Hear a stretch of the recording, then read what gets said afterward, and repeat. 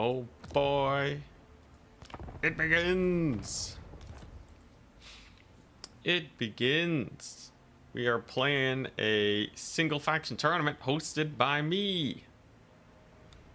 And we're going to be playing as the Dwarves. Whoa. Look at this guy. Look at this guy. Malachi McKayson. He's insane. Accuracy. Reload skill. Okay, only for war machines though. Wait. All allies in range. Yeah, only artillery and war machines. This though. The Eyes of Grugny affects all units. Extra range and AP. And normal damage. 10% more damage. You combine this with like a ludicrous amount of ranged. What could possibly stop you? I think nothing. Now, will it actually be that way? We'll see. We'll see, but I feel like this is pretty jokes. You can just stack up a million range units on top of Malachi. Take like a ton of blasting charges and miners. I'm only 1,200 off from getting a full 20 stack of these guys. Just a bunch of the cheapest dwarf units we can find. Very exciting indeed. I very much look forward to attempting this here strategy. Dang, you can even take a long beard. Yeah, I feel like something like this is really hype with like a gyro bomber, air support squad. Maybe we run some artillery today, I don't know. And then just like a million blasting charges and slayers. The works, man, the works. Giant slayers will be hype. Look at that. Jeez, this is a build. This is absolutely a build. I'm excited. The kid, what's up? Thunderbarge ahoy. We won't be, Thunderbarging will be maybe later. I want to try out. I'll try these shenanigans. It's a lot of dwarves. Oh yeah. I want to try out like a ton of quarrelers. Because they do a lot of damage. And they got 80 armor. So they're actually rather tanky. Fairly cheap ranged infantry. With pretty decent armor piercing values. Just a good old dwarf game. And then if people take like chariots and such, we have the Skyhammer Squadron to shoot them up. Beard tied indeed. I'm excited. So that's gonna be the goal today. Get your last minute check-ins done. It's in the description of the YouTubes. Gotta make sure everyone's checked in. There we go. Now we're gonna generate that there bracket. It's time. Goblins, round one. It begins. And we're up against MV 76. Hit him up with the yo-yo. Hit him up with the lobby code. Today should be a fun little dwarf day. I just wanted to play a little bit of dwarves. Your first ban. At some point I want to play more Slanesh later, but dwarves first. I think we can use some proper mixed arms strategies here. Let's see here. I also got to check out the challenges here. So what we got? Skull Reapers, Dwarves, Wind with Thunderbarge.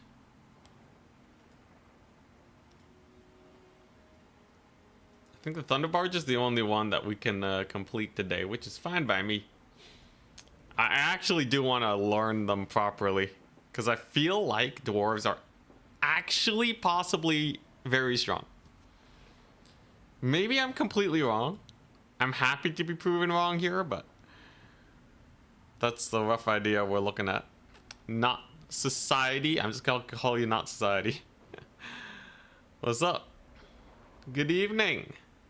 Any Dowie unit that you would rank the least important in multiplayer.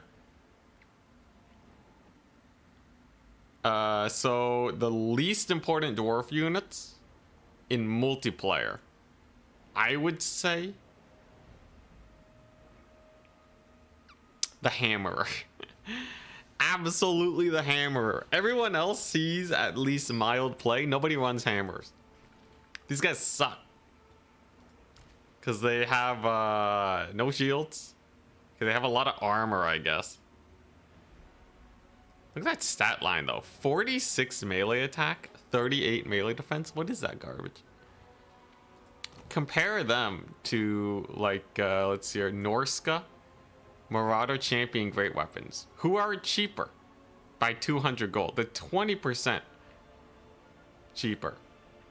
And they have also very high armor. I guess they have less melee attack.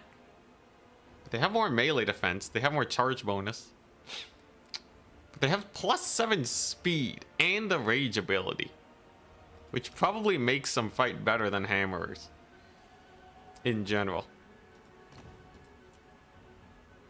Not to mention, people are already hard countering dwarves. And this is a dwarf unit through and through. Advantage of the Darkwood. I'm dwarves, by the way. What are you? Question mark. Advantage of the Darkwood. We could play a Rapturous Expanse. Fun one. Or we can play Gates of Ekrund. Let's play Rapturous.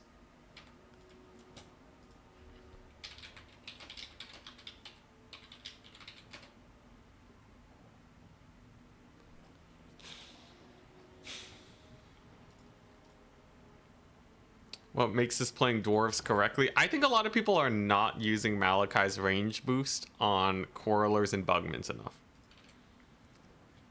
I think that's the big thing.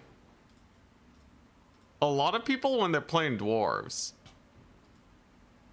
they like, I don't know, man. They play like a really passive dwarf playstyle. I feel like we can really refine it into becoming a complete menace of a faction. Because, yeah, like nobody's running Quarrelers, Bugmans, and Rangers. Maybe like a couple Rangers, but like they never use that well.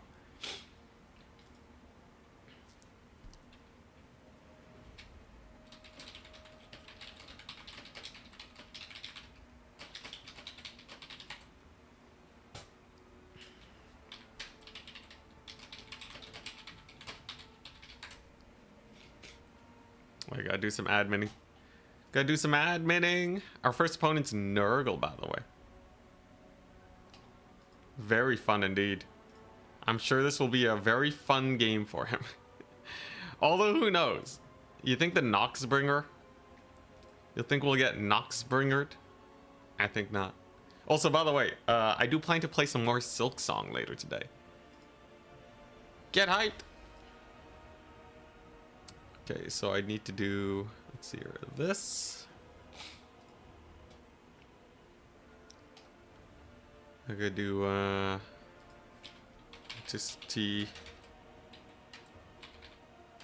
Anticity, Monday, Swiss SFT, there we go.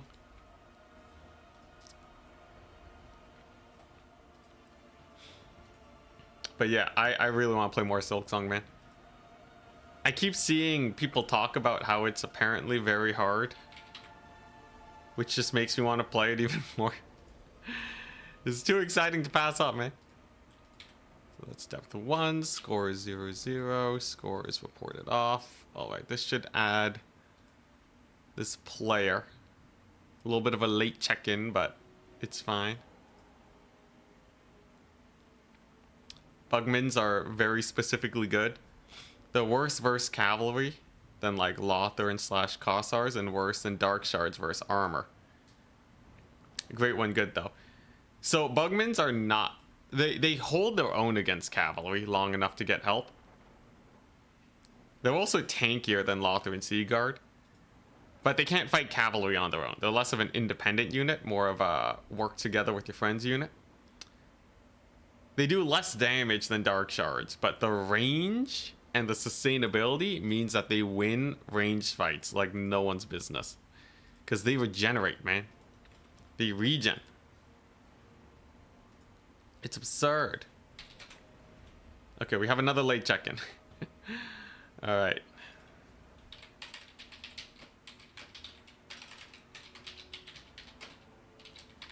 Alright, they can play against each other then. Well, time to go to editing the tournament again.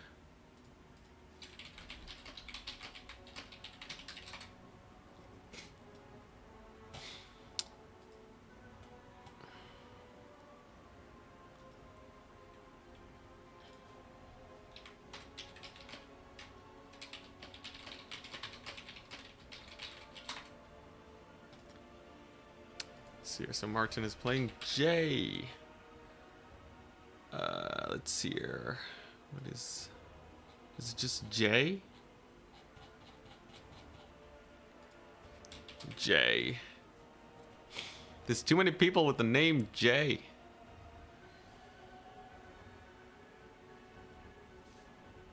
Okay, what if I go here? J Phoenix. Okay, nice. J Phoenix.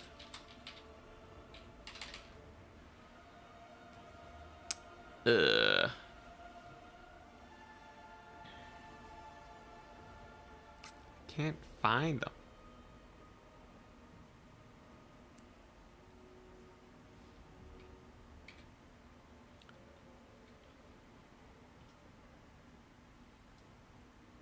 We'll get them. We'll get them in a second.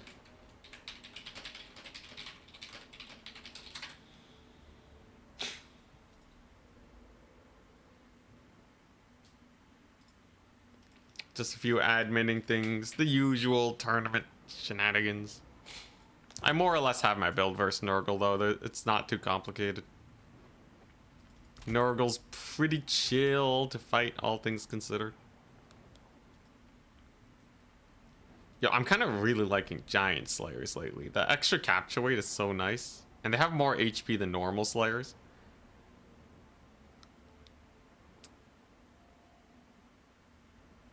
Yeah, I feel like Giant Slayers are actually really hype now. That capture weight change really did a lot for them.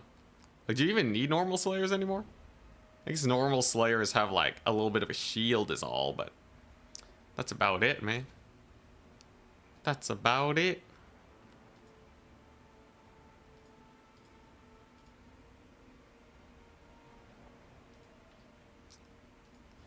Oh, this is, okay, RTK. J Phoenix. Oh, alright, there we go.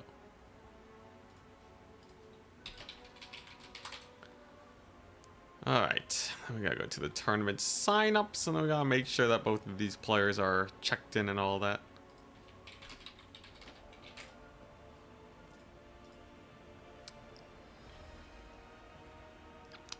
Bugman's and no artillery is based. Well, I will have some artillery in reserve. I think you'd be kind of crazy to go absolutely no artillery. Alright, so now I gotta go to tournament sign up. Gotta make sure everyone's checked in.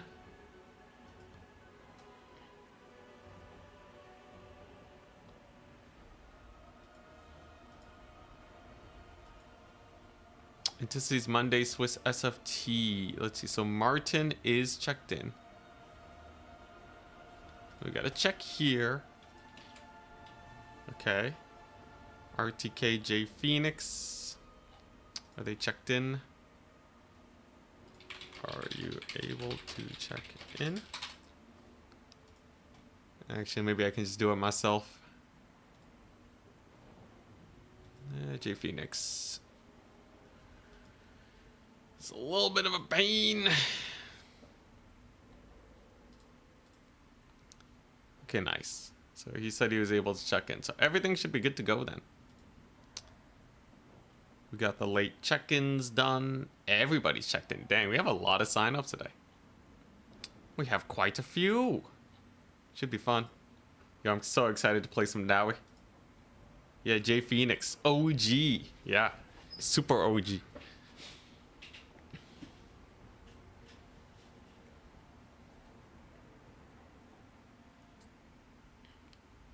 You've generally found that regular slayers outperform giant slayers. That may have changed since you last tried them. Let me take a look at the stat difference. So raw stat wise, right? Giant slayers have plus 10 melee attack. Wait, what's the bonus versus large? 30. Normal slayers have bonus large 24. Okay, so giant slayers are literally better than normal slayers in every way. They have let's see here, 10, except for price, obviously. 10,400 HP over 8,640 HP. They have 20% more HP than normal slayers. So you actually get, for the price, you're actually getting more bang, almost as much bang for your buck as you're putting in. Model count is equal though. Yeah, that's true. So model count is equal, but they will have more HP. Model count can make a pretty big difference. You're getting more capture weight per gold spent though, because they have 40% more capture weight for only 33% more cash. So in that sense, it's not bad. I could see it. I could see it work. You still have your screen blocker up? Well, yeah. I don't want to show my army, man. But yeah, I'm just talking about the unit in, you know, in voice, not visuals. I apologize. What do you mean with correctly full artillery? Yeah, so correctly today means that I'm going to be trying out some proper dwarven Malachi strats. I think Malachi with his range boost on Quarrelers and Bugmans is severely underutilized. Severely underutilized. I think people don't really... I think they should always have one reserve gyro bomber too to deal with chariots.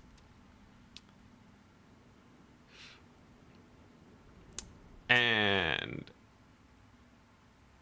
yeah, and then I think that solves most of their issues, right? Because most of the time, dwarf players are just getting shot into oblivion, like killed by chariots.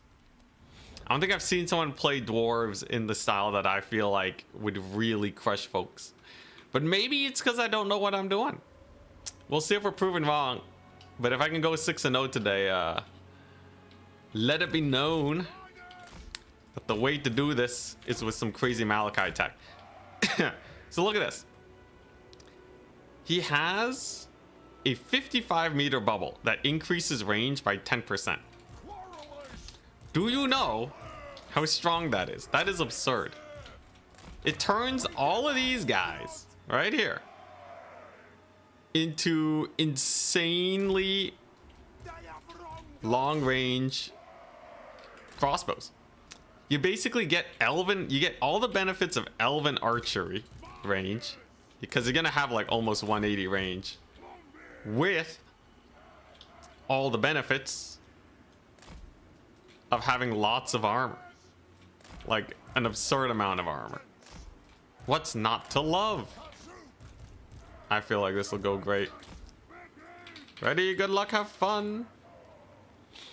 So in reserve, I brought me some cannons in case we gotta shoot them up. Gotta make sure we dodge an Oxbringer. Gotta stay around Malachi. Elves will still technically have a little bit more ranged, but like the fact that we get close and these guys are shielded is absurd. Imagine dark shards. Think slightly lower damage dark shards, but with the range of a high elf. And with the armor of a dwarf. No cavalry charge is going to be disrupting these guys, let me tell you. Mad Lad has 9 units. And then we got cannons to shoot them up. We got some cannons. He has the Noxbringer. Okay, so that means that we just summon in the cannon and he's screwed out of his mind. The dwarves have a very slow play style. They're very much a slow burn type faction. So I am to not get overextended here. I'm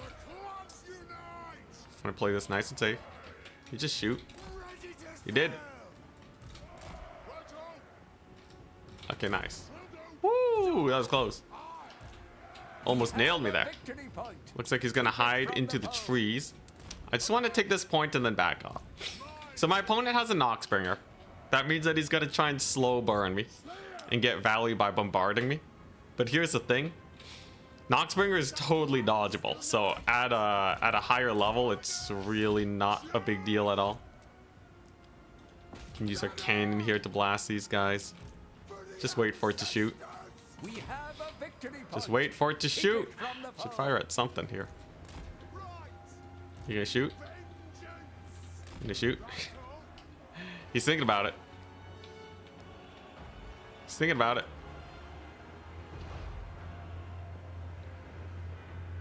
What he's thinking.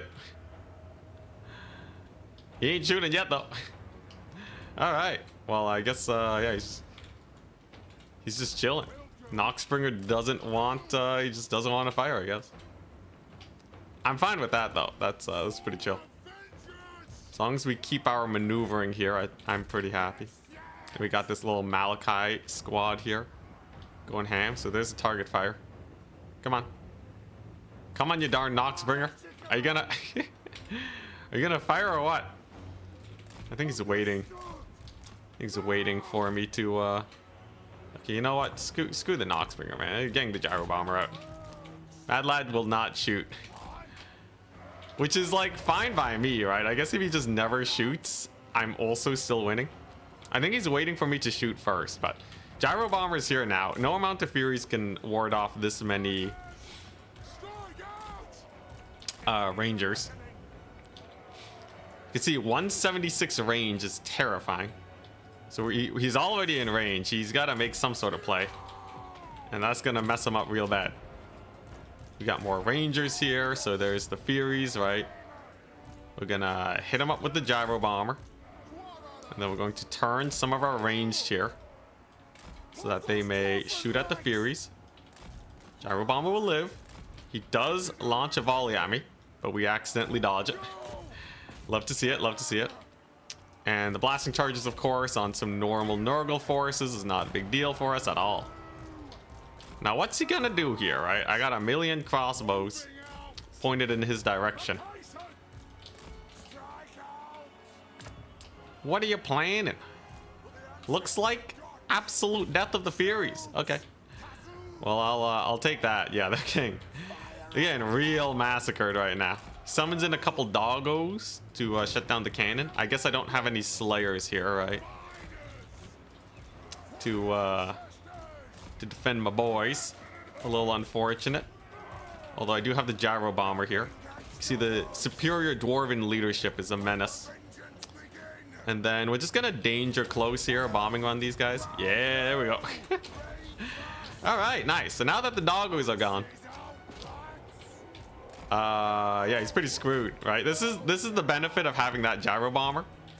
It's just a screw you piece. The gyro bomber absolutely will just sit there and say screw you. You can try and backline dive, but it ain't gonna die. You can try to summon furies, it ain't gonna die. This is hella abusive, man. This dwarven playstyle right here. It's like, what are you supposed to do, right? And the Noxbringer does not cook versus this. Because everything's so cheap, it doesn't matter if they take a little bit of a pepper in from it. Let's go thin formation so the Noxbringer does not hurt us too much. And Malachi, that range buff is making it so that all my units here are able to acquire targets. Each and every single one of them are able to get into, you know, to shoot at whatever they want to. You rancid visitations, these guys? Ah, Malachi. Okay, not a problem. All right, nice. So then we'll beat up the Furies. So now they're slowed. Get one of these guys going. And then the Furies are going to be dive bombing some Slayers, more or less. That's not very pretty. Chaos Warriors are not a problem. Let's just get that retarget. And this build will only get stronger once range units shoot properly. Because they're still real janky, right? But just like imagine this when you have all your correlers just able to fire. Dude, look at that coverage, man. The coverage is insane. His Furies look like they're miles away, but they are technically in range of these guys. There you go. There goes another gyro bomber hammering. That should hurt him pretty bad. He does have the capture point though, and he is going for a triple cap, it seems. But value trading wise, he's extremely behind. He hasn't had a successful dive in on any of my range units. This is pretty nuts. Oh yeah, no, this is just a it's just a sit back build. Absolutely, this is a sit back and watch as your campaign composition just deletes everything. Unless he has like a ludicrously strong backline deep dive, he's never gonna jump these guys, right? And then of course Malachi's buffs, he's just chilling. I gotta recenter Malachi, but this thing slows, for the record. It slows by 30% on hit. You can't even dodge with the Furies, man. The cannon stops you from playing any close range shenanigans. There you go, Malachi is now recentered. Then we hit up the Noxbringer.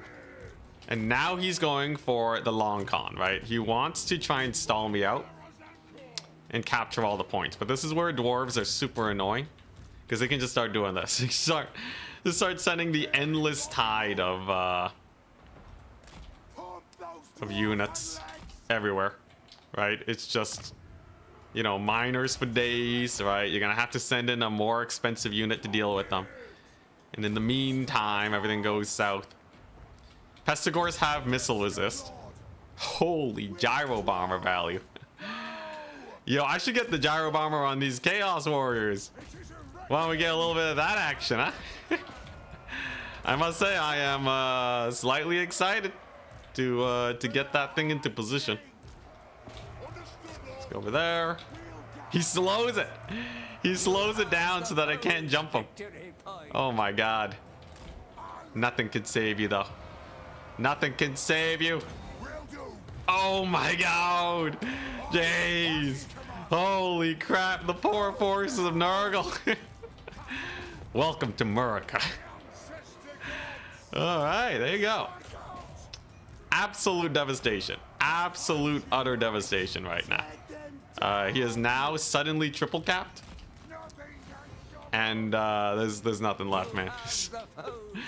Absolutely nothing left. The cannon hit the Fury, so they have an extra leadership debuff for being hit by artillery. Not pretty in the slightest for them. Giant Slayers just chopped up those warriors. And what did the Noxbringer do? He got 500 value. I'm telling you, the Noxbringer sucks. I know Terran swears by it. I just can't, man. This thing was chilling the whole game. Used all its ammunition. Assuming you can dodge it though, right? Like if you don't dodge it and you let it get to close range, it's a little bit more sus. But I really don't like Noxbringer.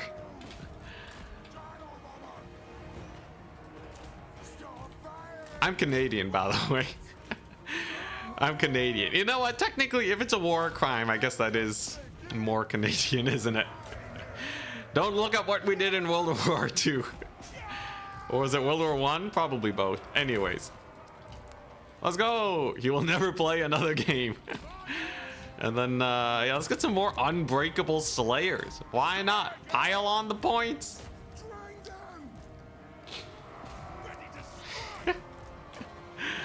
Oh boy, alright. Alright, there you go. Dude, all my archers use up their ammunition. That's crazy, man. That's crazy. They all pay for themselves? Yeah, they all paid for themselves, except for this guy. How'd this guy not pay for himself? How'd this ranger use... Oh, there we go. Yeah, he also paid for himself. Yeah, all of them, except for this guy. Only half ammunition. Sad. Disgusting. Yes, good old war tactics. War tactics. Casual 5,000 lead. Yeah, this is great. Now, obviously, Nurgle is kind of a punching bag faction. I don't think anyone's that impressed that we're able to kill Nurgle here. But, Oop. I'm interested to see how this does versus top players. Okay, we're starting to lag like crazy now. Still fine though. Dogs are pretty bad versus Doom Seekers. They're good versus any other Slayer, but Doom Seekers are kind of a menace. Their anti-infantry's way too high for the doggers. Just get routed.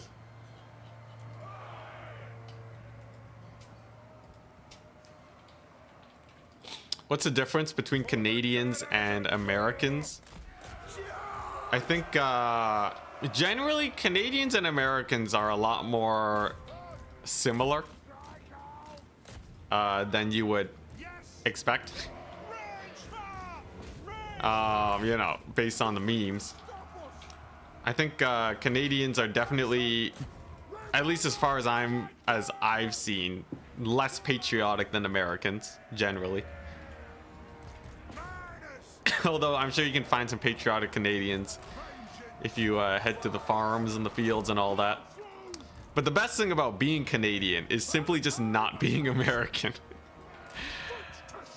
Just the fact that we are not American means that we get way less flack. Way less flack from all the countries in the world, man. It's great. But otherwise, more or less culturally the same. You know.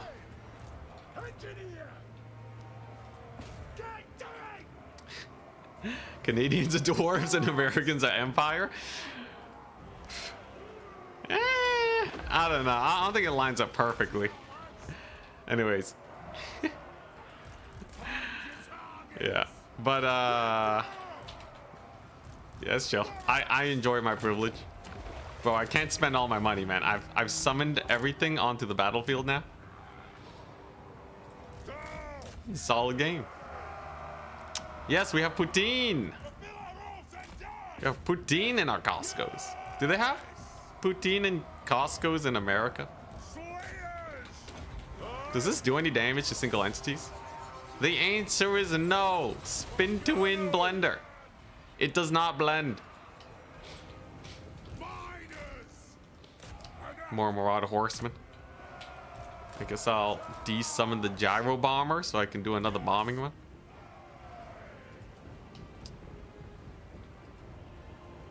We have Putin. Oh no, man. That's rough, buddy. That's rough.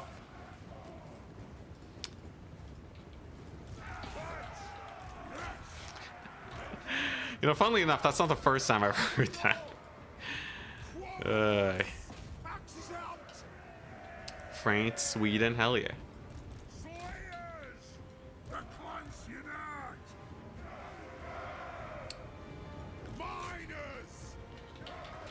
All right, so the question is, right, what does a faction do against this? The idea that I think we can go for here, I'm pretty sure if we spam out a ludicrous amount of, like, I don't think they can artillery this army to death because of the quarrelers. I'm not the quarrelers, the cannons. 2 cannons means that Malachi outtrades all other artillery, right? So usually before, in days of you know, long past, the dwarves would not go this playstyle because people who would just spam like 5 Hellstorm rocket batteries, you know, would just win. Dwarves would generally get outshot in the artillery game if they took too many rangers. But with the advent of the Malachi tech, who buffs artillery accuracy by a lot, 30's a lot. I don't know what it means exactly, but I know it's a lot. Yeah, I think dwarves can cook super hard with this strat now. That's the idea. We'll see if it actually works. So that's game number 1. It was dwarves versus Nurgs. Dwarves win. All right, most of the bracket's done except for 4 matches.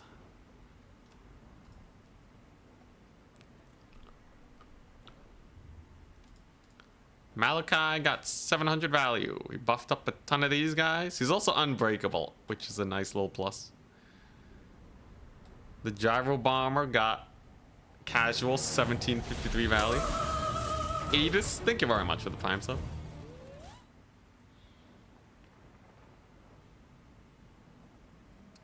Nurgle's embracing the suffering. And Giant Slayers. Hey, look at that. Giant Slayers did pretty good. That's what I'm saying, man. Giant Slayers. They got that AP. Got a little bit of armor piercing. I do think like normal Slayers do have a pretty good use though. You can split them up better. But lacking AP means that armored infantry will uptrade them. What happened to the organ gun back in the days of old? You did see that from time to time. Not that much though. Organ gun has always been lower tier compared to flame cannons and normal cannons. Like if you want a close range shooter, you go for flame cannons. But yeah, what I'm really surprised is that Malachi's always been there. Malachi did not get changed very much, but suddenly they're running him.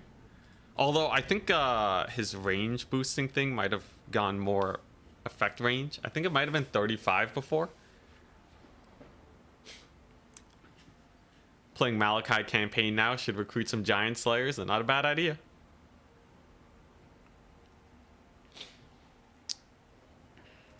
But yeah, organ gun, sadly. Its range is 300. You can boost it to 330 with Malachi. But like, bro, the bolt thrower outranges this thing.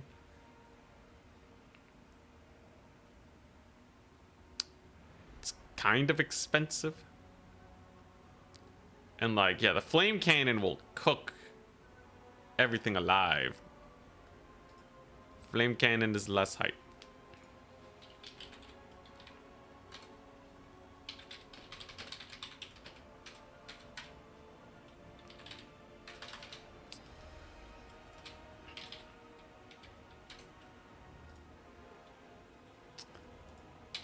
Blake. Let's hope honkers. Let me know when done. Just messaging the last people that need to finish their match. I feel like organ guns with like a little more range could be real spicy. Although I don't know, cannons got buffed really hard. Cannons used to not do a lot of damage. They changed something about cannons, and suddenly they're cooking.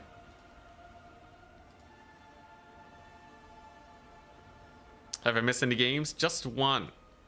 You missed out on the Nurgle massacre.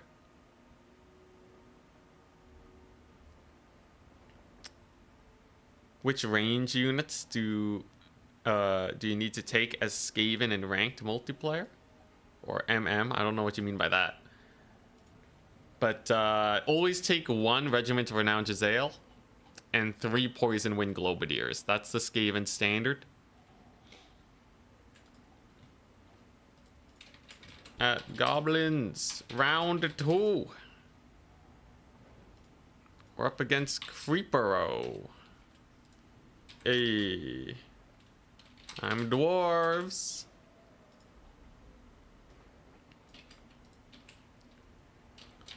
And I'm first ban. Give him the lobby code. He's Vamp-Coast. All right, now this will be interesting. Ban Eastern. We're either playing on Decrepit Moor or Dust Bowl. Vamp-Coast should get shredded by dwarves. Like, absolutely positively shredded. The only thing that gives me pause is his potential to spam out so many zombies I can't kill them all. That I do have to worry about slightly. How's your build deal with a lot of cavalry? If I'm worried about a lot of cavalry, I might take Bugmans and then just spam Giant Slayers at the beginning, and that should be enough. You generally need the Bugmans though to hold long enough for the Slayers to cook.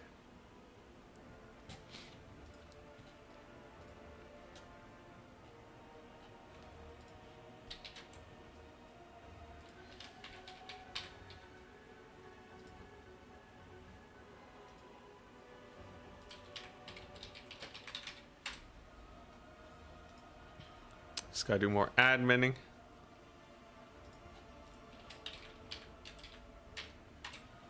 Okay. Looking like everything's good. Everything's good. Alright, back to getting our opponent in here.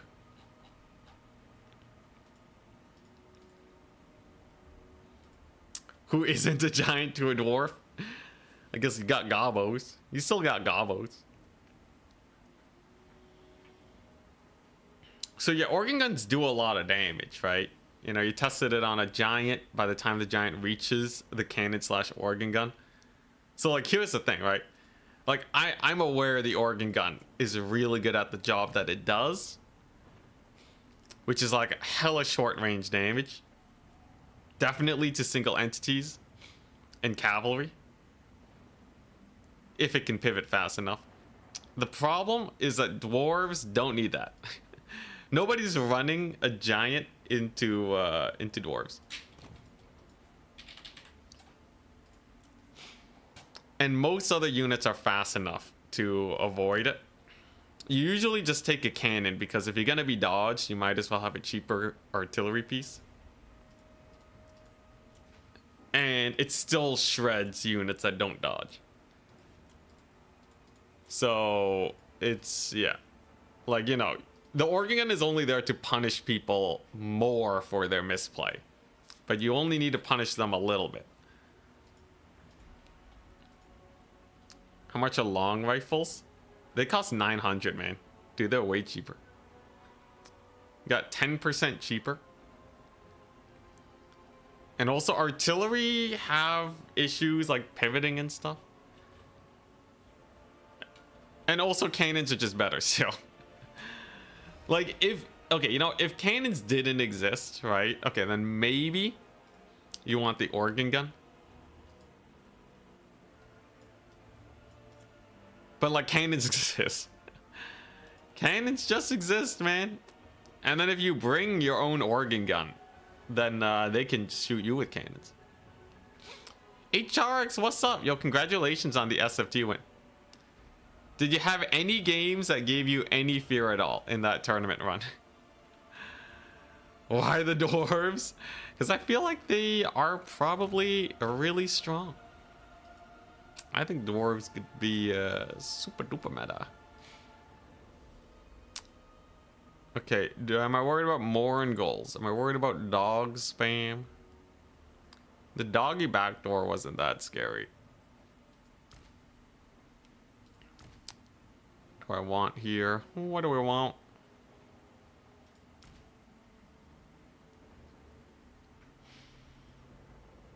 I think I have more or less everything I want. Vamp-Coast are not especially scary. Okay, I think too many people bring Thanes. A lot of people go for like the trying to just capture points dwarves, but I think dwarves can uptrade like crazy. Yeah, your Charix is a menace. I think Charix is very consistent.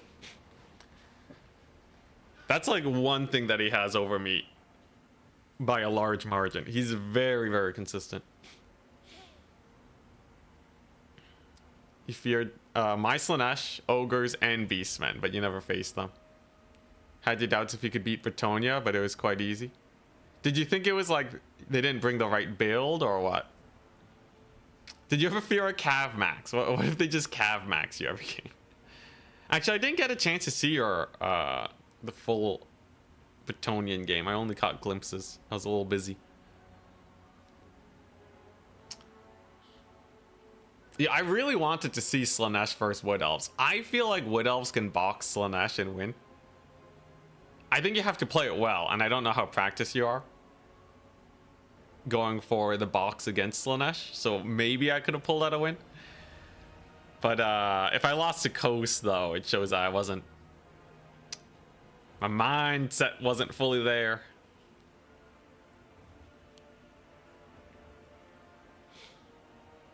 Gobbo only win when? I remember trying that before. I don't think I managed it. Gobbo's only is a hard challenge.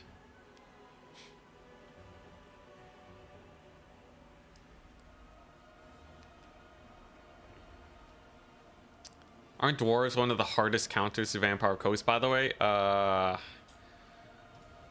Let me check. In Conquest, yes. Like in a land battle, yes. But in Domination, these undead factions have a way of just being super annoying versus factions that can't capture. They have a 59% win rate versus Dwarves, apparently. So, like, apparently Vamp-Coast is able to just stuff up Dwarves for days, and then they run into issues. I wonder if we'll see a bunch of Sirens, maybe? Like, Sirens and Depth Guard are very popular here. Sirens have that full armor-piercing damage. I bought the same build, though. This is a reckoning. Okay. So here's the deer. I'm just gonna park here. Have him come to me. We're gonna get the Malachi action. So let's see, what's the range of this? Okay, good enough. We grab the crossbows. Them quarrelers. Park them like so. Nicely surrounding Malachi's position. Gotta go a little bit further in. Nice. All right. Ready? Good luck, have fun. The idea is we just have to wipe his army out. The goal is simple. Kill them all. This is not about holding capture points. This is about wiping out the enemy so you can walk onto the points and win. Now, if he goes for artillery spam, I have cannons for his artillery spam. I do have the Brotherhood of Grimnir, which should uptrade into most everything. But they can't be everywhere at once. So Giant Slayers will be for more goals. These guys are better versus Sirens. The Rogue Gyro Bomber is always really good for disrupting their charge. And okay, he's going the kind of Maximilianaire style of spamming out doggos. I think if we can just kill off the doggos, I'll be okay. No Queen Bessie. Now I can force him forwards with the Skyhammer Squadron, no problem. I think that would be a good starter play. Only the Rangers have to fear the dogs, really. So that ain't too bad. I'm just gonna creep up over here. I don't want to overextend though versus Vamp-Coast. It's a bad idea indeed.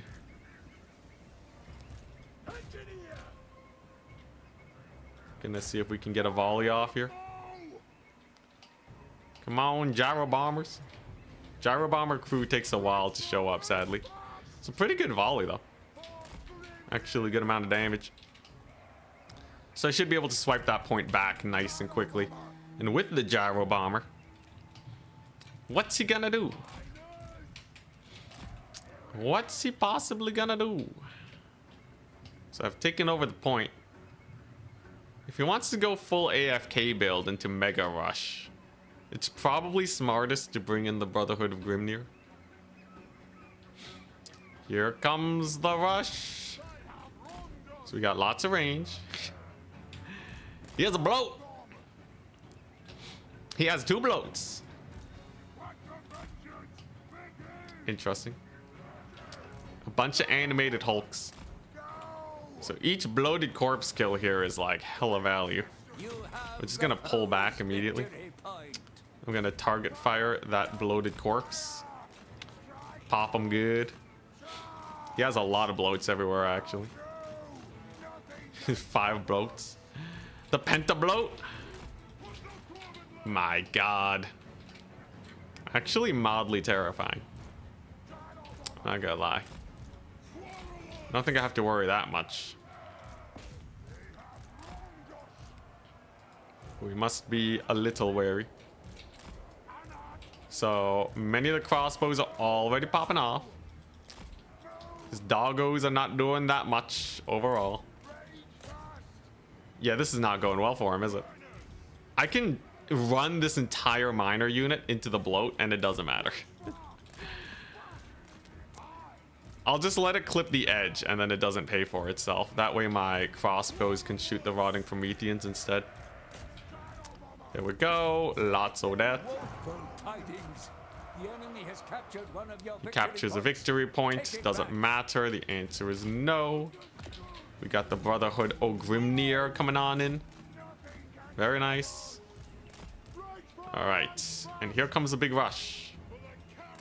Can he get in the cookie jar? We'll see. Many of his doggos are already dying. Yeah, there goes one doggo unit. Rotting Prometheans are slowly getting in there though. But if I bombing run his infantry corps here, then he's in a pretty bad position. That's a win to death. No, it's a it's a Vangeist revenge. All right there, buddy. Honestly, I respect it. It's totally dodgeable though. Absolutely dodgeable. Okay, I just gotta win this fight then. Just gotta finish killing off all them Prometheans and such. Kill off the Zombs. Snipe his Lord with the gyrocopter, you know, the usual. And yeah, I think he's completely and utterly screwed, man. I think the value trading was not through the roof. He's gonna try and get some depth guard in here, but depth guard focus fired do not cook very hard in the slightest. Gonna get a ranger in the distance. So you're telling me this is a almost 60% win rate for Coast? I guess he did bring Pentabloat, which is not very good in general, right? If he had, you know, 7 more units of zombies instead of bloats, I think potentially it could have been a little sus. But his entire army's dead. There is not a whole lot left here. His Lord is dead. All my crossbows are still alive, because Dwarven crossbows are sick. There we go, capturing the point now. I guess he didn't send in his doggos perfectly, right? But still, it's... Also, he summons in another bloat, which is... I don't know, man. I think the bloat's funny, man, but like, I know how to deal with bloats. I played Vamp-Coast, man.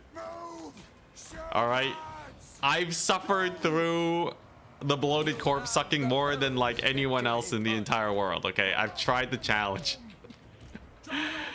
If you want someone that specifically knows how to kill bloats, this is your guy. He has 0 units out of 30. All right, well, there you go. The mighty Vamp-Coast. Okay, I think my opponent kind of was just memeing. I was hoping for, like, you know, a proper tussle. But, you know, you gotta let them meme. Those dwarves versus Vamp-Coast, and the dwarves win.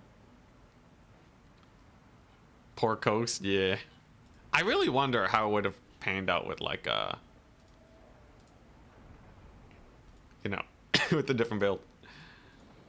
He didn't do a great job shutting down the ranged either. He could have at least killed the rangers with the dogs. I kind of like the Promethean play. Yeah, if you replace these with halberds, right? How would it have panned out with zombie halberds? 0 out of 30, that's rough. If you fully replace them with halberds, maybe. Oh yeah, the mighty depth guard. 17 value. Great success. Disgusting. Disgusting. Ironbreaker's good in any matchup. They're not bad, but they suffer from not being everywhere at once. They're really slow, so your formation has to be quite tight. And they're not good at defending range units, sadly.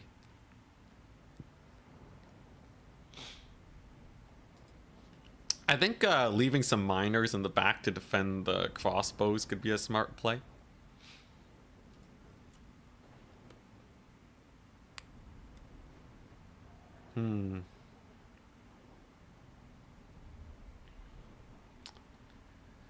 You know, Iron Breakers with blasting charges against chaff factions is actually not as good as you'd expect because you kind of waste the missile on chaff and they don't do a lot of damage. So you need, like, you know, the good in that they'll eventually uptrade, but you need something else to, like, round out the build if you do go for Iron Breakers. Gyro Bomber, by the way, 1800 value. Gyro Bomber's sick, man. Gyro Bomber ROR is so good, and it forces them to spam air units, which trade out really quickly. And that can be a really nice win condition for the Dawei.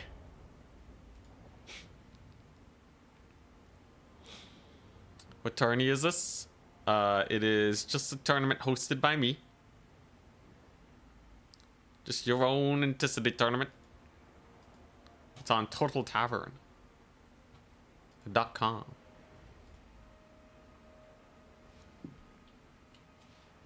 Apparently somebody's not responding.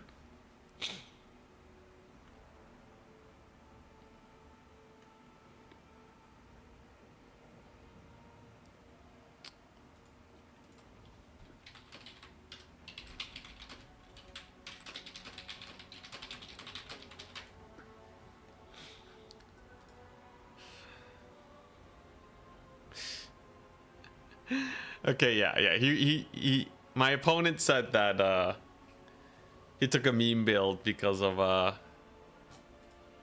basically because of a bet, more or less. Or he joked that he would take Pentabloat against me. Brutal though. I can understand it though. I've memed many a time in the tournament. How many miners do you have to sacrifice on this build to get Iron Breakers instead of Longbeard? Got the Longbeard. Got 2 miners. You have 1 Iron Breaker. Iron Breaker is... They don't have the ITP aura of Longbeards, but they can be a decent centerpiece. The thing is, I kind of need these miners, though, to set up for these blasting charges. So, like, all of these guys are less effective for that switch out.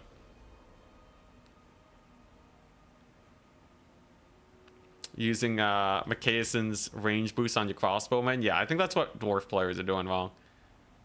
They're only using McKayson's range boost for cannons. And I think that's not good. I don't like it. Scoring Torrent, thank you very much for the tier 1 sub. Pentabloat's a moral victory. Only if they can get any value, though. I don't know. I think for like, what, 12,000 gold? No, like 1,500 gold worth of bloats. Killed like half a miner. That ain't good, man. How do you feel dwarves should build army comps in multiplayer campaigns? Similar to this.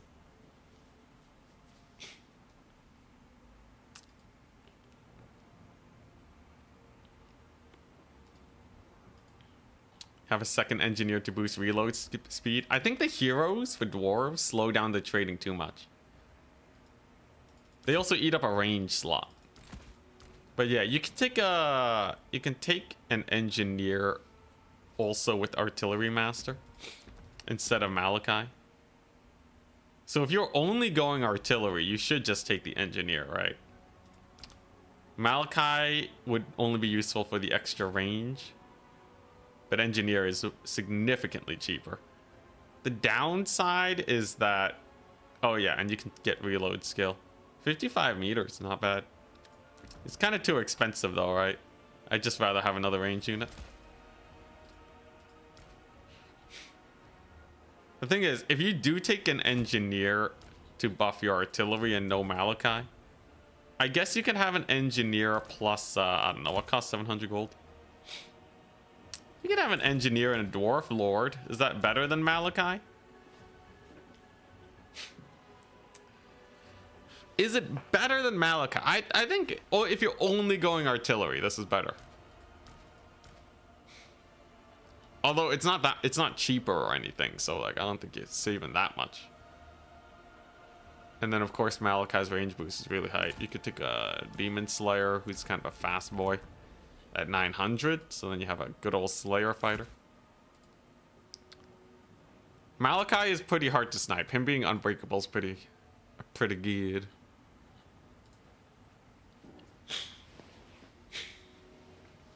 Like triple gyros in multiplayer? Oh, hell yeah. Triple gyro gets a little sus though, if you don't have the ground force to defend them. Only works for some factions. I'd love to get a Thunder Barge game in today though. If I can face a Chaos faction, we do have a donation request to do to get a Thunder Barge win.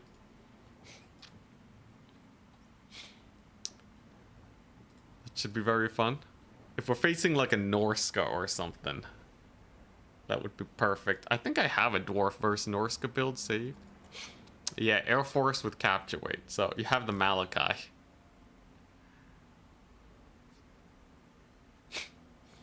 I guess, is this a war machine? Flying war machine. So Malachi could technically increase the accuracy and reload skill. You know, if you camp the Thunder Barge directly underneath them, I guess it gets 10% more damage. And accuracy. Is it worth it? I guess I just had the extra money left over. I don't think deranged munitions or Cinderblast Cluster Bomb does that much. Alternatively, you take the heal. Can Garagrim be good? Depends. What's his price? Garagrim Iron Fist. He has a base cost of 800, which is relatively cheap. How does he compare to a Dragon Slayer, though? Dragon Slayer is cheaper, has worse stats, has 35 anti-large, 15 bonus versus infantry. Garagrim has better stats, he has magic damage and more HP.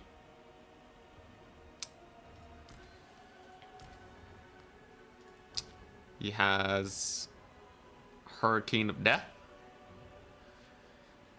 I think Garagrim is very similar to just another Slayer, to a Dragon Slayer. If you're really worried about infantry characters, then I think Garagrim could be better. Like if Sigvald becomes meta versus dwarves one way or another, then yeah, I could see Garagrim being not bad, because he's very similarly priced, and his stat bonuses make up for the price difference already. The big thing is just swapping out anti-infantry for anti-large. And then he has some cool tech abilities that this guy doesn't have. Most of the time you're running them cheap though.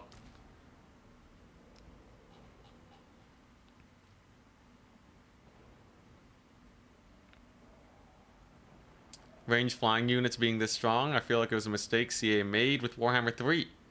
The release of the Coast DLC, I feel like the devs understood this, given the range bats don't have many models. I feel like that might be a misinterpretation of the ranged meta in the skies right now. Ranged models are not that strong. I would not take them unless I'm like, unless it's specifically versus like a greenskins or something. I think also saying that with Warhammer 3, you know, that CA lost their way, because I would disagree with that, because dwarves versus greenskins in Warhammer 2 was absolutely awful if you were getting air cheese. You know, like, okay, yeah, there's more models, right? But like, I think, you know, if you're a greenskin player in Warhammer 2, you have experienced some level of trauma getting air cheesed. Thunder Barge was OP, but just because it was overpriced. Now it's actually not even used all the time. You know? And also Vamp-Coast flying units did a lot of damage. In Warhammer 3, they broke their targeting so that they couldn't actually attack. So, yeah, I think bombers specifically at close range are really janky. So, I don't know, man. I think it's been a problem for a very long time. You know, I can, but I think it's mostly because factions don't have enough access to anti-air. You know, you've always seen it with greenskins, with Norska. Sometimes a little bit with beastmen, but not as much. You know, we see it with Slanesh, with Grand Cathay, right? But like, on any faction with a decent range unit, it is a non-issue. It's just a non-issue at all. Unless you count land battles where you can cheese, but domination actually fixed that a little bit. It's a slight possibility that a lot of these flying units are testing grounds for 40k units. Also disagree. These flying units have been in since Warhammer 1, right? Like, gyrocopters have always been a complete menace.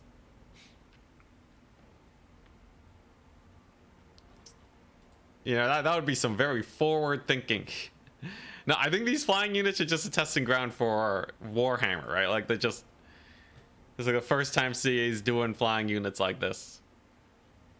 And they're learning as they go.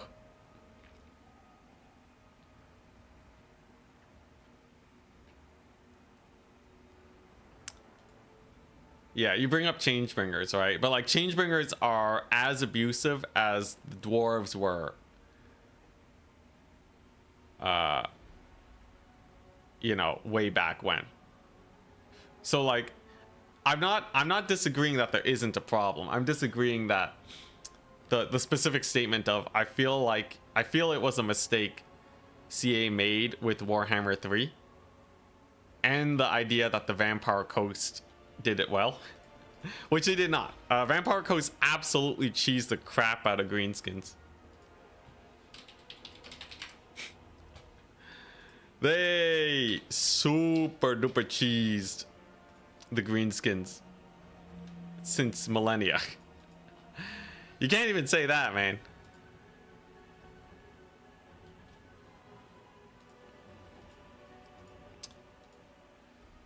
But yeah, I don't think it's an. I really don't think it's an air problem. I think it's a faction problem.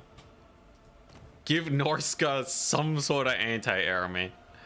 Just give them anything. Like, vampire accounts solved it because CA gave them the Tempest ability. So if you go to the Von Karstein Lord for vampires, he has a Storm of Night, which is basically a final transmutation in the air that casts instantly and slows down units. It's a big cost to have to take them, right? But it makes it so that air factions can't, in theory, they can't go for air game because this is too sketchy. But because you're denying a good chunk of their roster, you're still spending like, almost 2,500 gold. So it kind of balances it out, right? Like, the rosters trade into each other, and then you both go for a ground game unless you want to be greedy or you want to play risky. Give Norska a flying mammoth called Dumbo? Ah, hell yeah. Norska monkeys have throwing spears. Not enough range though, right? So the only range that works versus gyrocopters are ones that have more range than them. For millennia. For millennia indeed. People have been able to kill off skirmishers with gyro bombers and gyrocopters because they only have 90 range. So you get a shot off first and then you dodge your volley. It's super duper annoying. Worse when gyro bombers slow you down. These guys only have 90 range. It's brutal. I really do hope the Norskin DLC fixes that. Greenskins though, it's just suffering for greenskins.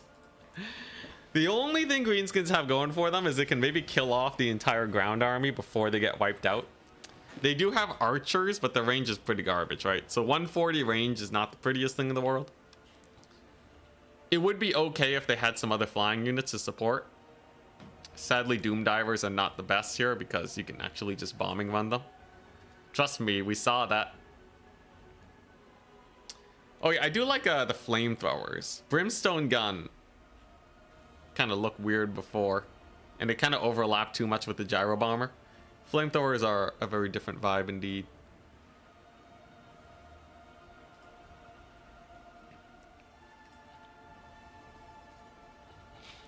Nice. The next round, advancing the Swiss Goblins, round 3. It begins. We're up against Blake. Let's hope we're honkers. I'm Dwarfs. What are you gonna do? What you gonna do?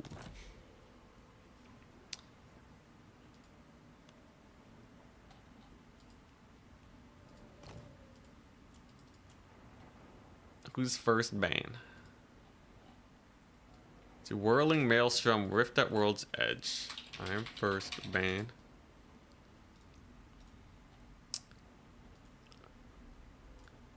But yeah, you see, anyways, I kind of got sidetracked. But yeah, Changebringers for Tzeentch. Yes, they do a lot of damage, but it's the same idea as Gyrocopters. It's a win condition if you can't harass the air. It's just going to be a little bit more damage, but like it's very similar idea because it's very low range. Sky Cutters, I think it will really depend on if you can dodge their shots at long ranges. If you can dodge the shots at long ranges, then it's not a big problem, right? Air skirmishers tend to be more easily shut down when they have like 90 range, once you have to get under 100. If Sky Cutters could like harass Marauder Horsemen to death at like 150 range, that would be a problem. Also depends on their ammunition and the price of the unit and all that. Is this guy playing High Elves? I believe he is. I'll probably need a different build if we're playing versus Elves.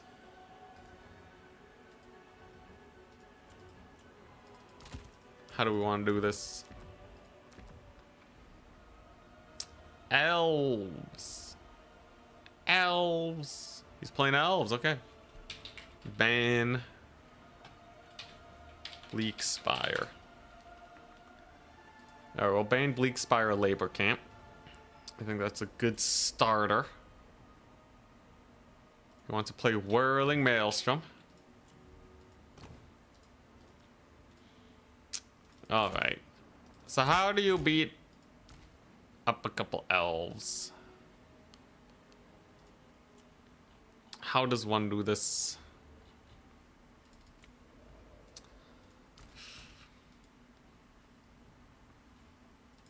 It can certainly be very annoying versus dwarves. Grudge match indeed, yeah. Elves can be super annoying. Oh, he's already ready. Ah, Nelly. Cav maxing versus dwarves. Yeah, it's pretty legit. The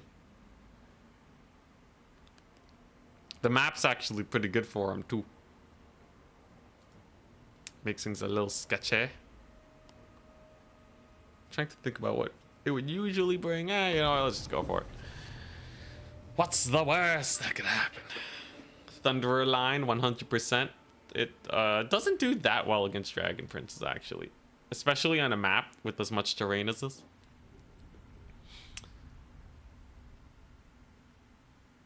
Cavalry just dies to Slayers. Well, they can presumably avoid them. If you play in a super box formation, the elves might have to spam a lot of range to shut you down. So that's the thing about these tournaments, Kinetic. Your opponents will have near perfect micro. At least you should expect them to. So I decided to meme anyway, so... Alright, hear me out. He's probably thinking we're gonna go for the usual Dowie style, right? Ready? Good luck, have fun. He might just not be ready for this. You have to be prepared for everything, right? And I like making my opponents fear the builds that we may bring. It's a little cursed. If you lose this, you must shave your head and become a Slayer. If any money he spends on chariots is pretty well wasted, unless I'm not able to get enough DPS out. Now, he could just spam a bunch of archers and we'd be screwed. But, like, who does that? Also, there's always the opportunity for me to out-micro his archers. And just get some sick bomber volleys off. In this case, though, he goofed. Ya done goofed, son! Alright, he's dead. It's over, man. It's completely and utterly over. There's nothing he can do. He has effectively a full infantry corps against this madness. Yeah, no, man. He's gonna have to summon in whatever anti-air he can, and whatever he does summon in is gonna get shot by gyro bombers. Here we go. It's time to murder him so hard. So we're gonna flank with the gyro bombers. I presume he has an eagle somewhere. He's got, all right. So with a little bit of micro, we can dodge. Gets in a couple archers over here. When the gyrocopters stop moving, that kind of helps them dodge just a little bit. So if we kind of prance around here just a wee bit, I should be okay. We retarget, then we go over here. Drop the payload. Goodbye, archers. I was gonna deal with them. And then we just fly over here. Drop the other payload. Goodbye, yep. Goodbye them. And then I just chase them off the battlefield. It's that simple! It's that simple! Yeah! How to make players hate your guts 101! Yeah, no, it's... it's already over. Yeah, this is why you don't bring so few archers versus dwarves, man. Yeah, let's beat them up real quick. So just gotta continue the escort.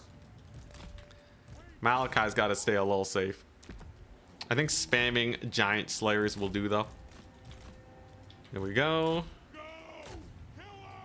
Yeah, fire at will turned on. We want to camp over here, and then we want to move in the gyro bombers to kill off the rest of these fools. Malachi should be fine. I have the spear chuck there. Yeah, there you go. There goes half the HP off that guy. Now, I know I just had a big conversation about how dwarves are not OP. How the air game is not super broken. I know this does not help my argument very much. Because you know, in theory, the high elves, they do have answers for this, right? But I swear it's because my opponent made a big misplay. He's a little too comfortable against normal dwarf builds. And we are no normal dwarf player. Holy, Noble's gone, man. Noble's just out of there. All right. All right there, buddy. Yo, where's your lord at? Did she stealth it up? I think she might have stealthed it. Impressive. What an impressive ability to go invisible. All right. Gyro Bomber can go there now. How many losses have we taken so far? I think we might have had a lossless game so far. So far, it seems like that may be the case. We have a victory point.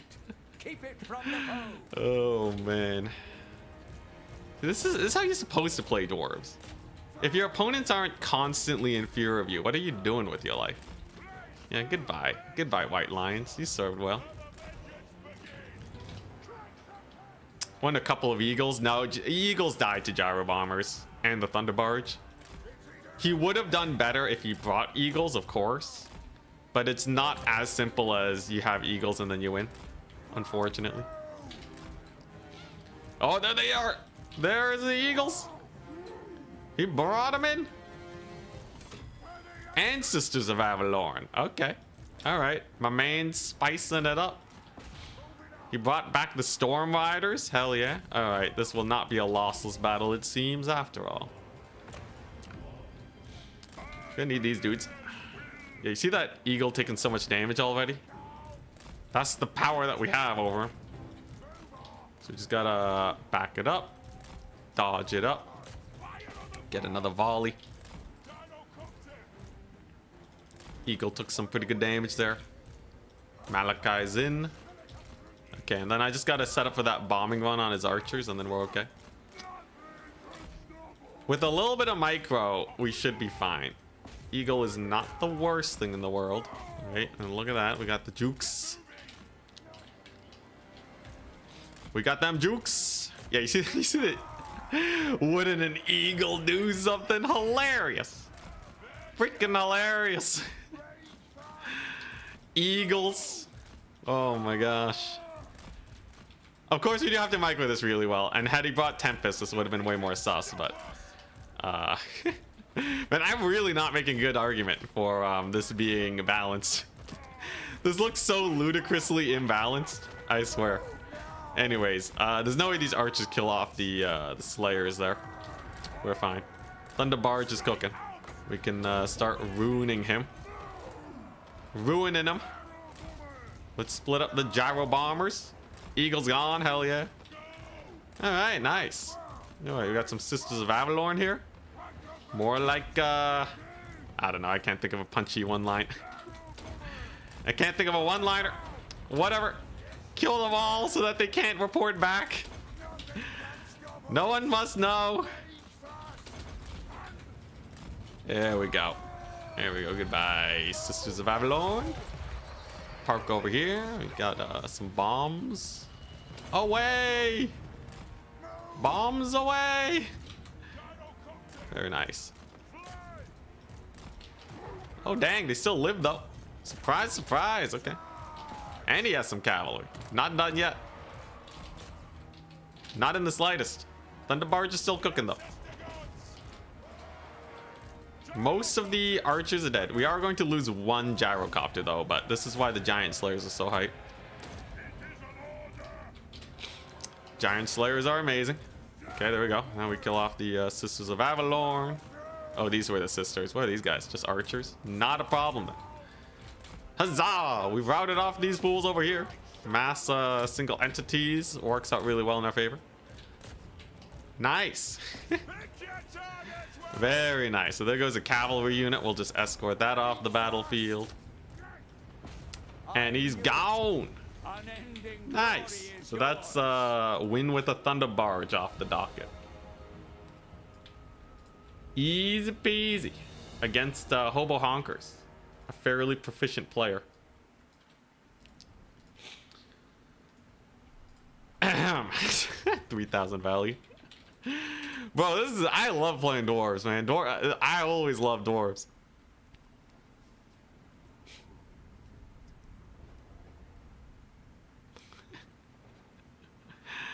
Oh man. Another 1700 plus value on the Skyhammer Squadron.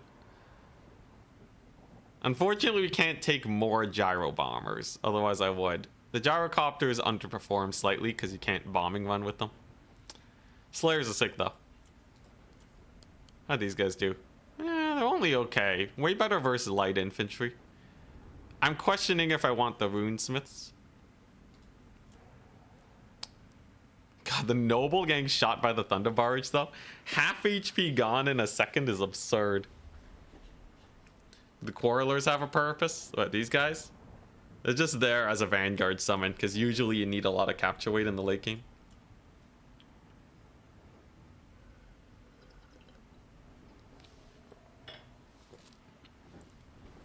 But yeah, I think dwarves are absolutely at their best when you're playing multiple builds, and when you're playing standard, you bring a bunch of Quarrelers with Malachi so that you don't get shot to death.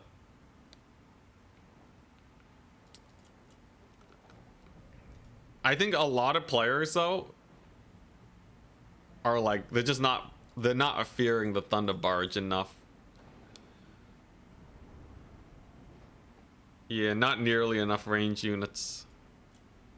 And I think you almost always have to bring like Alariel and Tempest or something, right? I think you have to bring Tempest versus dwarves, and 2 eagles. 1 eagle only does not cut it. How do you deal with the Quarreler stack? Okay, yeah. So if I was playing elves, right? If I were playing elves, this is what I would do, because I do think this is an elf favored matchup. I think you go Alariel. You take Tempest. You take Earthblood. Star of Avalorn. And then you run the double noble on chariots. You don't really need any abilities on them except for like maybe one of them with missile resist. The idea is if they bring in a gyro bomber to counter these guys, you just immediately Tempest. In reserve, you have a second Great Eagle, which is basically all you need. And then you start filling out with the usual stuff, right? Lots of these guys. You want to punish them for spamming out too many miners. So having a lot of archers is actually a really good idea too. It also counters the Thunderbarge shenanigans. And then let's say they do start fielding a bunch of range units, like you have a Malachi range max build. I think if you have like a chariot here, I don't think you go for melee.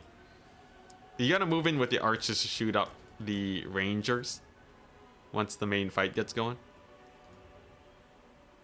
Although honestly, you can actually get pretty far with this. The only thing that would counter this is if they spam Bugmans. But let's say they do, and you are really worried about Bugmans. I think you just spam the lions. You get like the Fireborn, right? Just some mega AP cav. I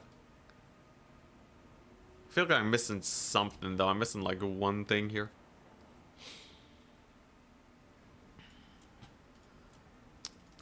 It's probably not the worst to bring some white lions. Yeah, I don't think you need that many white lions though. So like you just rush down the front line. You shoot up their miners, and then these guys jump the ranged. Because they also have 30% missile resist.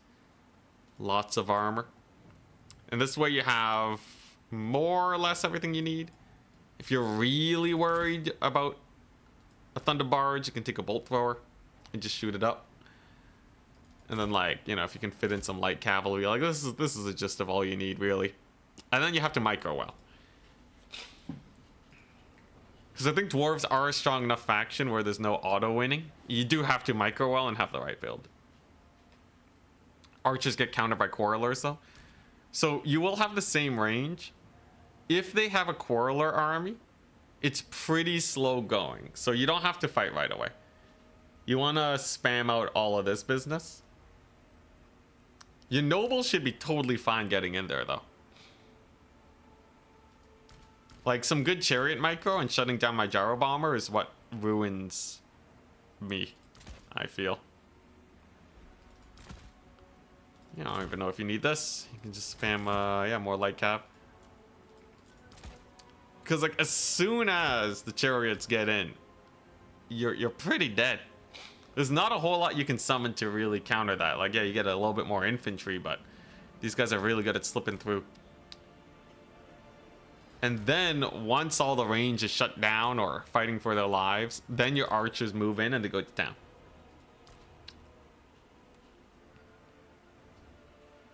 No idea how to play Wood Elves versus Quarrelers. Generally, there's some fun tech you can do that I learned in Warhammer 2. You take triple Waywatcher and then a bunch of Glade Guard.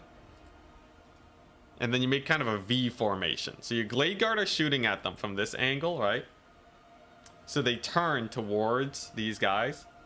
And then your Way Watchers hammer them from the flank. And usually you can delete a whole unit of ranged with each volley. They're stealth, they have better range. And then what are they gonna do, right? They're either gonna try and turn to your Way Watchers, in which case you just go into stealth and then shoot them with the Glade Guard. Or they shoot at your Glade Guard, your Way Watchers keep hammering. Wood Elf infantry units are really good at dodging too. So if you move immediately after you see them fire, you can mitigate most of the damage from their ranged attacks. And they're not going to be able to rush these guys down. If they start rushing you with their infantry, you fall back towards your Wildwood Rangers, or you kite them. Because if it's a bunch of miners, they're not going to be able to block the shots. So it's just a ranged fight, and these guys will generally do well. You can also do similar shenanigans with Arrows of Kurnos. Hard flank with this guy. It ain't easy to micro. you have a lot to manage and a lot of ways to get punished. But it works. If you're really worried about stealth rangers or bugmans, you can take an eagle or a flying lord. You can take Loic's blessing so that they stealth, and then you just camp over their stealth units and then shoot them up.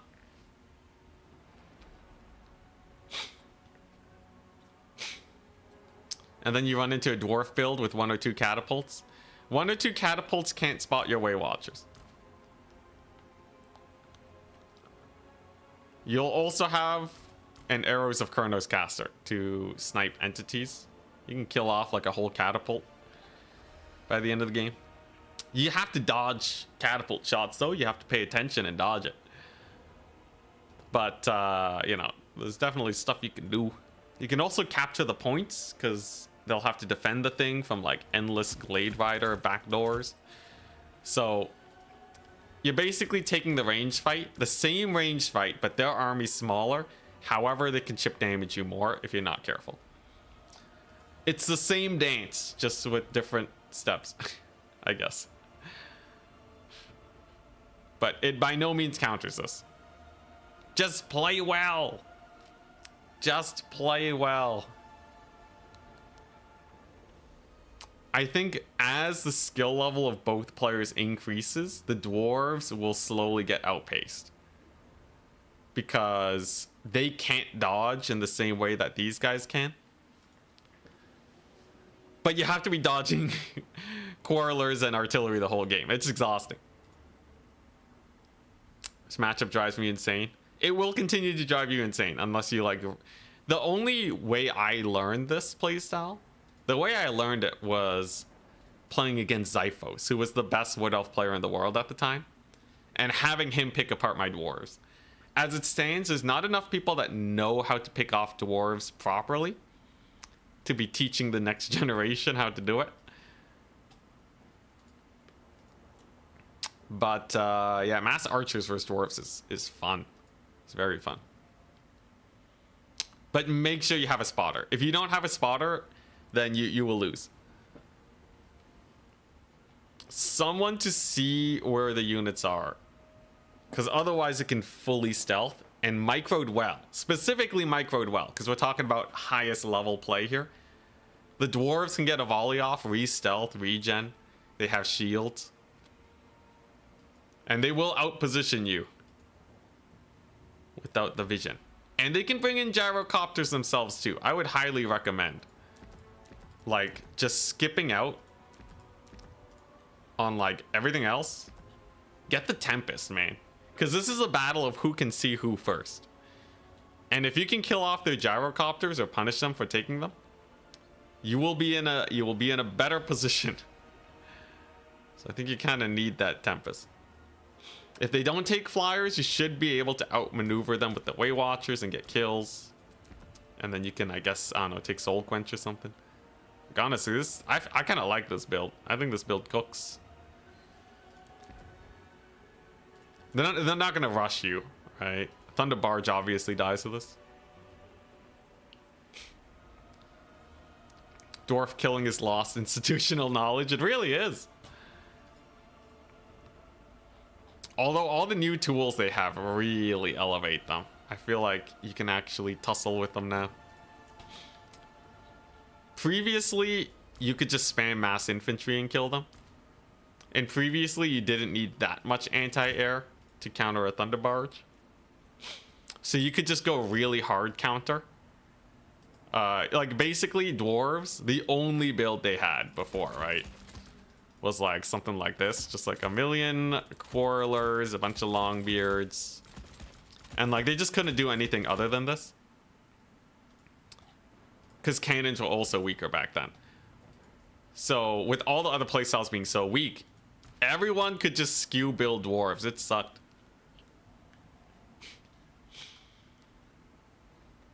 It's big garbage. Hey, Sour Milk Cake, what's up? Yeah, we're back at it. Oh, Skaven annihilate dwarves though, because they have Giselles and a bunch of stealth units. Weirdly enough, stealth is really good versus dwarves. But yeah, Skaven are a menace. They have Jezzails and they have Death Runners. Death Runners are so good. Armor piercing anti-infantry. They have like no HP though. So they did die to gyrocopters before. But then they also have Doom Flayers, so they have chariots for cleanup duty. Oh, Skaven are so good versus dwarves. I dare you to fit in a Goblin Hero. Goblin Hero is probably my second least favorite unit on the whole roster. It's an 80 range unit that does 1,000,000 damage. I guess like maybe it could cook. So you're trading half a unit of Slayers for half a unit of like Ranger Great Weapons, kind of.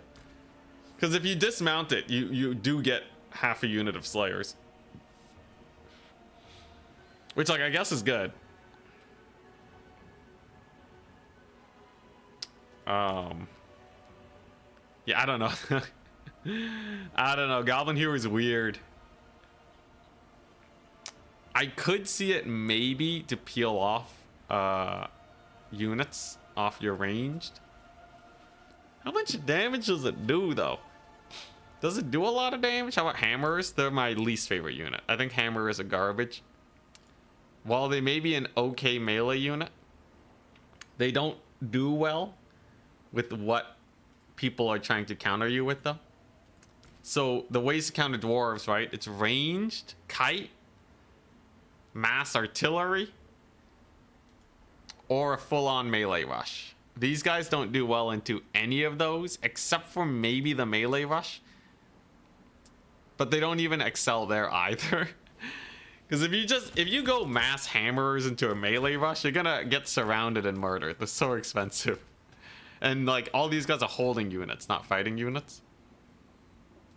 Okay, like let's say they go melee rush into this, right? Okay, first of all, people don't really full melee rush dwarves anymore. They usually have range and reserves. But let's say they do. I'm pretty sure all melee factions can dumpster this, right? Like these guys die to high DPS, and these guys will just die to chariots because you have no mass. Yeah, that's the problem. There's no mass here. You need a little bit of weight to your units.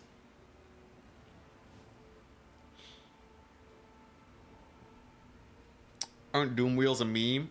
Doom Wheels are a meme. Doom Flayers are really strong. Iron Drakes exist. Why bring a hewer? Yeah, I think that's probably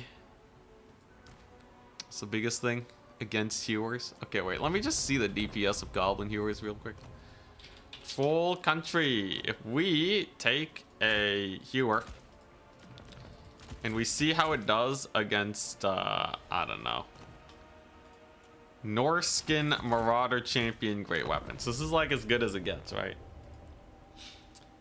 If it can only kill big single entities, it's not worth it, because most people don't bring that. Unless they bring like a chariot dude. Like technically a chariot guy versus a goblin hero is not the best, because it's still half a unit of slayers. Okay, let me see this real quick. How much damage are we looking at? So one volley takes off like half HP. Second volley comes out really quickly. Maybe I can, maybe I can kind of cook with this. That is certainly a lot of damage versus Marauder champions. They use up their ammo so fast though. But I guess it would peel a unit off my range really quickly. The thing is though, it doesn't really do anything until they get close. Whereas masked range units is just slightly better. So like it would only like, if they just fight my front line, it doesn't do much. Unlike the quarrelers. Although I could roll it up to the front line maybe. Maybe I do take a one of. Take a one of these guys. Yeah, it is anti-large too. They do 30% more damage large. Can bring Malachi. I can restock their ammunition. Oh wait, he can heal their crew? Wait a second. It's hilarious. You're telling me I bring Malachi and then I heal up. I use his heal on Slayers. Okay, now we're cooking. Restock works on them. Holy crap.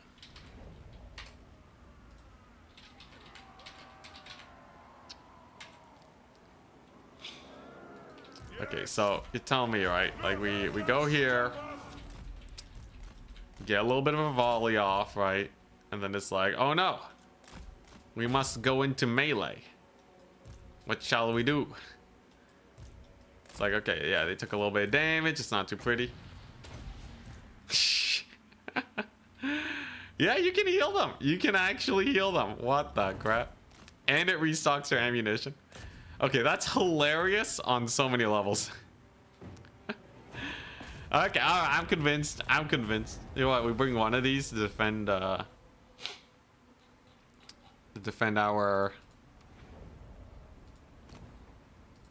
range line. One of like that's a rather stupendous amount of healing too. Hold up. You're telling me, all right? We cut these guys. We got the goblin here, and then Malachi takes. It costs 200 gold, but you get a lot of uses of it. Maybe reported as a bug. It's technically an artillery crew. Maybe though, it's a little weird. Forbidden tech. I don't know how they would fix that though. Because like the way it works is it's a healing unit, right? I don't think there's a condition that's like must be mounted on artillery. I can bring it up though at some point.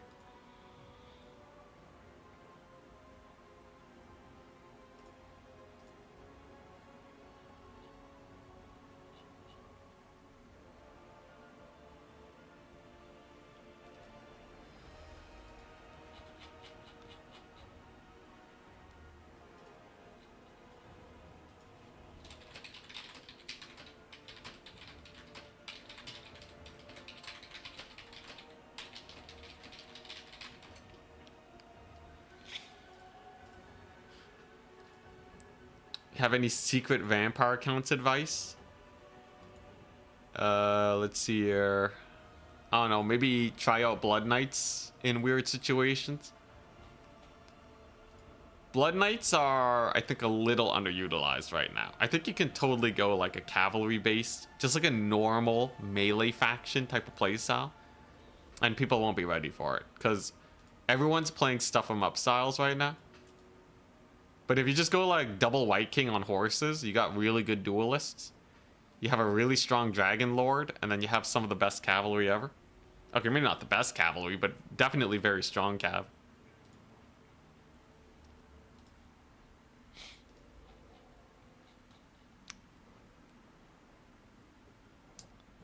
Advancing the Swiss. Goblins, round 4. All right, so far 4 people have 3 wins. We're up against Bilbo Baggins. Yo, yo. Nice. Good old Bilbo. Dwarves. We gotta do map bands. Go first. Let's see it. Sword and Shield Blood Knight hype sure did die fast. I feel like they cook pretty hard, but I haven't played a lot of vampire accounts.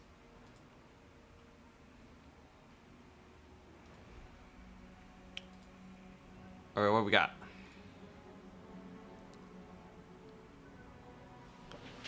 What's he banning? He's Khorne. Let's go. Right.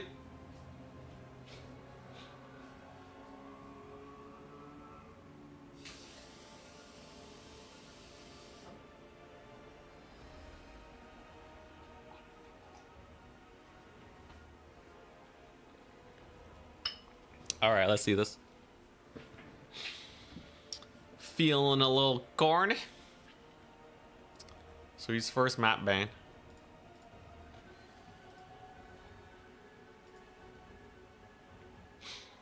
Interesting, interesting.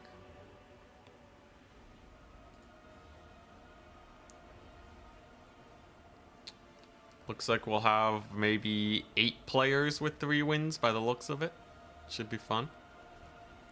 He bans Itza. What's Haunted Vale look like?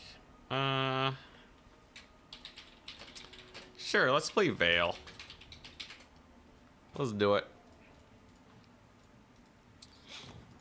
Alright. So, we're playing versus Khorne then. Hewer greater than Scarbrand. I could see the Goblin Hewer cooking him.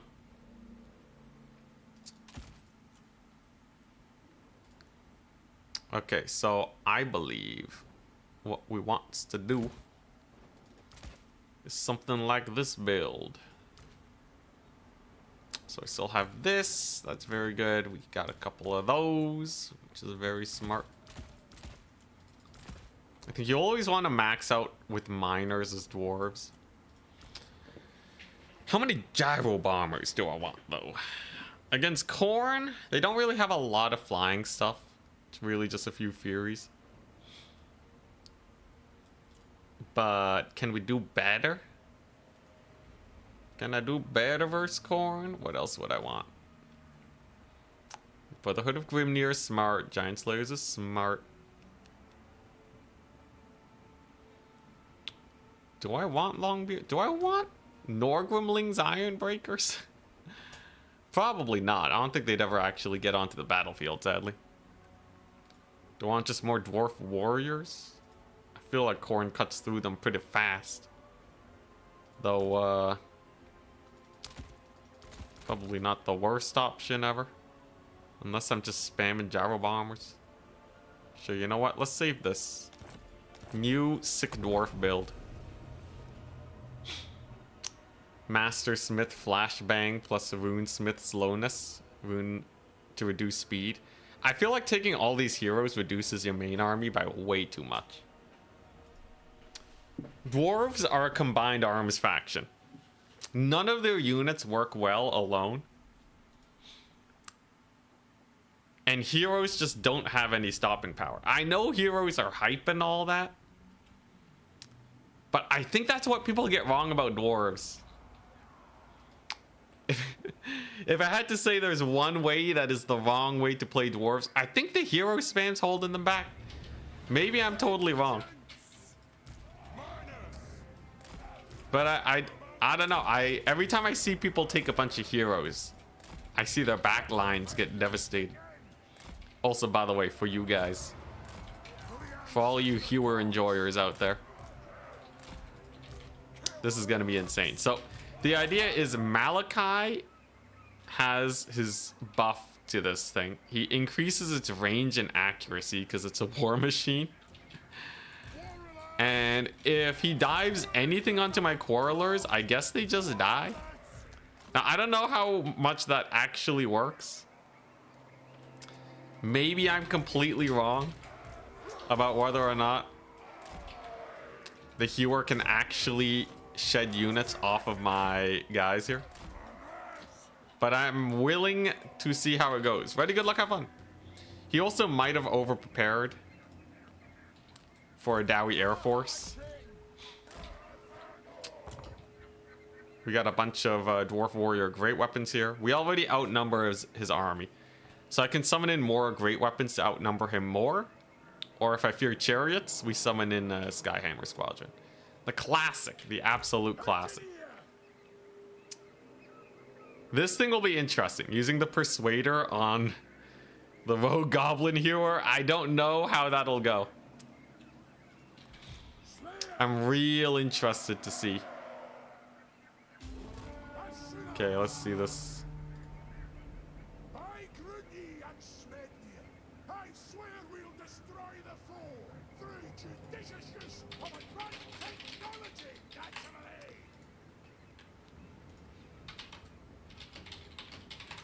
Alright, some adminning. Okay, what are we looking at?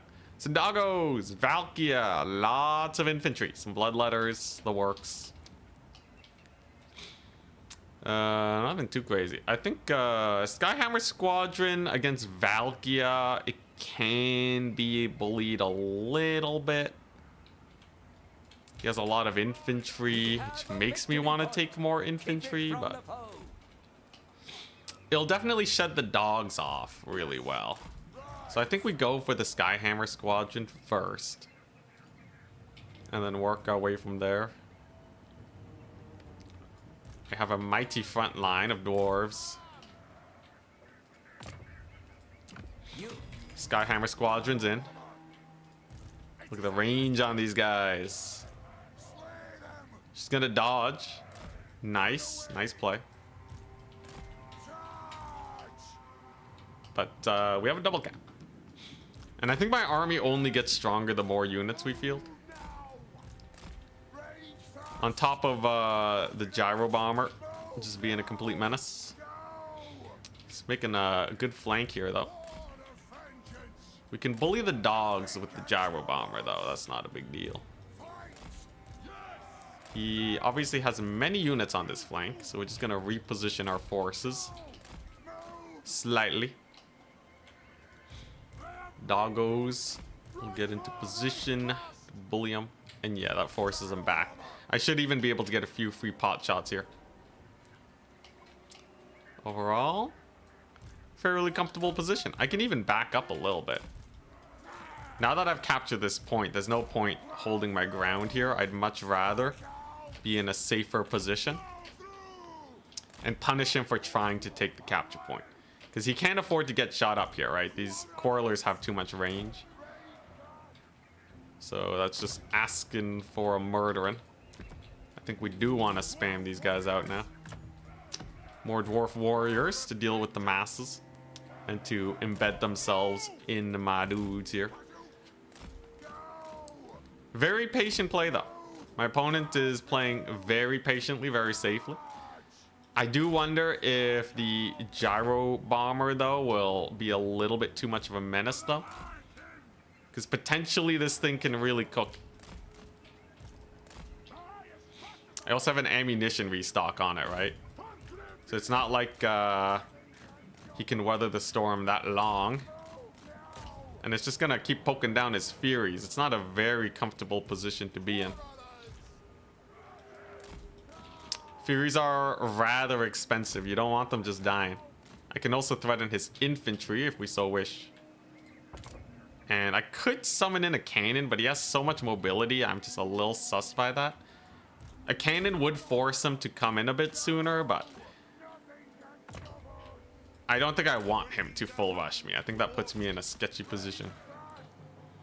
Getting a Brotherhood of Grimnir would put me in a much more comfy place. Just back up over here real quick. Just gonna get a few free pot shots here. Certainly maneuvering really well. Almost wish I had another unit here. What are you planning? What are you planning with those doggles? Is he leaving his marauders exposed, maybe? That would certainly be quite hype. Couple exposed marauders. Yippee! Now Valkyria's gonna get a little bit of a hit here, but I think this is still good for us. Huge bombing drop on the marauders. Holy crap, the bloodletters. Yippee! Woo! Alright. Now he's gonna run interception on the gyrocopters. We're just gonna give them the run around. They're decently fast at 86 speed. Some of them will get caught though. Gonna do a little bit of a landing maneuver then. Then we're gonna hopefully get our crossbows here in range to save them. I think the damage that they've done so far is certainly really good. Landing maneuver works really well. And then we're gonna heal them up and restock their ammunition. That'll keep them in the business of murdering just a little longer. I don't know how Malachi fixes up those gyro bombers from such a range, but there you go. Double cap is certainly very comfy. Just gonna keep bullying the Furies, I guess. Maybe hit up more marauders. I still don't want to summon the cannons though. I feel like they're really risky. It's pretty good repair though. Yeah, he's gonna have to move because of tickets, but he's trying to get into a position where he can just triple cap for the win. Okay, pulls around with the Furies. We're trying to maximize the deeps here though. And I actually want an army that can hold these points because putting him on a little bit of time pressure is good. Now we can turn around here. If he wants to go into crossbow range, I will happily let him. Should be pretty decent. Maybe not actually. You know what? Good call from my opponent. He took the fight and he came out slightly better for it. His Furies though are just taking so much damage. And most of my guys are still full HP, so he's gonna have to be re-summoning soon. I think at this point we can actually summon in the cannon too. He's taken enough damage where I'm starting to feel comfortable, even if he decides to rush me, right? And a cannon seals the deal. For sure. So we're just gonna summon that in, get that bad boy going. His Furies are starting to get into crumble in range. I can save 2 bomb drops if I really want to, for a later enjoyment. So here come the cannons. He also has a lot of dogs, remember, and the dogs are not very useful. They don't do that much. The cannon's gonna cook hard though. I don't imagine there are many things you can do against it. Yes, and now he pushes in. Alright, so will it be a strong enough push? We are mildly skeptical. No, he pulls back. Wowza. Alright.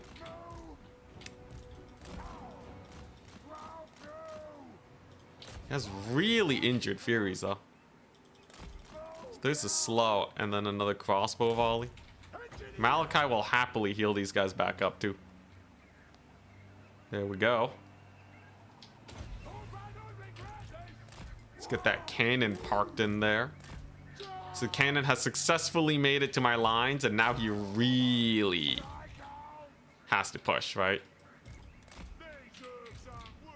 The thing is, I'm not going to run out of units to summon in because I can always desummon my gyro bomber. That's not a particularly big issue. I'm going to target fire the Gorby's chariot. His Furies are coming in. Malachi's fixin' though has been very, very painful. There go the Furies, having a bit of a hard time. Whoop. Is it going to be a good enough engagement though? So he's feigning with the dogs. Right, he's playing around there just a little bit with them. The Furies are just dying though. They're having a really bad day. Maybe Valkia can change things for him.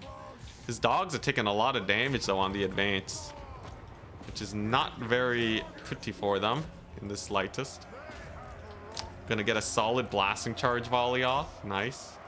Gorby's chariot got deleted off the face of the planet. Huge. Here comes another dog unit. Gets a capture point though. But Gyro Bomber's gonna be routing off some fools real fast. Holy Goblin Hewer. The Goblin Hewers, they got them. They got his character, holy crap. The rogue Goblin Hewer is insane. I see. Well, that's terrifying. One miss micro and the Goblin Hewers just deleted his poor guys. Jeez. All right, that's pretty spooky. I don't think I've seen the Goblin Hewer cook that hard before, but I'm happy that we witnessed it this day. Furies are going to be going for the gyrocopter. Not a big deal. Gyrocopter's just camping on top of my guys. Ain't no problem. All my Coilers are armored, remember, so they don't care about anything here. Gyro Bomber does go down though. Well played to him. We are going to have to summon a cannon here. Just in an awkward flank position, I guess. So having 2 cannons actually kind of made it a little sketchy for me. Hey, Giant Slayers versus, or just normal Slayers versus Minotaurs is not bad though. Now we have a lot of time here to just play the value game, which is exactly what we like to do. Cannon is popping off, right? Valkia is having a bit of a hard time.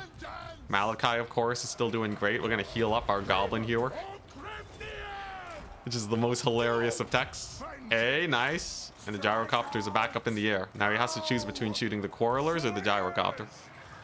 He goes for the Gyrocopter. The Gyro Bomber makes a lot of sense.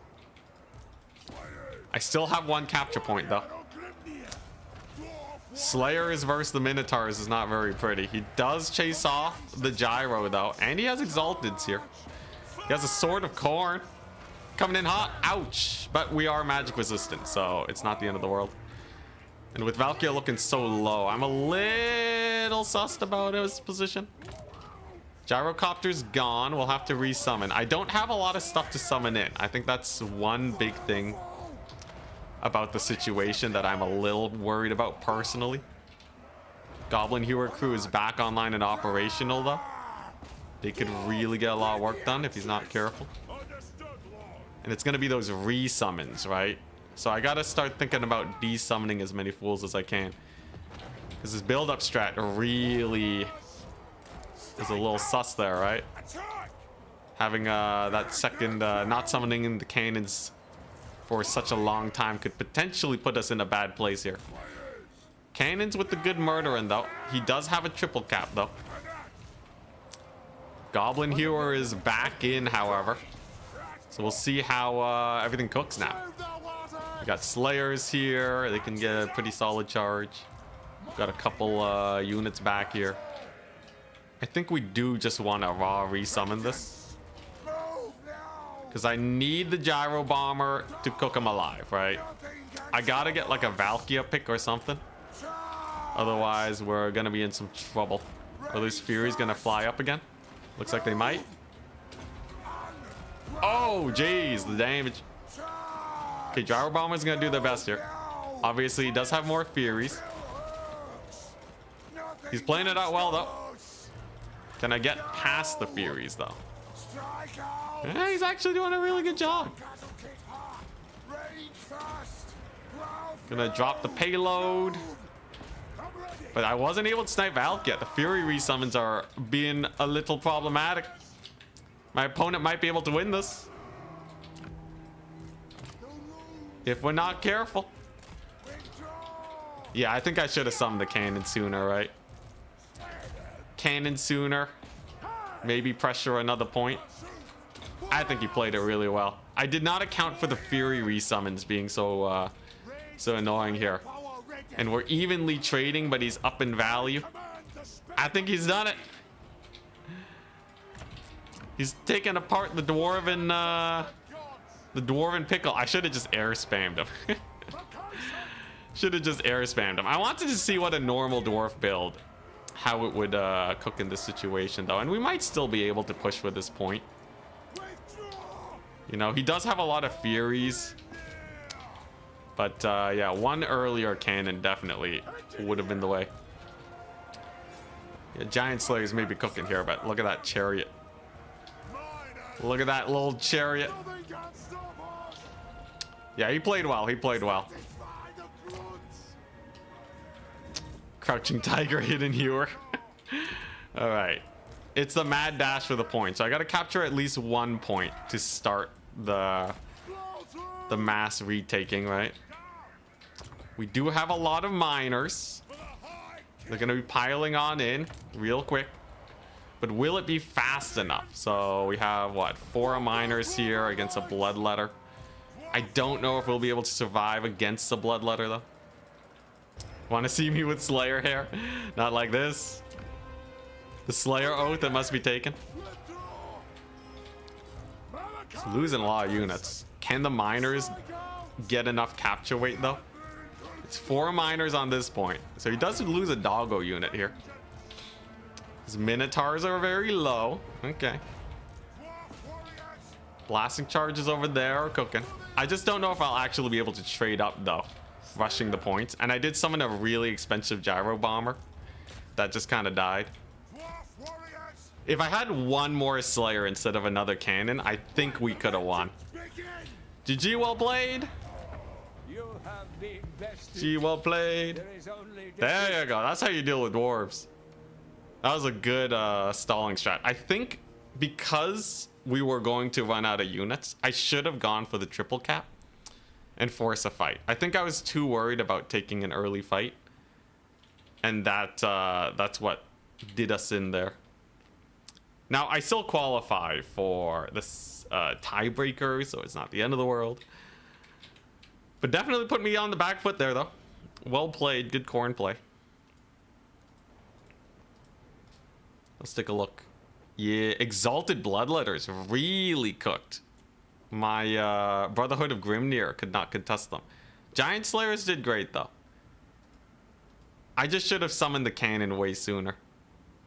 Hewer value. Hewer, I think, cooked really well. I like the Hewer there. Yeah, Hewer was great. I think we just misplayed it. Bloodletters cooked so hard, though. We did kill one of his chariots at the start. But, yeah, this really goes to show that if you're playing as the Dwarves, you gotta make sure that, that you can pressure the fight. Although he did actually trade fairly well. The blasting charges alone were not able to really hold. Most of my quarrelers were getting kind of shut down there. In fact, I think the quarrelers were really getting very little value, right? I wasn't really getting a whole ton with them. How'd the Gyro Bomber do? Gyro Bomber was still okay. Did have to resummon it. Some very good Fury control. Let's see here. Yeah, overall well played. Garagrim doesn't have the DPS. Although, okay, now you're saying for his melee attack boost, he can't get enough kills though to build it up, right? No, I don't think Garagrim would be good here at all. I think we just need a little bit more trading potential, or I just go Sky build again and then out DPS his forces. I think Sky Dwarves versus Khorne is probably the smarter option. Well played to my opponent.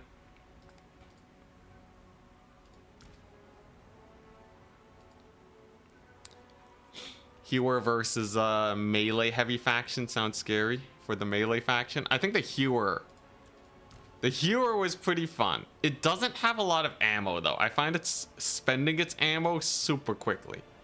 It's basically just a blasting charge unit. I don't know how I feel about it. It also didn't really like kill off the Fury super fast. Yes, it killed his hero because he misplayed him. But yeah, I don't know if I feel like this is the... I don't know if this is the unit that we want to go for.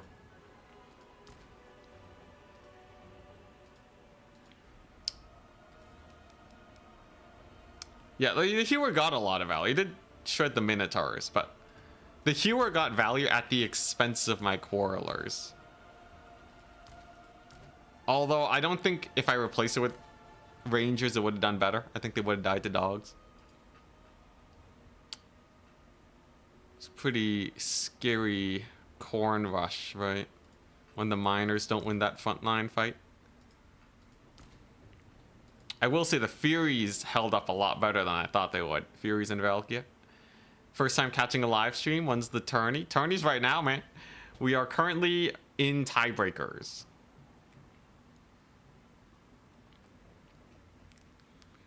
More ammo means it takes longer to make its value. That's like a general heuristic, but that's not actually true, right? It's like a good rule of thumb, but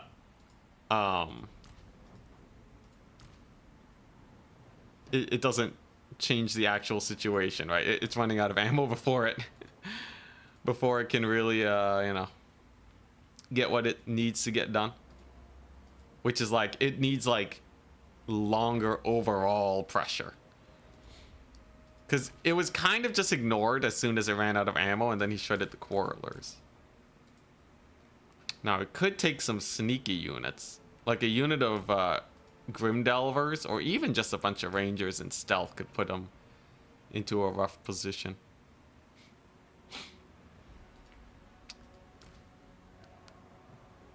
Yeah, it doubled its value is is a solid fact. It's a solid fact, but like, okay, like here's the thing, right? So if I spammed hewers here, right? Would they have been better than the quarrelers? Maybe. I'd give it a hard maybe.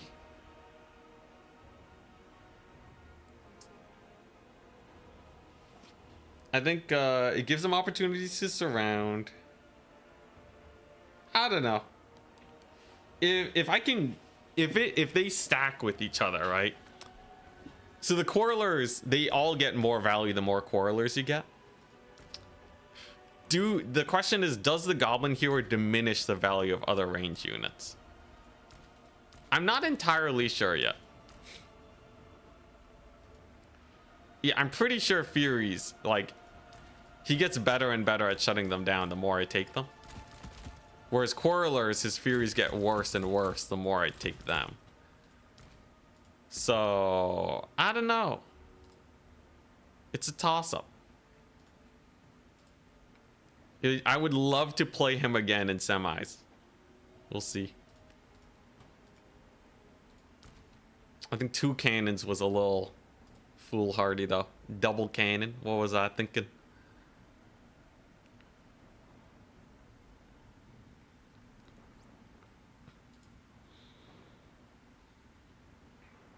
How do you kite his Dowie? If you want to kite his Dowie against Khorne, absolutely. I think the better build is to do this.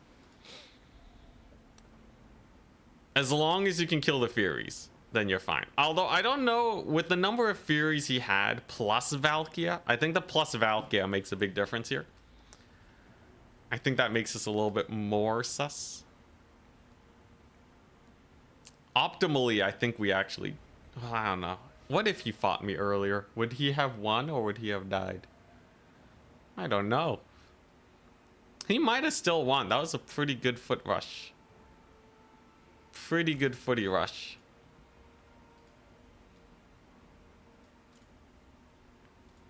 I have ideas. I have ideas. We will experiment. Could just take the one gyro bomb or one thunder barge instead of the gyro bomber. One thunder barge and then going for a bunch of infantry, so sketchy because they might just die. How much money do you have? The thunder barge is another unit that gets a lot of value, but it sucks up the value of other units. You could still take a bunch of quarrelers and a bunch of miners. You wouldn't be able to fit in the blasting charges though, right?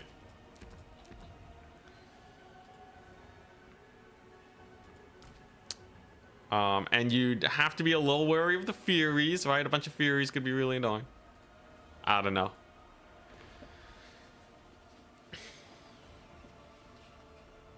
When is Flame Cannon useful? It's not that useful. It's best against mid-range armies that can't kill a Flame Cannon. It can force them to push into you, I guess.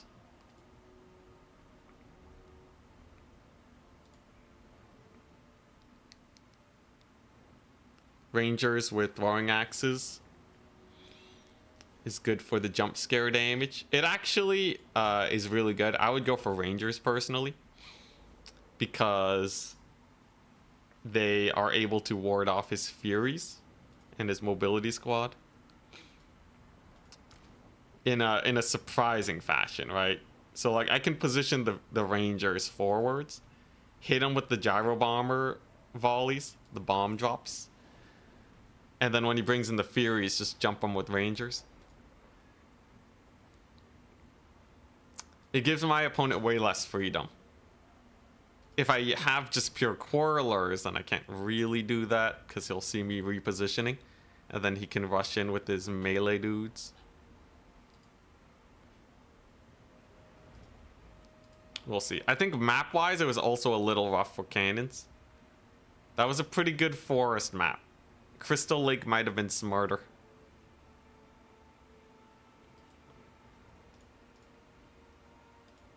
I think we can win it though on a rematch.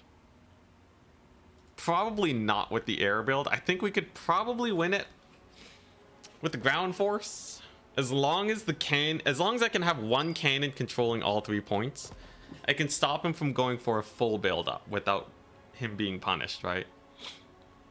That's the biggest thing.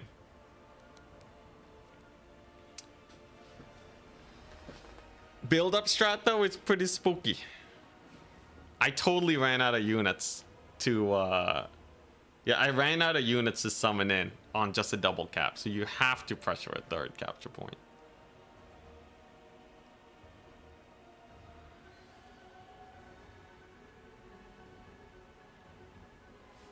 I might even start with the cannon, actually. I think starting with the cannon's not a bad idea.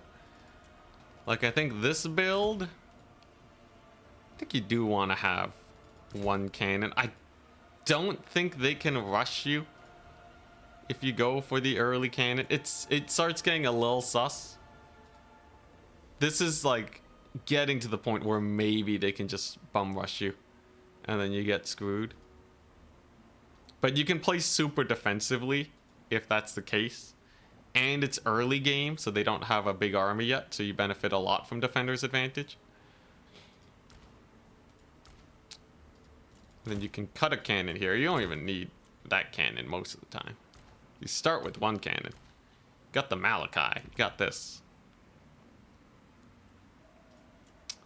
You have a whack load of miners. You have a whack load of quarrelers. This is still a 17 stack, which is pretty good. And then what? I didn't really like the Dwarf Warrior Great Weapons.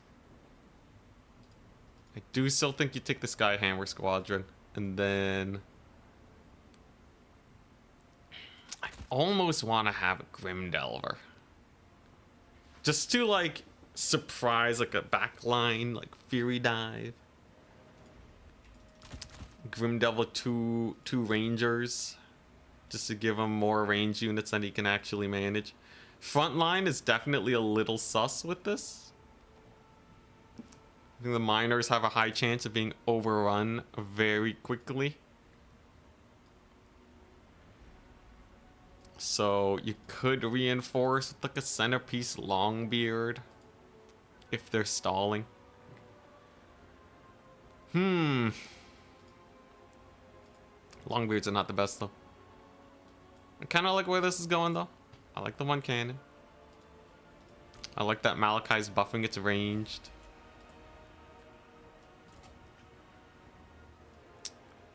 I just need a closer. I need a closing out strategy. It could... Okay, well, yeah, okay, we're maxed out on range units now. But 4 stealth units is good. They're also Vanguard, which is solid. And I could just run a Slayer. I could just run another Slayer just to kill any big units. I think this is a better ranged build.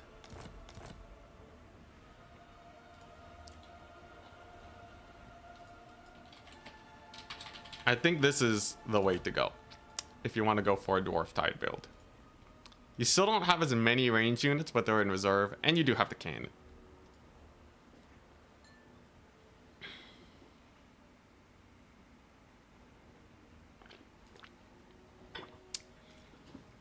Ooh, a catapult versus Khorne?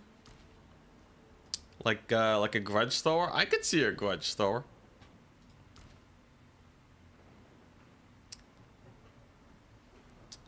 You can dodge a grudge thrower though. You can't really dodge the cannon as much. Cannon is better versus chariots and whatnot. But I can see the usability there, especially on some maps. I would totally sub out the cannon for a grudge thrower if terrain is gonna be an issue.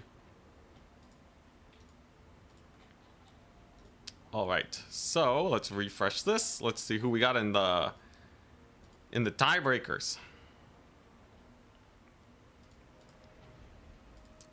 I'm just gonna do it now, even though there's some people that need to finish. Tiebreakers.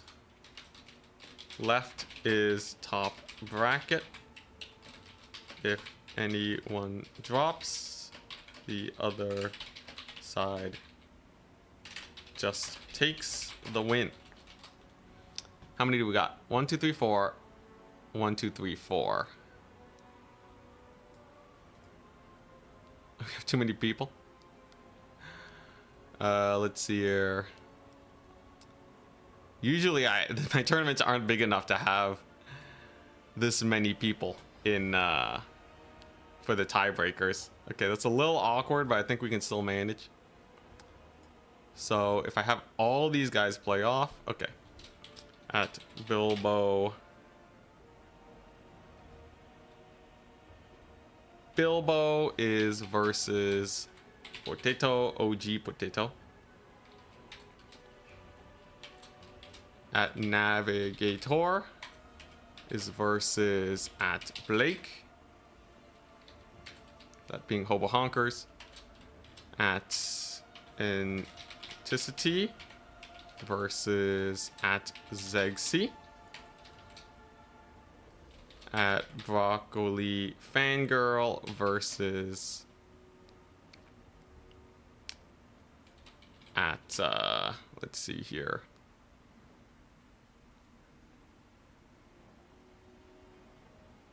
Game of the Heart.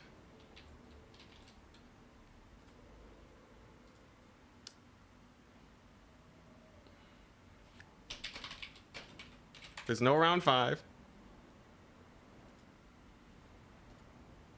All right, there will be a second round of tiebreakers, possibly, since so many got 3 wins. All right, so we're up against Zegsy. Zegsy. Yo, where we are up in tiebreakers. All right, let's do it. Let's get into them semis.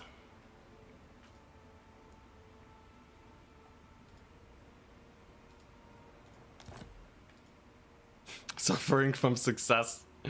The horror.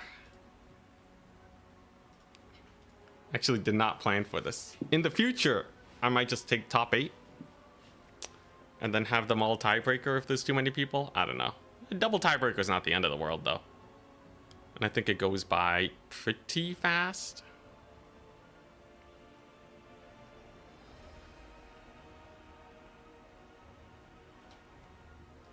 Shouldn't be the end of the world. Hopefully our opponent is not a no-show. If they are, it's not the worst. Sometimes people don't expect to get into tiebreakers. Let's see here. I'll message. I'll message them. Spec slot, please. We'll cast one that could be really close if my opponent's a no-show.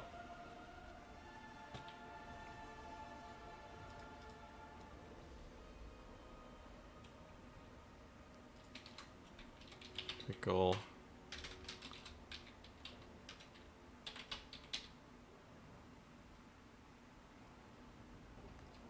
See here. Who's the guy that got 4 wins? 2 people got 4 wins? That's crazy.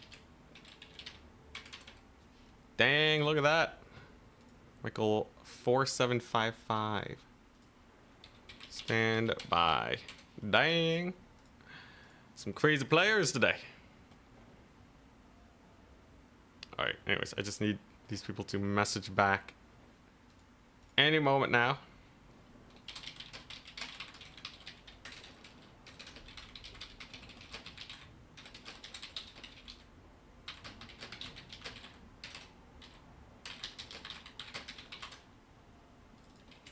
All right. Oh no, they did show up. Oh, never mind. My opponent showed up but literally did not message. I'm Dwarves, you? Question mark. Okay.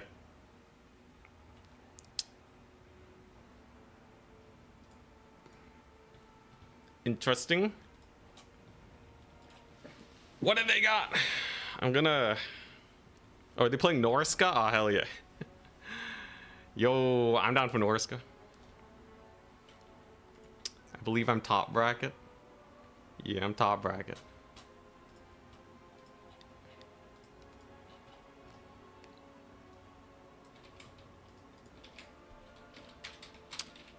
Bloodgrove, Dried Floodplain, Norse can rise. I'll ban Floodplain. Yeah, I'm starting to get hungry. I need food.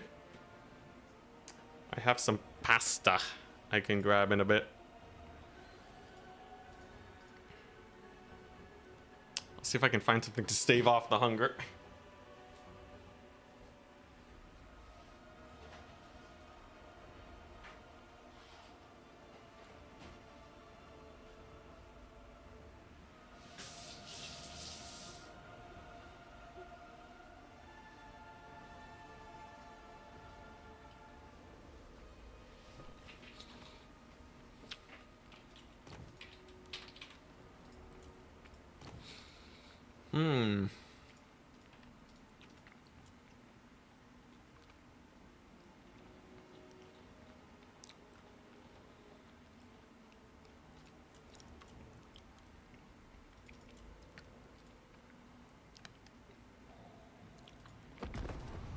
Okay, let's do this. I had a theory that this one would be good.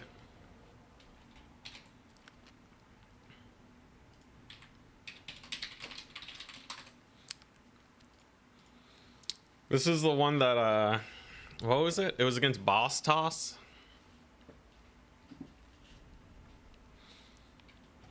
I had a theory that this one would be able to kill off Norska. So this is Air Force again. We'll see if we get punished for it. I think if you play this really well, though, Norska gets screwed over. As we saw last game, there's a lot of counterplay you can dish out. So there's either a chance we just get a free win, or Norska cooks up a storm, and then we're screwed. 12 units is not a lot. Okay, we got the Malachi. Ready, good luck, have fun.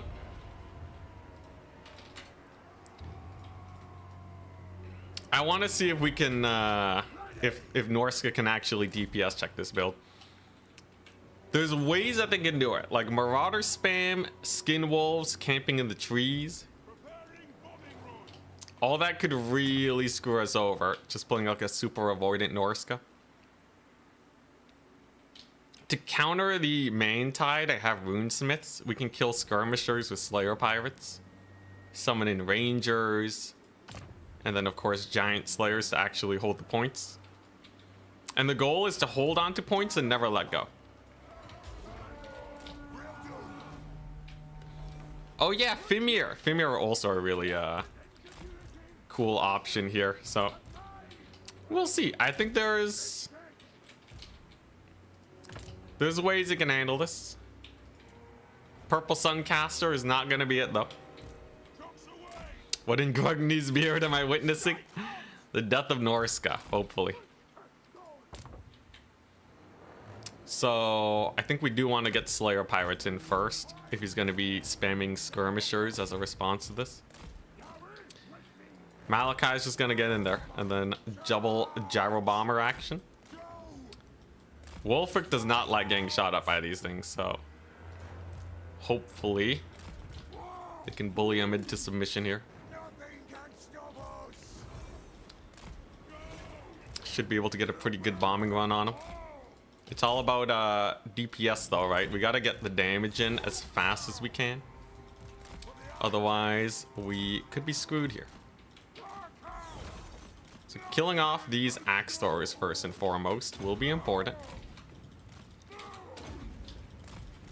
Good dodging though means that it actually doesn't do as much damage as I had hoped. I see. Could be a little bit better on the micro actually. I'm not playing this perfectly, and you kind of need to win the DPS race, but my opponent, they're making it quite difficult for me. Malachi's doing a good job at least. Manticore I should be able to kill. All going well. Or at least rampage into my guys. Nice, finally, my first big play. We get a huge bomb drop on some of his horsemen. Very, very good. Okay, and I want to get another gyro bomber out that, or another gyrocopter. We do want to chase off his marauder horsemen and just get him out of there. Very nice. Want to bomb drop them. Okay, now we have to kill the Manticore. Manticore absolutely is now the prime target to shut down. Because as long as the Manticore lives, we're going to be running into issues here. At least the gyro bomber is here. Cooking up a storm. Gonna kill off some horsemen. Very nice. My micro could be a little bit better though. Maybe we can snipe Wolfric though. Okay, yeah, Marauder horsemen are going down. That's good. Wolfric took a massive hit too. Nice. That Thunder Barge shot is so important for these builds to actually work. Okay, Manticore's taking a lot of deeps. Wolfric's definitely hurting. Gonna start getting this guy. He gets a boat off. Ooh, solid volley though. Certainly does a lot of damage. Losing out on the gyro bomber this early is definitely rough. And the Malachi ain't looking too hot either. Can I get a bomb drop on this Marauder Horseman group though? Okay, nice. We got a pretty good bomb drop. That's gonna take them out of the fight. We have a Runesmith. We have a second Runesmith. And Malachi somehow is still maintaining capture weight against all odds. That's very nice. With the gyro bomber barely living too, I'm sitting a little bit more comfortable in this battle. Could be a little bit better for me. But this ain't the end of the world, right? We get a... Yeah, I just have to route off the horsemen and then we're more or less fine. There you go. Manticore is gone. Huge. Thunder Barge has to play it safe, though. Let's get these guys. Gotta get the axe throwers out of there.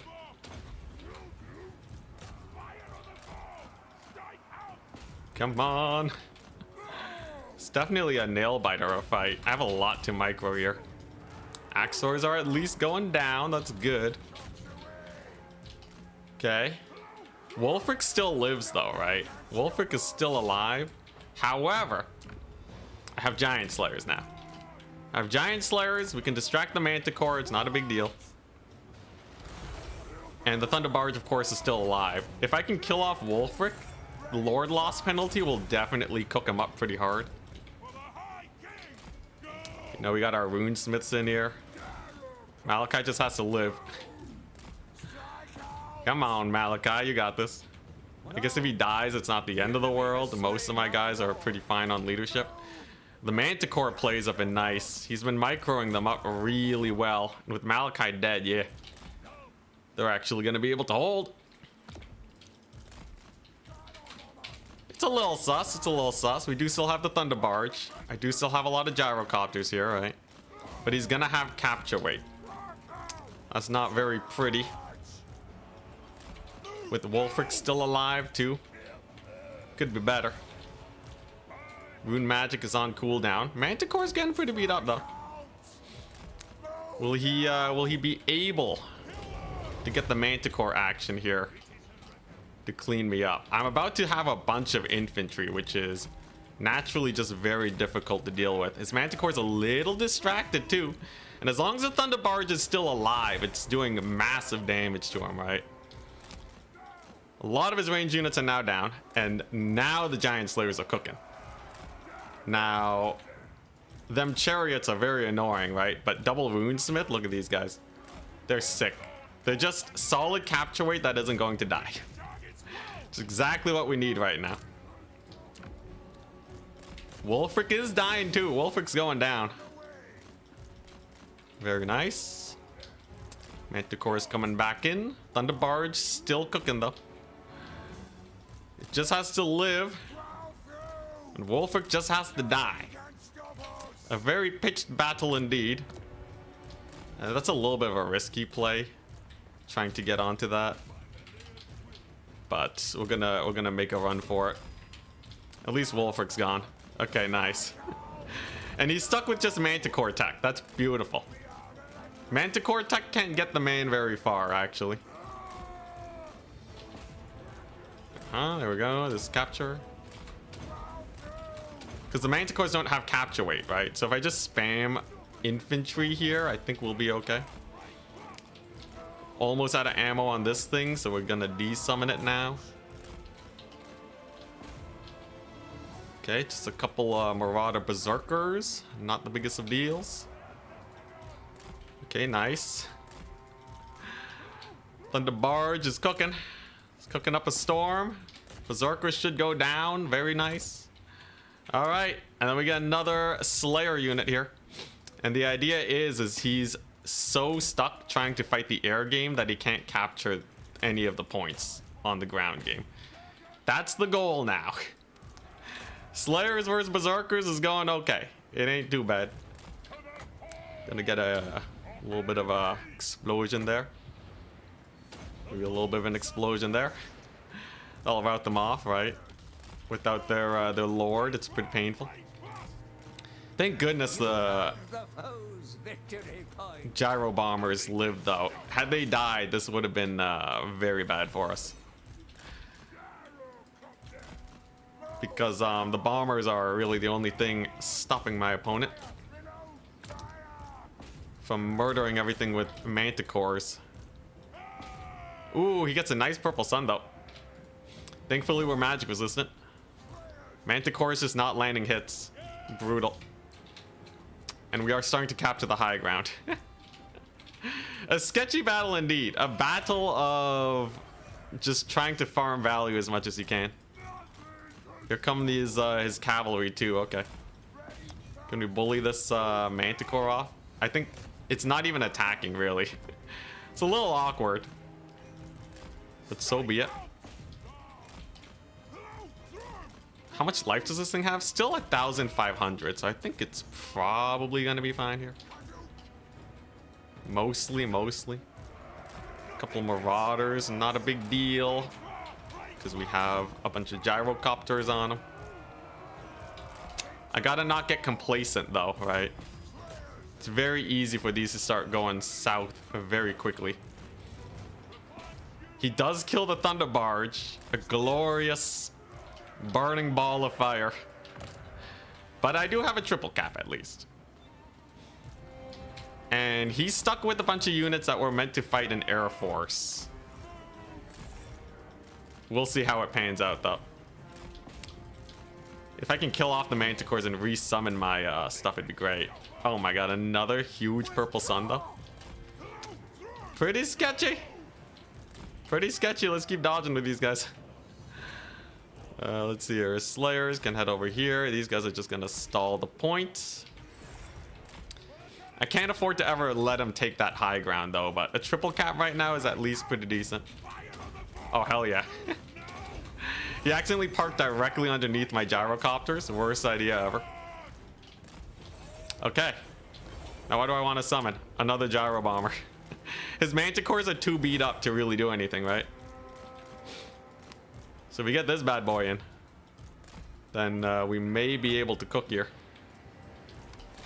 Of course, he is capturing one of the points, but I think we're still doing okay. Manticores will take a while to come back. I think that's one of the big things. These rune smiths will be nice. It's just a bunch of raw capture weight. That's what they are. Okay, here we go. Let's pull away from there. Let's get a range unit to bully the Manticore. Be a pretty nice spell cast over there. Huge. Okay, no more infantry for you over there. So just deleted his infantry, and yeah, he's running into the anti-air problem. So you can really see, right? If he just had access to like one more Manticore in reserve, this would be so much harder for us. Oh my god, jeez. Goodbye, Marauders. Goodbye, Marauder Horseman. Goodbye to his caster too. We just gotta capture this point now. And then life will be pretty comfy. Very sketchy game though. My opponent played this one really well, I feel. I think we do still technically win on a double cap, so life is going to be a little difficult for him, right? See if we can get that explosion in. There you go. Oh boy, what a fight. What a tussle. I think, honestly, he played it pretty well. I think if he just didn't take so many bomb drops on his horsemen, he totally could have won. Totally could have won. That was very sketchy. Lots to micro, too. Oh my gosh. GG. Dang. Yeah, Thunderbarge got 5k value. Holy crap. He also didn't finish it off, which was a big loss for him.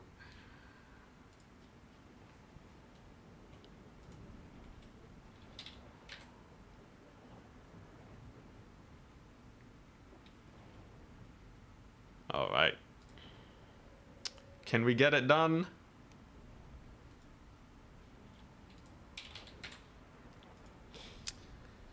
Whew. Jeez.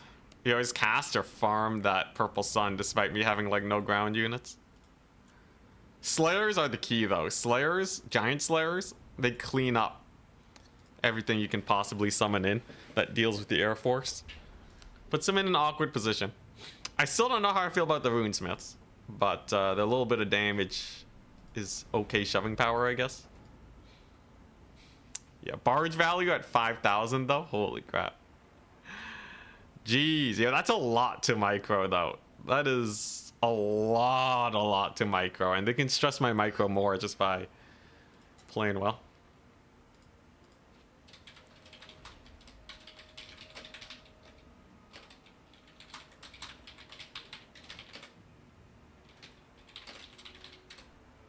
All right, so we have 2 more matches that need to finish.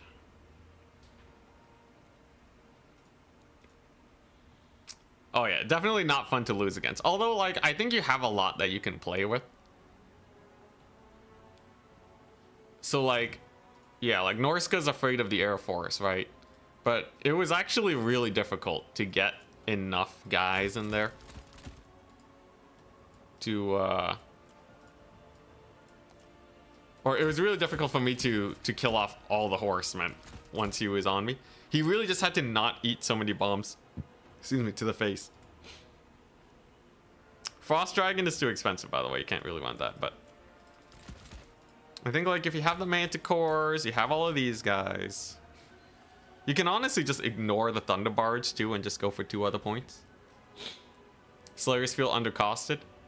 They have strong enough counters where it's not too bad. They generally down trade to chaff.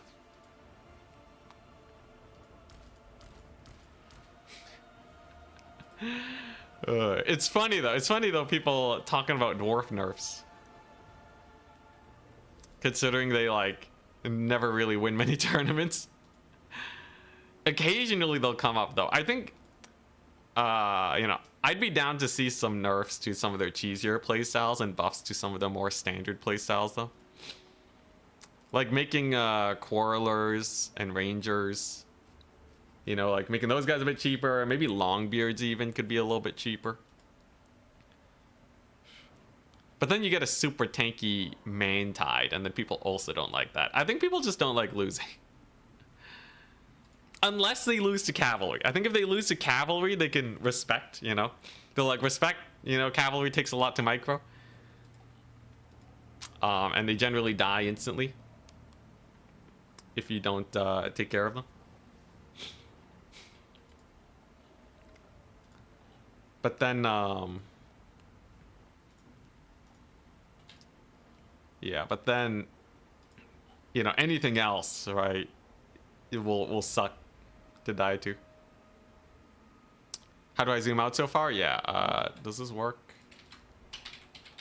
I don't think it works on Twitch.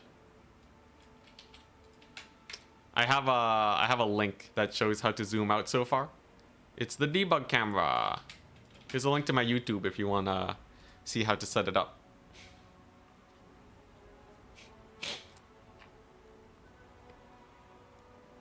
Anyways, we're just waiting on 2 more matches to finish. And then at most, there'll just be 1 more tiebreaker, and then we can get started. With the top 4.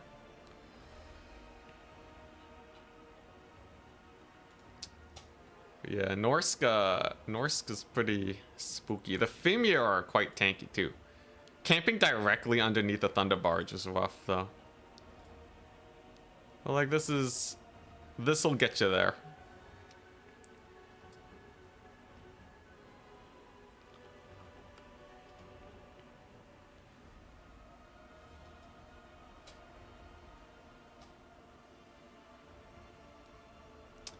Are there builds that are fun to lose against? Yeah, it depends on your personality, I guess. I think, you know, when you feel like the answer is more about your playstyle rather than your build, I think that's the big deciding factor. I think people don't really... They don't like it if their opponent's build. Even if their opponent's build requires a lot of micro. Like, I genuinely think a lot of people can't pull off that Dwarf air game. Unless they have really good bomb dropping. Because you're dealing with, like, 4 or 5 skirmish units in the air at the same time that are really squishy. Hey, DB, no more wisdom teeth? Hell yeah. I remember my wisdom teeth getting removed. But, yeah, a lot of people... I think what they want is they want to feel like if they have an easy opportunity for them to play better, then they'll do well. Like, I think all factions need to have really high skill ceiling builds. And then, like, the opponent's builds have to not reduce your skill ceiling.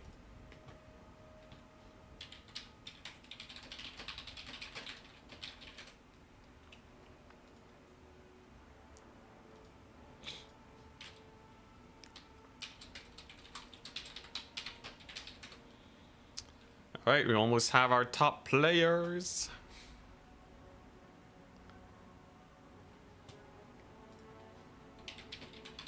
We just need 1 more match to finish, and then we can get into top 5. Hell yeah.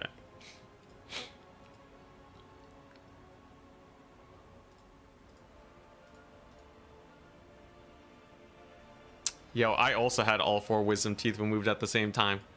Took me out for a while, but it was nice that it was kind of a one and done. Losing against Skaven is always fun because it never happens. Yeah, I guess you have an extreme underdog faction.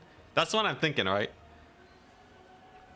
You need a setup that makes it feel like your loss is entirely on you. I think people don't like having wins like taken out of their hands. Even though it's like always on you. As from a technical standpoint, you know, but there's builds that will make it feel worse. Skill build sounds like a tall order from CA though. There's enough random mechanics where skill ceilings can get pretty high, but not on every unit. Did they put you under? Yeah, they put me under. Oh my gosh, just local anesthesia? Dang.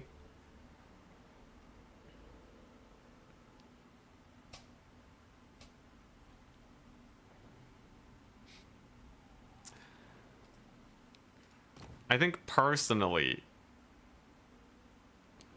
I think losing doesn't feel good though, right? I don't know. It's a build that feels good to lose to. Innovation is usually construed with cheese, isn't it? I don't know. I'm a weird player. I'm kind of a masochist. So, like, if I lose to vampire counts, you know, man tied, it feels like a DPS check, right? So it always feels like it's on me to win or lose.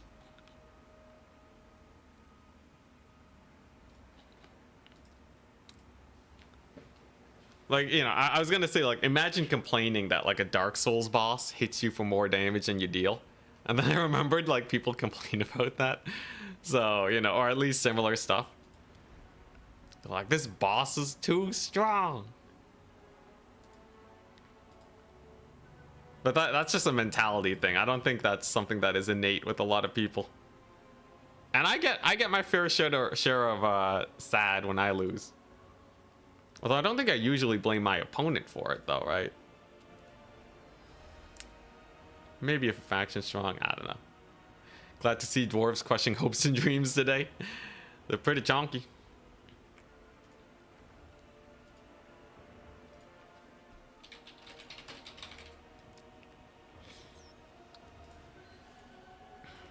We did lose to one really nice Khorne play, though.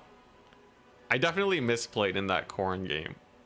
But even so, I think it would have been very close, even if I didn't misplay.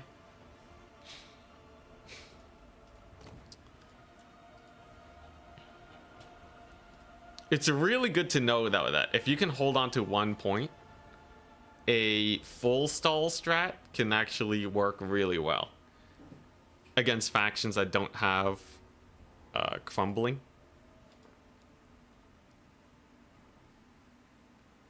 So, like, all the dwarf units have to route off the map before you can resummon them. So you have to go for the third capture point if they're really sitting around and doing nothing. It's pretty terrifying. I don't think the air build works against Valkia either. Wait, let me take a look. Okay, the biggest thing that you have against Valkia potentially with the Dowie air build, which I think it beats the DPS check, but if they have like a million Furies, they can actually kill a Thunder Barge on a proper deep dive on it. And you don't have a lot of recourse.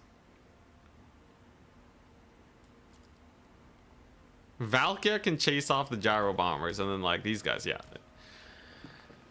If it was just Furies, maybe you could gun them down. It's a little too sus though.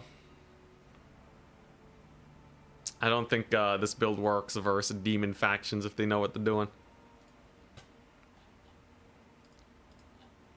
Cannon strat it shall be then. We're waiting on one more match to finish. And then we can get into top 4. Actually, I think I can start top 4 already.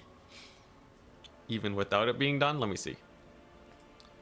Let me see. That way at least a couple people can start playing.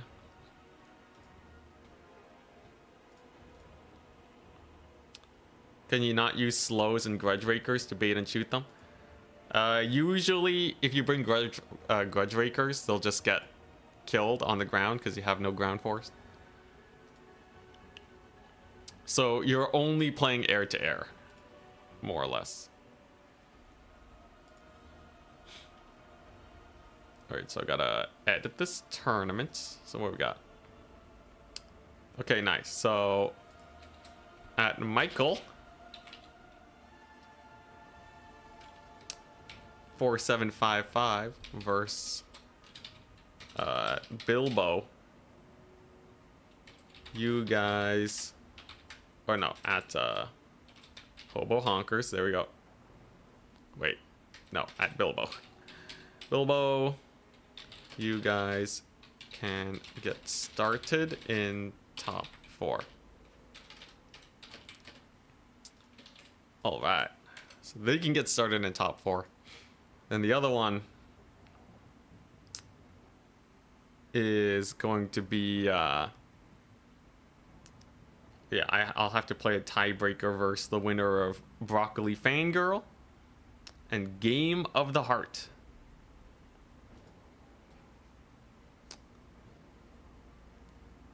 To yeah, to see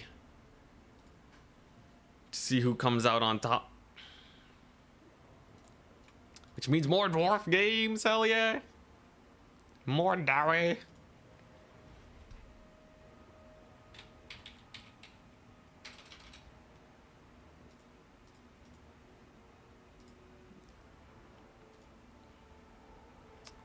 Let's see here. Bilbo Baggins. There we go. Nice. All right, everything's set up. Let's go. Adminning. We're getting there.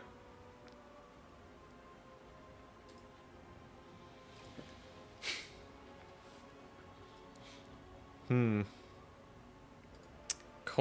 Khorne, Khorne. You know, you could try and run double gyro bomber versus Khorne.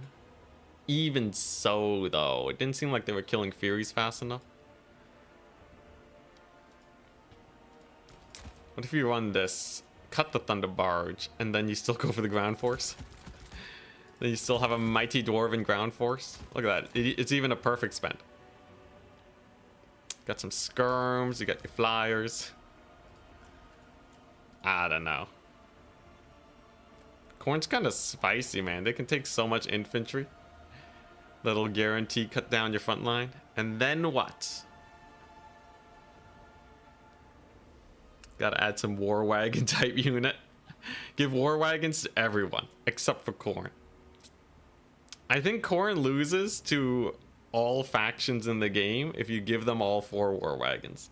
I think there's literally nothing Khorne can do against that.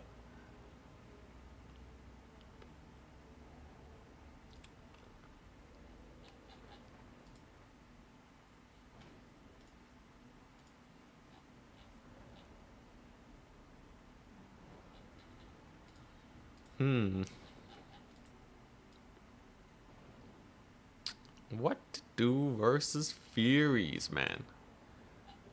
I almost feel like against Khorne, I want to just go for like the ludicrous range build. Something insane like, you know, like this. But... okay, yeah, you can bait them forward with the cannon, right? You're gonna need to summon in some more units though if you do this.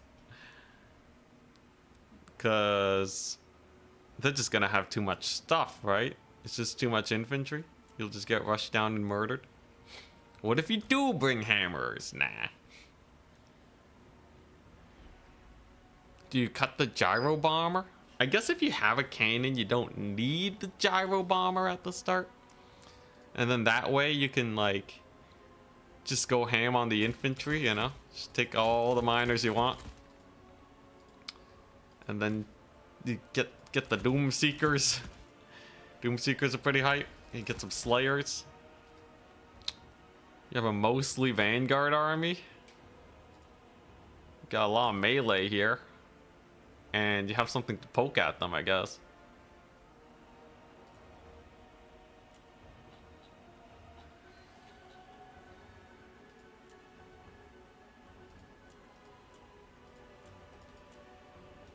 Also, I gotta save this build without this banner.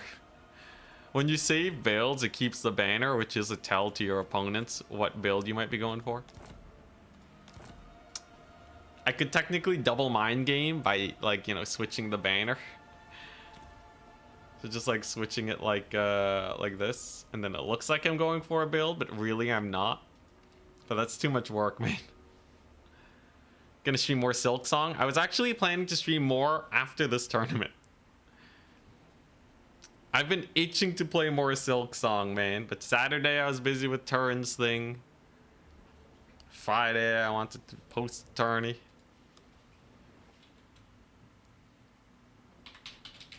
Okay, we're up against Broccoli Fangirl. We're up. Nice. Nice, nice, nice. We are in second tiebreaker. Winner faces Bilbo. You'll be facing the winner of me versus... oh, wait. Oh, I kind of screwed up. I added them twice. No, it's supposed to be, Hobo Honkers. Yes. You'll be facing the winner of me and Broccoli Fangirl. Okay. Very nice.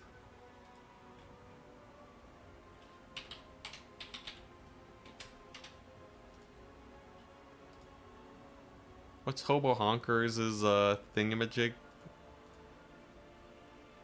What's their actual Discord name? Blake85. Okay.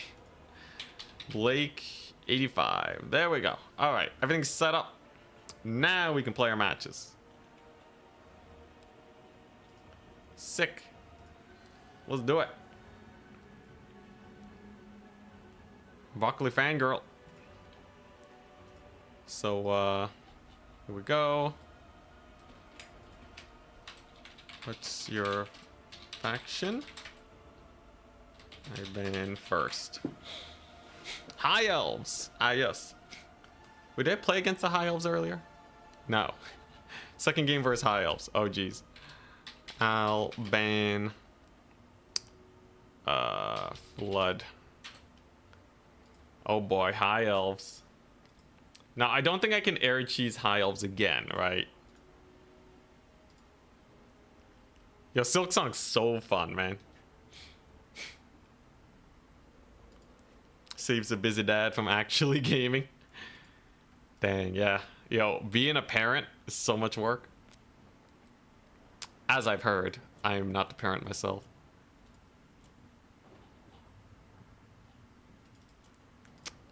Interesting. High Elves. What are we going to play on? Norskin Rise or Bloodgrove? He wants to play Bloodgrove, which I think is actually pretty comfortable for me. Interesting. So, High Elves, they do have that Cav Swarm. They do have some noble chariot action. All very annoying. They can spam White Lions. They don't have a lot in the way of air superiority, though, right? I think they're pretty weak sauce there. If he goes mass ranged, we can contest him.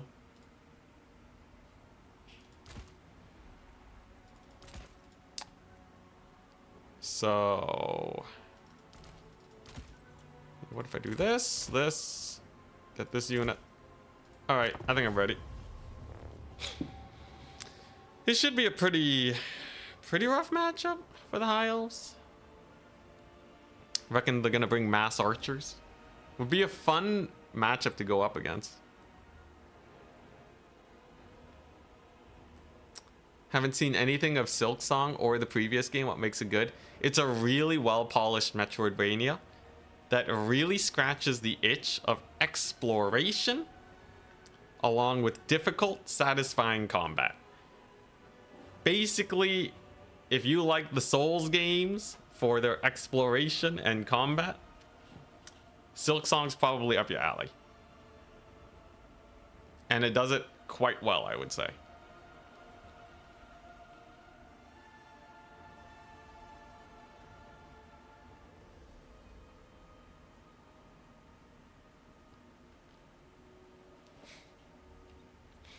But yeah, definitely, I'm so excited to do a post-stream Silksonging.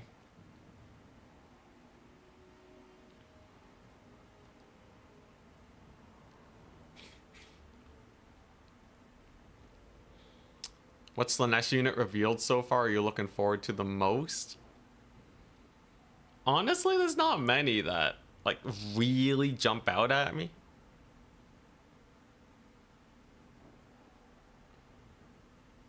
I don't know, man. I feel like the normal Slanesh roster is already so strong.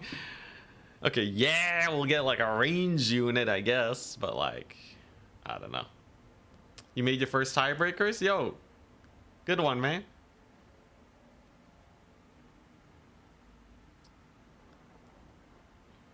That's actually pretty far as far as like, you know, tournaments are concerned.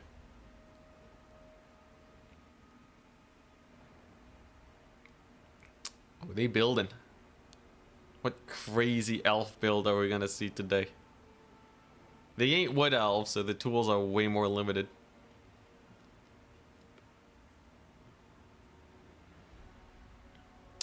You want them to nerf the fiends and buff the Slanesh chariots? think that wouldn't be too bad. Fiends are pretty spicy. I don't think they're like overpowered, but they could probably use like a slight nerf. Seekers already have their big weakness, which is super low HP, so magic melts their face. The chariots, though, they definitely need a buff. I heard in land battle, a chariot buff could really help break boxes. You want an Epidemius build? Oh, dang. You went against one or as Epidemius?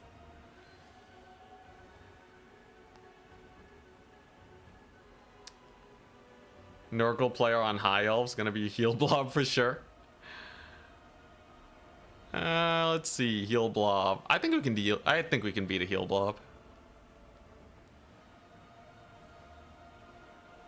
Yeah, raw buffing Slaanesh though, already one of the top tier factions in the game. Very risque. Not that Slaanesh doesn't have counters, but they're quite terrifying.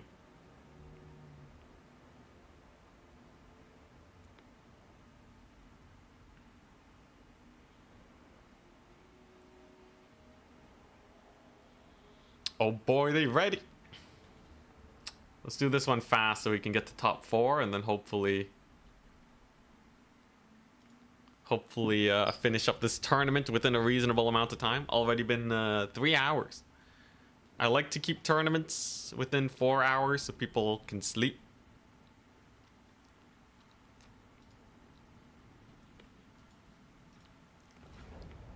So we're gonna face, yeah, Hobo Honkers. Michael and Bilbo Baggins are facing off.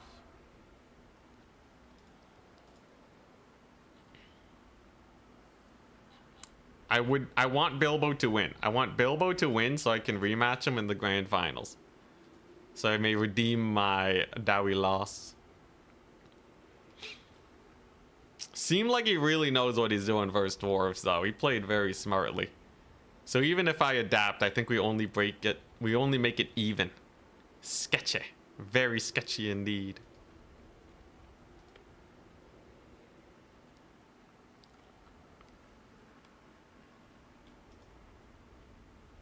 Epidemius is one of those lords that speaks Elysiu. Slow, weak, and just a government pawn. I think, you know, by just being an underdog though, right? He wins hearts and minds, at least slightly. Okay, so how do we want to do this? Just go for a classic star formation. That seems pretty good. Malachi, his buff range is looking solid. And park right here. I want to go for a quick double cap. Double capture. And then I should be fine. Ready, good luck, have fun. Let's see how good their the micro is. I think dwarves are absolutely a pub stomper. He brought Reaver Archers and a L'Oreal. Or they brought. I think some people say Broccoli Fangirl's a girl, which would make sense because their name is Broccoli Fangirl, but I'm always afraid to assume. Alright. Here's the thing though, right? I didn't bring the barge build this time, so they're pretty screwed. No barge build means that this is just not going to be nearly as effective, right? So let's actually just scoot forwards with these guys. So now a cannon means that just sitting back and waiting is not going to work as a strategy. It just trades a little bit too much, right? I gotta make sure we don't fall into the same trap as last time, just sitting on 2 capture points and dying. What is that? It's just it's a mana battery mage. They're there just to be a battery, to give more magic, which means that taking a gyro bomber is a death sentence. We don't want to do that. Having so many skirmishers though means I can probably push forwards. Let's actually get this cannon up a little bit. I think it's got to scoot forwards with my army because we want to control space. People tend to just sit back and relax versus dwarves, and that's not very pretty. I want him to advance. I want to fight. Do I need more rangers? I don't think I'm worried about being rushed. So I'm actually just gonna pass on more melee units and just settle for this.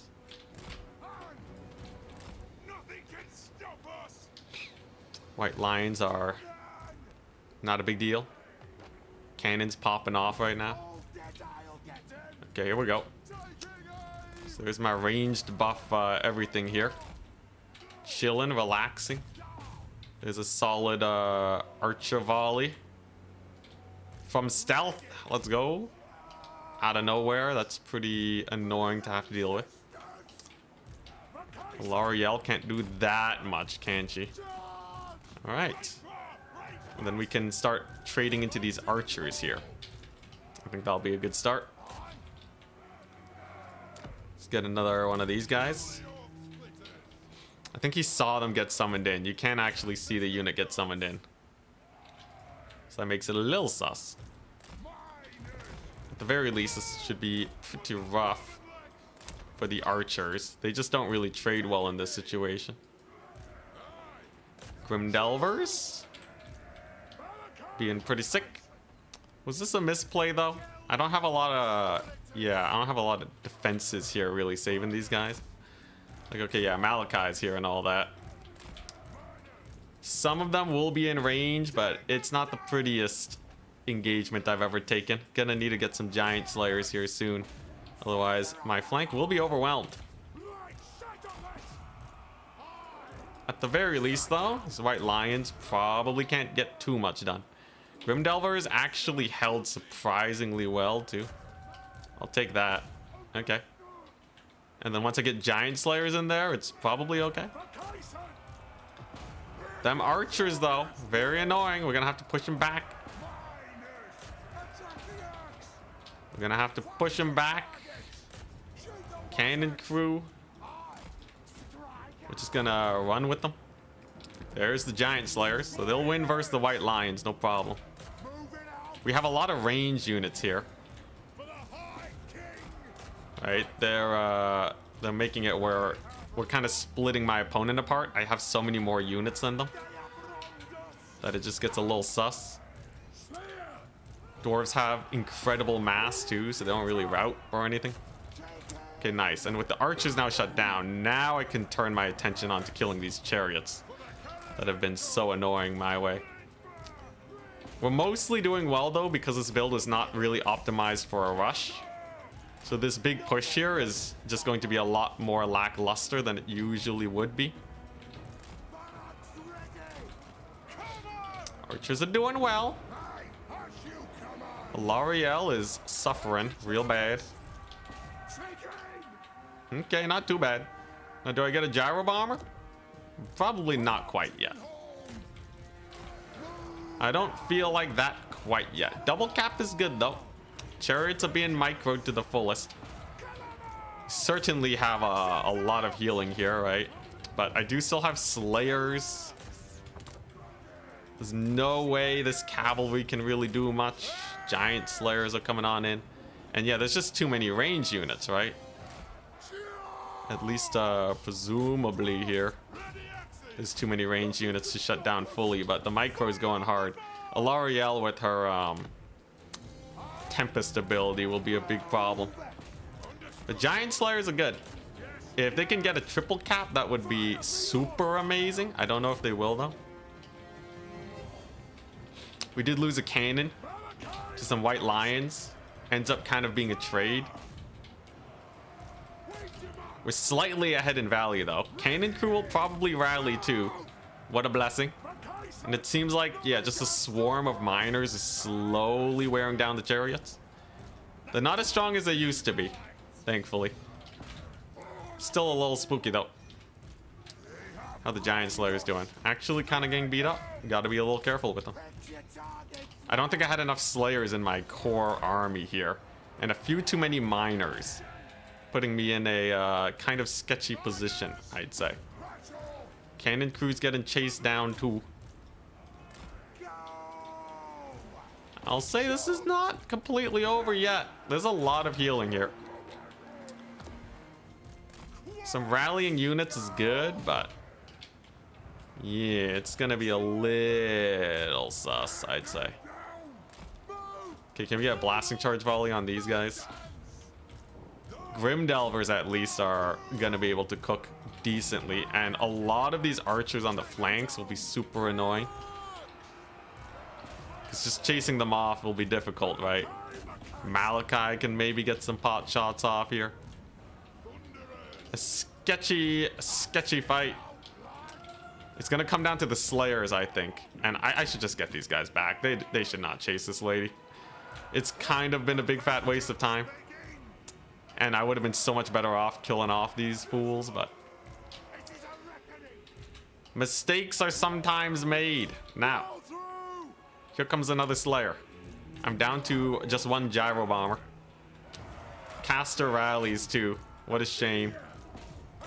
And the archers are shooting at my Slayers. Not the prettiest situation ever.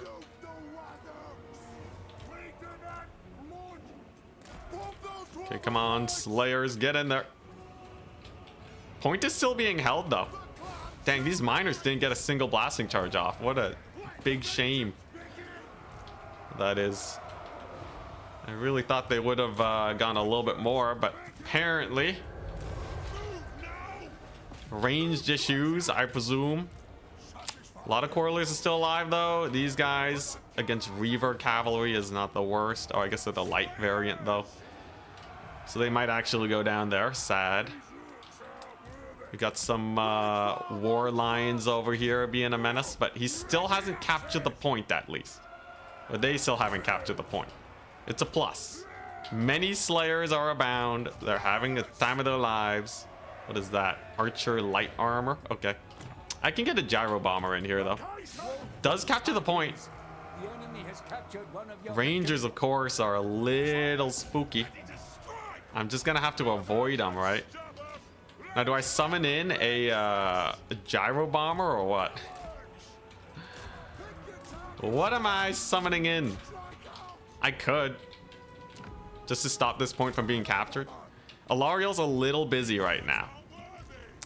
Right, if I can exploit the fact that Alariel is way over here and not really doing much, we might be able to come out of this alive yet. Alariel's going for it though. She's already beelining my my poor guys, my poor Gyro Bomber crew.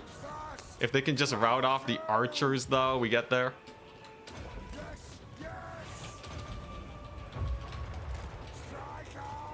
Okay, nice. It's a good route. It's a solid route. I can start spamming units on the flank to give them a hard time.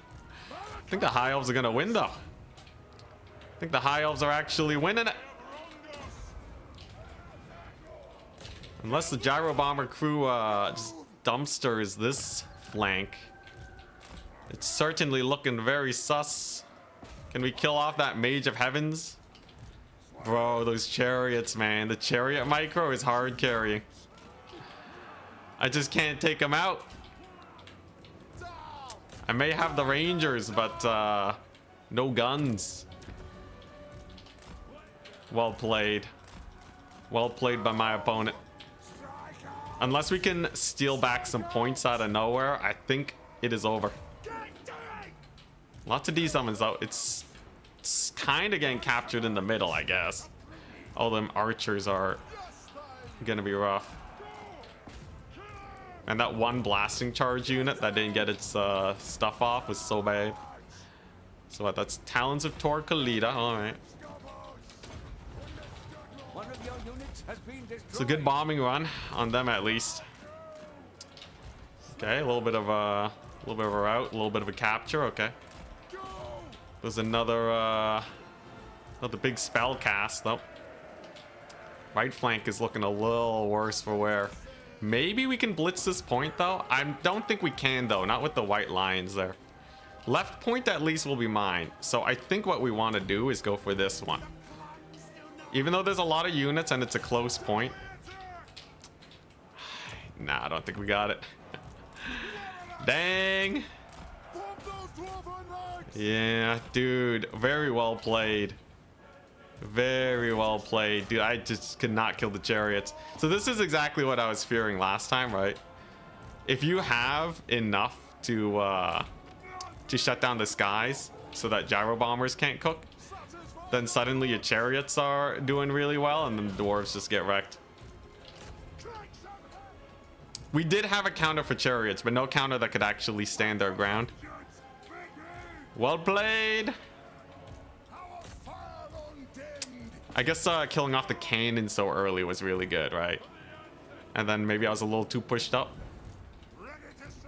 Still relatively close though, but let's see here. Yeah, the Grimdelver side flank. I think summoning the Grimdelvers over here was really bad because I needed them to kill the chariots. And then of course my Brotherhood of Grimnir was caught just being useless. GG, well played. You have been bested. Spec slot versus Hunkers, please. GG, well played. Dang. Yeah, they played it really well. I think, let's see here. Dang, even with the mass skirmishers, I think I could have played it a little bit better.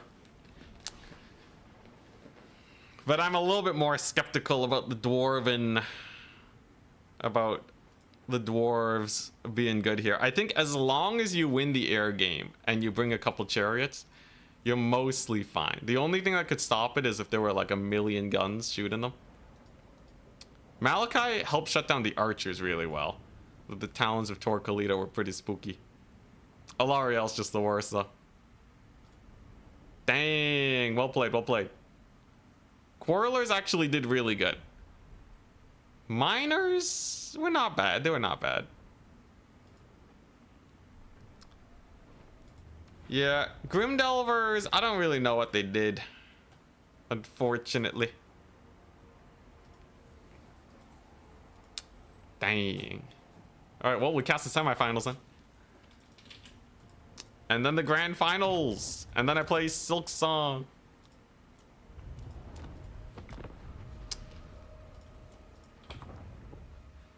Yeah, the chariots absolutely killed me. I thought I was, they were starting to get a little low. But the focus fire never really got there. Had I played fully consolidated with my force though, maybe. I think I was a little too worried about getting stall stratted that I was too aggressive. Like that flank of range units, what did it do?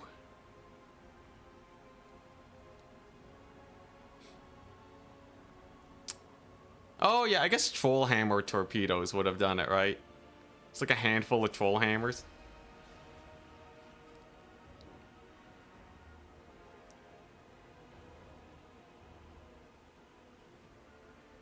Something to shut down the chariots. New haircut. New haircut will suit you. No.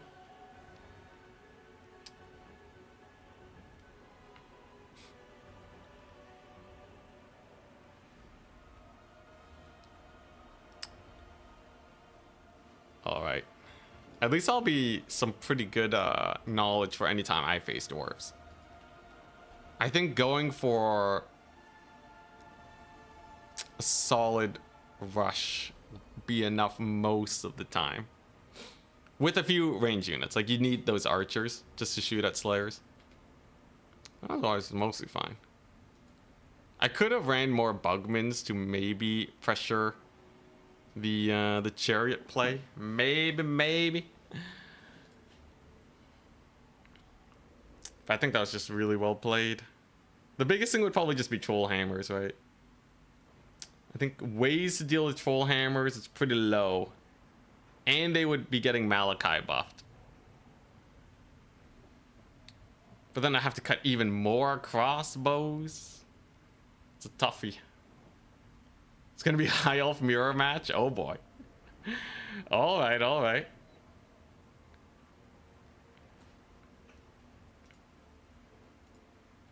Interesting.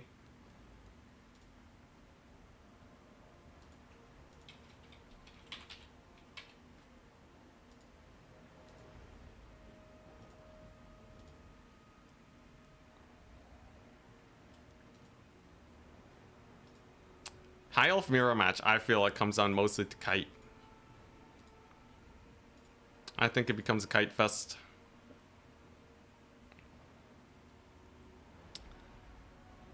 Yeah, regular miners haven't served me super duper well. They might be better in reserve and just having a proper front line instead.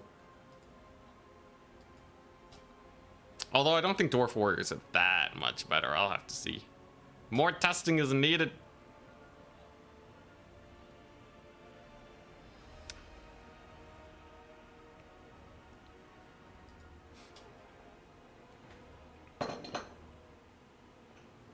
Oh boy, they readying. They readying.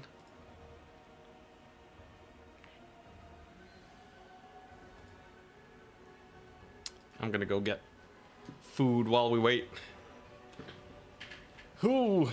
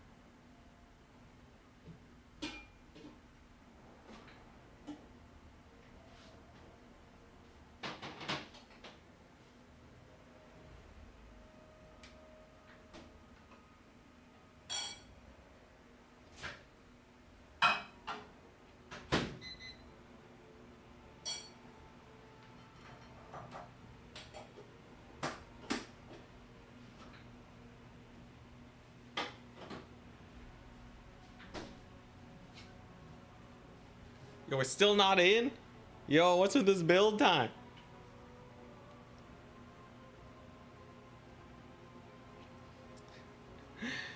Podcasters starved in the booth like men. The classic.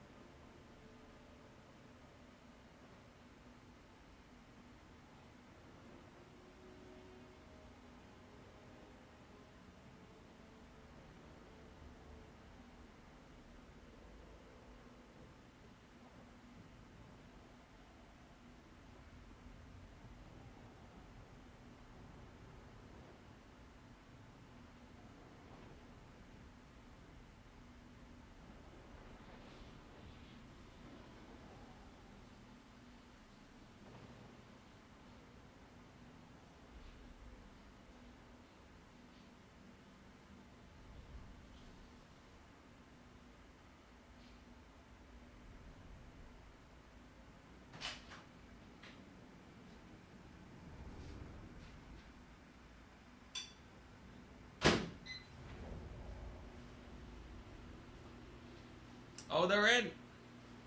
Let's go. Let's go. Huge. Oh my gosh, it's still loading. Dude, I've been gone for ages and they're still loading. What is this? The ultra long tournament? Archer spam or Dragon Blob? Is Dragon Blob actually good in the High Elf Mirror? I feel like Archer spam is like always the way to go, like mass skirms.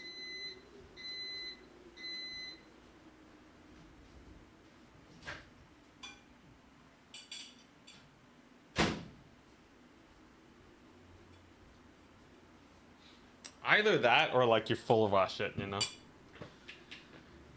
Just full on mega rush.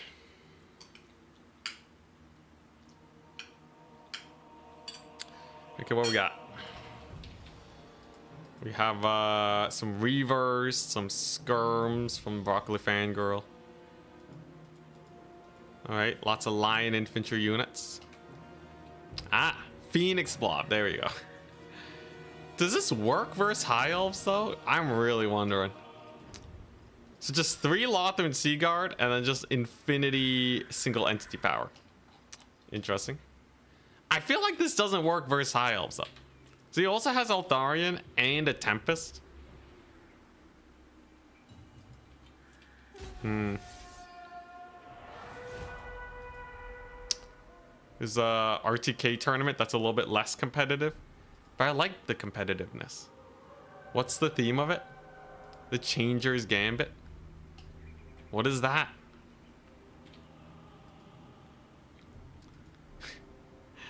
Yeah, the Asher have decided to fight amongst themselves now that they've gotten rid of their short enemies.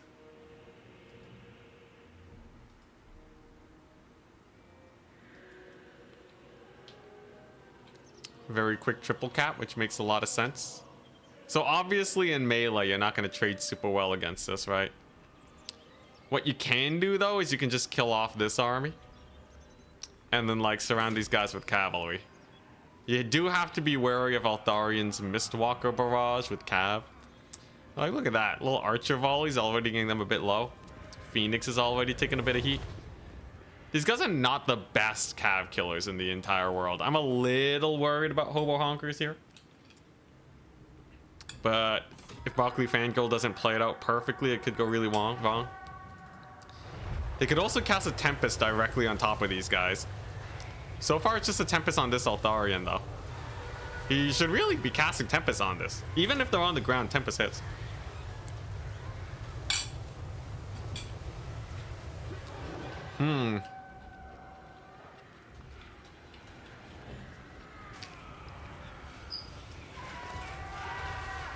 There it is. A little late, but it hits.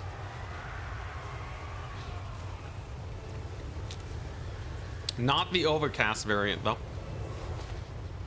That's some pretty juicy value though. That's like a free final transportation from Altharian. Lothar and Seaguard are naturally going to get pushed back by White Lions. I don't think they'll be doing especially well. I think Broccoli Fangirl's already in a really nice place right now. This feels like a strong position for the Blue Elves.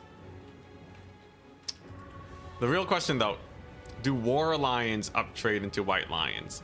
I think they probably would, right? White Lions are notoriously bad in melee. Though 40 melee defense is not bad, but these guys are anti-infantry. There's a big charge. However, counter charge from the Reavers could be really painful. Keeping these guys together means that it's just going to be more Tempests too.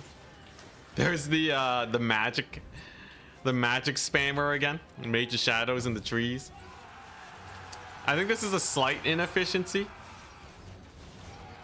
but because there's only 2 spells on Altharian. I guess if you're spamming Apotheosis though, it could be worth. This is basically just an HP battery for Altharian, right? War Lions are doing great, by the way. War Lions are actually just amazing. Charix really showed that War Lions are quite the menace. And we're seeing the single entity blob just not really do very well versus a bunch of skirmishers. They're fine, but like I don't know, man. Single entity blob just doesn't cook when they're alone. And right now they're very alone, outside of just like a couple Lothern Seaguard.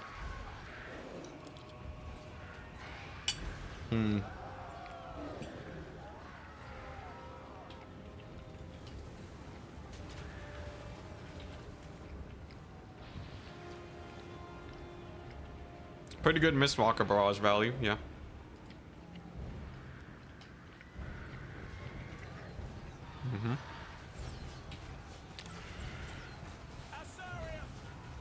Phoenixes. One of them has a 700 value.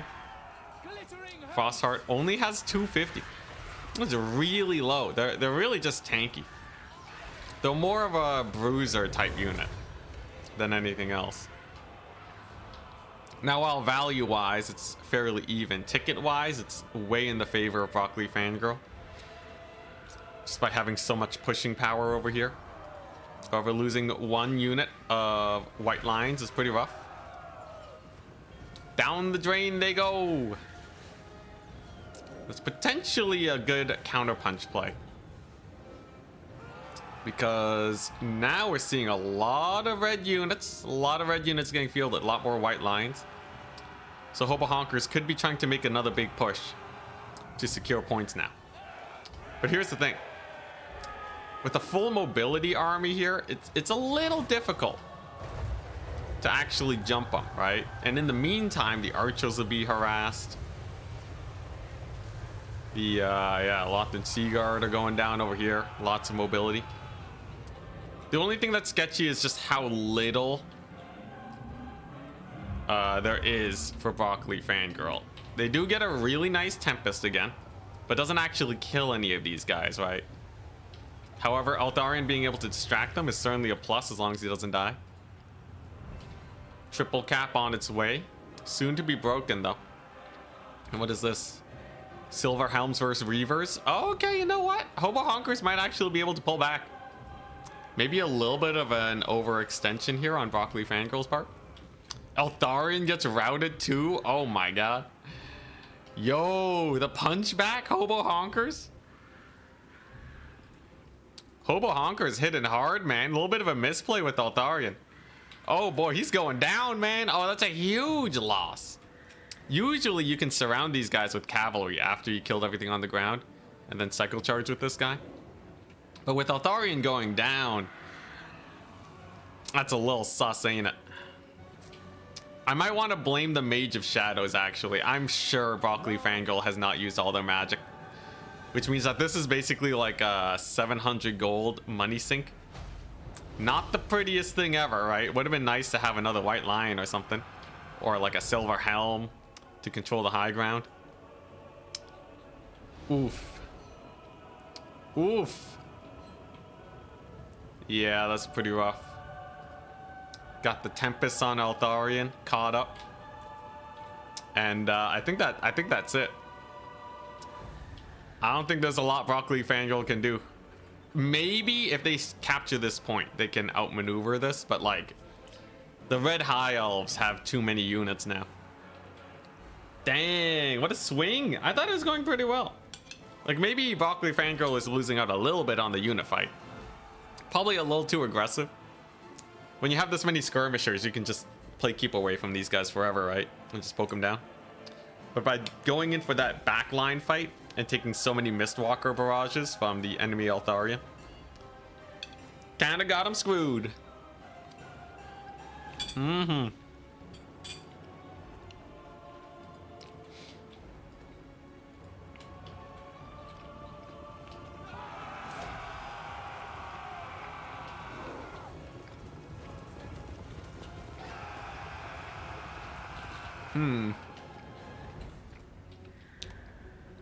Well, you know, there's actually a little bit of passivity from Hobo Honkers. They're not really moving this infantry corps to capture another point just yet. And that has me a little bit worried. A rogue Lothern Seaguard, if this gets picked off because of their deployment, you know, they have no supporting forces, that could be another gold swing too. Skirmishers could potentially get a lot of damage also. I'm not going to say it's completely over for Broccoli Fangirl, especially if this Arcane Phoenix goes down. That would be real bad for Mr. Honkers here, because he needs to kill enough units and capture points, right? I feel like these white lines should definitely be going over here now. Obviously, you gotta be a little wary that the point gets captured, but I'm a little sussed out. I'm not gonna lie. This is a foot character, so she's not gonna ride out and capture the point. The Arcane Phoenix, too, looking pretty rough. Now, it does have a rebirth, and it does trigger. That puts it well in the safety territory. There was a chance that it would just die, though. Rebirth has a chance of the unit instantly dying, though. Usually, I don't see that. And it seems like Broccoli Fangirl is indeed going to get wiped off. Okay. All right, nothing, no crazy comebacks then. Unless this Lothern Seaguard just hard crush it. It's looking pretty rough. Which means I can continue eating.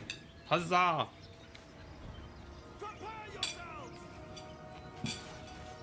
Woeful tidings. The enemy has captured one of your victory points. Take it back. Incoming charge!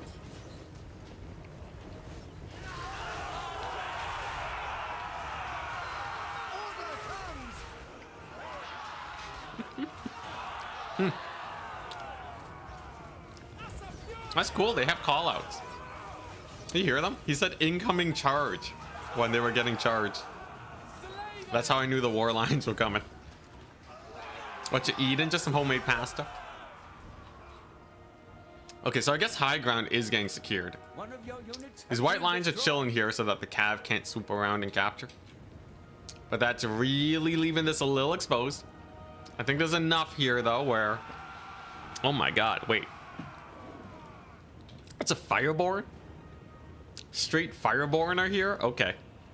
Alright. Broccoli Fangirl might actually pull it back if they capture this point. I don't think they will. There's too many Lothern Seaguard, right?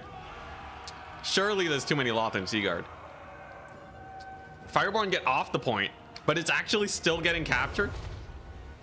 Yo, that's crazy. Here's the thing. They still have to play out for another, like, 3 minutes at least, right? How do they hold against this many Lothern Seaguard? There's still a bunch of spear units. It's a valiant effort. Okay, yeah. And Hobo Honkers is saving up for a Fireborn.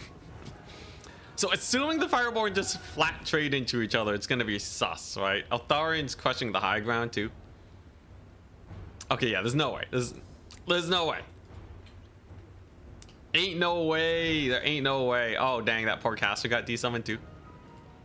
Okay, and now it's going to be triple cap. Okay, yeah, yes. It's over unless the Fireborn absolutely cook these Fireborn. Technically, there are Reavers that can tank a charge. The counter charge could be really good, but now it's pretty over, right? Honestly, though, just imagine if Eltharion was still alive at good health. There'd be so many Tempest casts on these guys. He'd be able to dance around, force them to stay together instead of splitting apart for the points. I think this game definitely could have been won by Broccoli Fangirl if Eltharion was still around. Because you can't even charge the Fireborn with single entities. Counter charges from Eltharion is too spicy, right? Brutal. Only 300 tickets, too. That was not a lot of tickets. Hey, what's up? From the Netherlands, dang. We hear casting in Canada. Okay, yeah, but it's complete devastation. This Eltharion's been around for so long and spamming heals 24/7. The value has to be way more in the favor of the red high elves. Absolutely. A little bit of Fireborn shenanigans. This is technically a good value trade, you know, pulling back the Fireborn, but you need to actually kill off the units to take the point. And the counter pull away from Hobo Honker is definitely helping out. Although maybe we're going to see a charge. No, they're staring at each other. They don't want to fight their cousins. Come on, you got to charge them now, man. There we go. All right. And there's your glorious charge. Massacre of the Blue Fireborn. And it looks like Hobo Honkers will be advancing to the grand finals against Bilbo Baggins. It's going to be High Elves versus Khorne. A matchup that I actually would love to see. Arthurian gets resummoned, but it ain't going to be enough.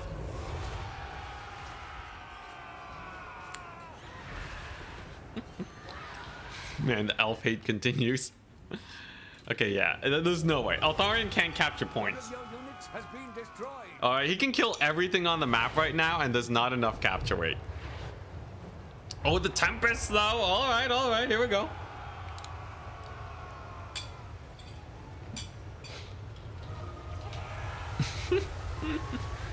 Mm-hmm.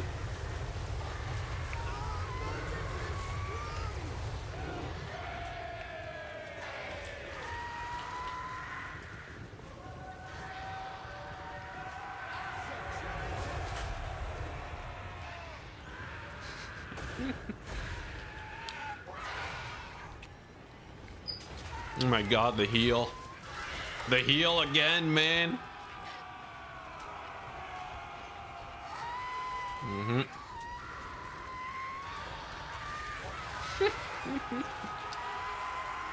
Love the Mistwalker barrage. They'll like just fire into the fight. I don't care who we hit anymore, just shoot. Yeah, yo, the Arcane Phoenix healing though. Yo, I don't think a single Phoenix is gonna die here. Really good micro from Hobo Honkers. Even overcasts. Oh my gosh. Oh, not a single SC kill? Holy crap, well played.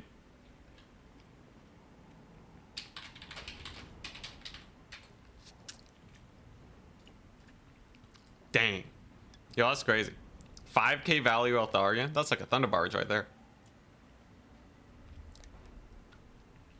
I like the skirmishers. I think Broccoli Fangirl just had to get way more Tempests off and just play the long con with the skirms and probably not dive those Lothern Seaguard. Although that's a really hard call to make because they're pretty exposed, but the map was big enough where Hobo Honkers just had that defender's advantage, and it started a melee fight, which really leans into these guys. So it's a good idea for a build where you kind of bait them in with the Lothern. I do feel like this build is really exposed, though, to some strats. Especially like just a raw Cav Max to run over these guys could be really rough. We did play against double Arcane before, and we just kind of ran over them with Cav Max, but it's not exactly a popular playstyle. So GG. We're gonna get a good old High Elves versus Khorne treat then. Who will win? My money is on High Elves. I think High Elves have figured out how to beat Khorne. I think we're gonna see a lot of War Lions. Are you out? Yeah, we got knocked out. I got beat by High Elves. I think it's a pretty bad matchup for Dwarves.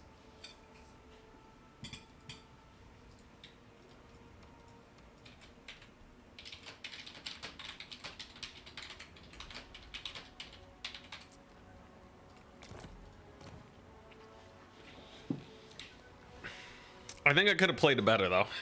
The build, even though High Elves are better versus Dwarves, I think we had a much better starting build.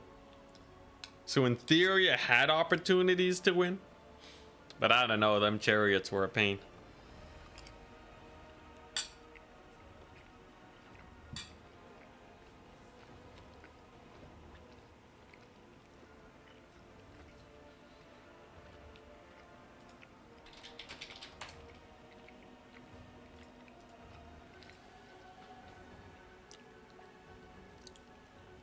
If Seaguard are braced, how do you kill them with Cav?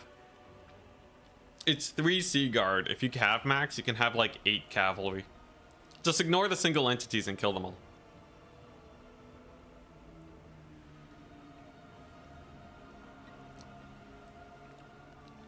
Meaty Dangler cheering for Bilbo. He's a nice guy apparently. I haven't talked with him yet, but he seems chill.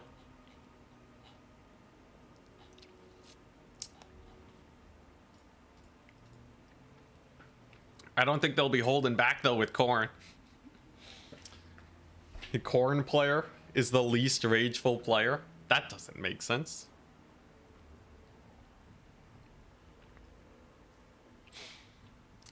Yeah, Seaguard also don't have a lot of HP. Surrounds are brutal. We could also just see a raw kite game against Khorne, but High Elves don't have a lot of armor piercing here. You just grinded 30 minutes in a siege battle with your cav against an AI hero. Only these units were left, and I had to charge, fall back, charge, fall back. Otherwise, you'd lose your main city. Yeah. It can be a little bit better if you can get a tower somewhere and have the tower shoot the hero for a bit. But you can't always set that up. Cycle charging will eventually kill heroes though. But yeah, they're so tanky.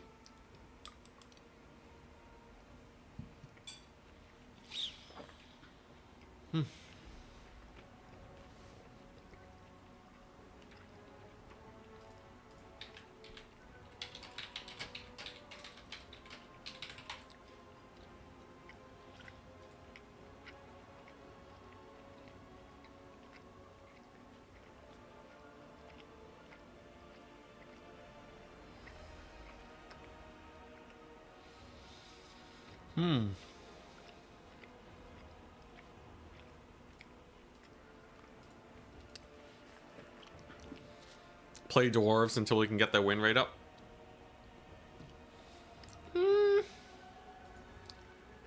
I think I have more to learn. But I feel like they have a lot of really bad matchups.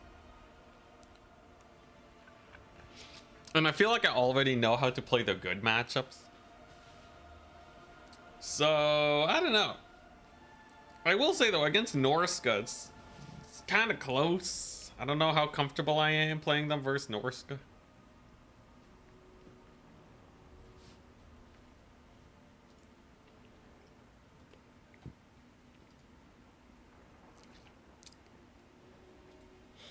Oh, Turn's doing a multiplayer King of the Hill? Hell yeah.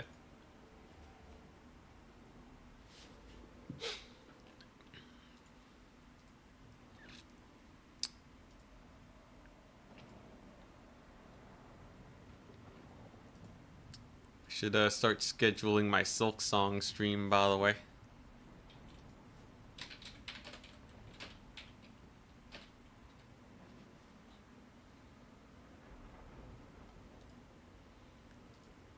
Day 2 oh Silk Song. It's gonna be a separate stream so that people who want to watch me play Silk Song, they don't have to search through this stream to get to it.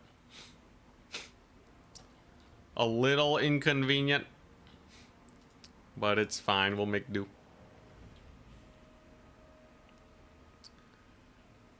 Keep playing Slanesh. I want to see them gutted next patch, please. CA doesn't pay attention to tournaments. I can do whatever I want, man. I've been complaining about Malkoths and Flock of Doom forever, and they just gave Flock of Doom a slightly longer cooldown. Slanesh will be nerfed into oblivion in, like, give it a year. That's usually the pace we're looking at.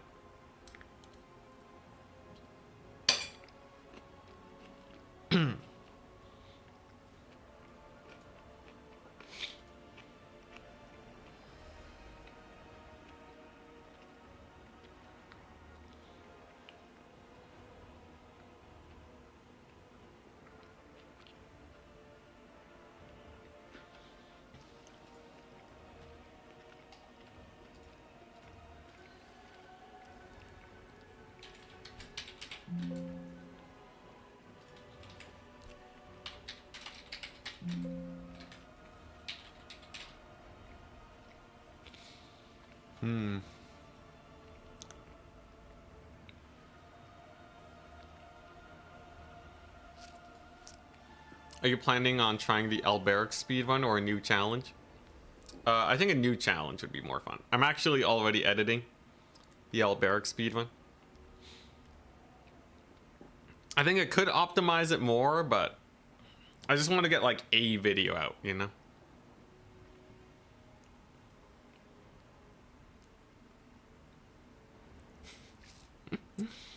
Screaming profanity at the screen and throwing stuff. I feel like, you know, a lot of the biggest streamers definitely do that, but there's actually a lot of really big streamers that are pretty down to earth. Not as many, but they do exist. If you want to be like the biggest in the world, though, you gotta appeal to a way bigger audience. Usually involves a lot of kids. So then you get like, you know, you get a different type of content.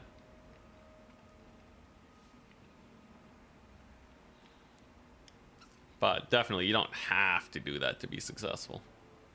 I think once campaign players get their range units, CA will be more comfortable nerfing them.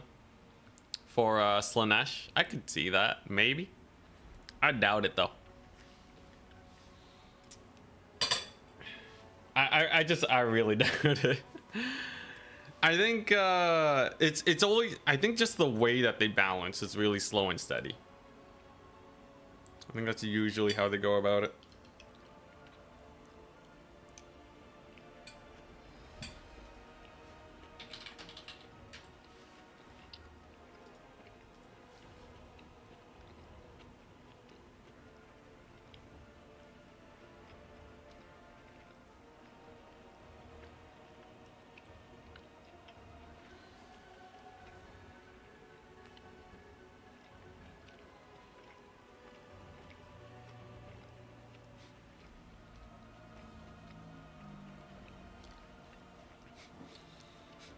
The audience of reasonable people is too small. That's extremely cynical, man.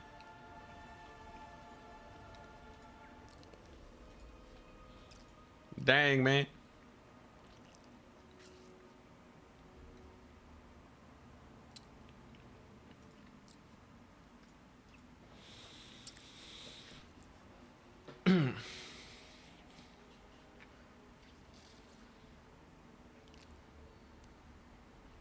I think it's very easy to be cynical when things are surprisingly chill. Not everywhere. Even so, though, the world is complicated.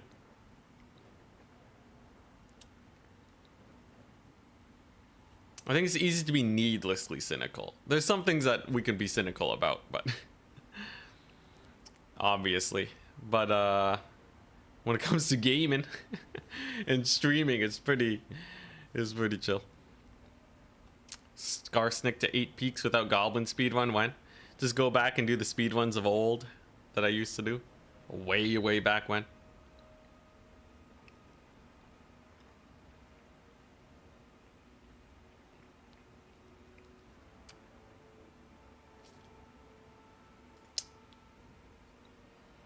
I think we have a map. Imperial Road, all right. So hopefully they have their armies and we can get started.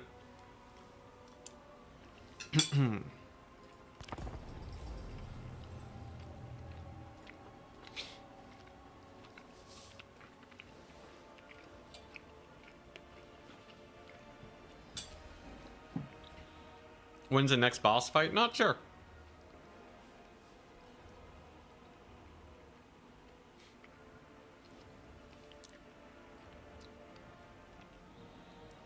I actually didn't really plan what I want my streaming schedule to be for the next few days. Could host another tournament tomorrow. I think tomorrow I might just want to play a lot of Silksong. And then maybe Wednesday can be a big old tournament day. It might be like a Silksong when I wake up until I have to put it down to edit. But like I actually really want to get that game done. Maybe make videos on, on it. Maybe.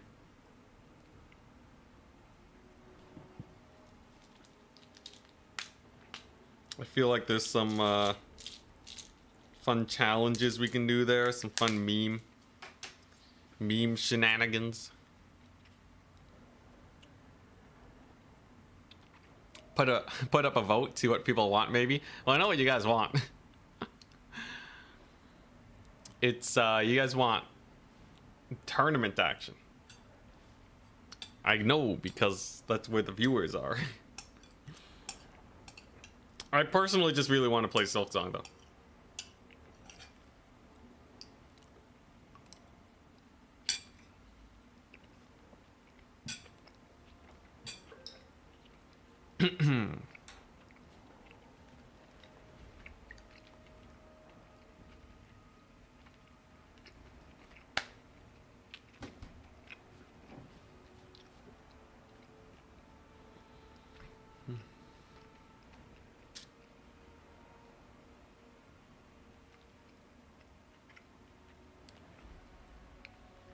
What happened to Rage Host City?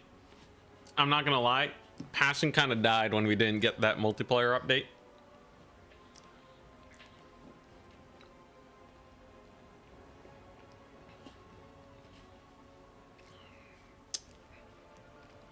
It makes you feel like I gotta try other stuff more.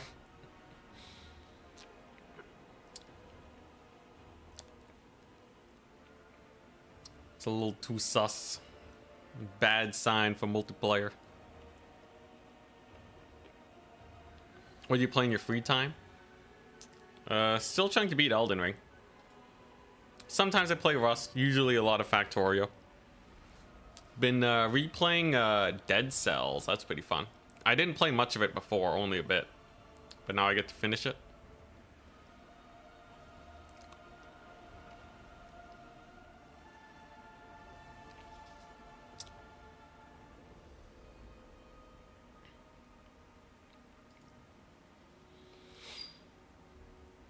But I feel like the speedrun series could do really well.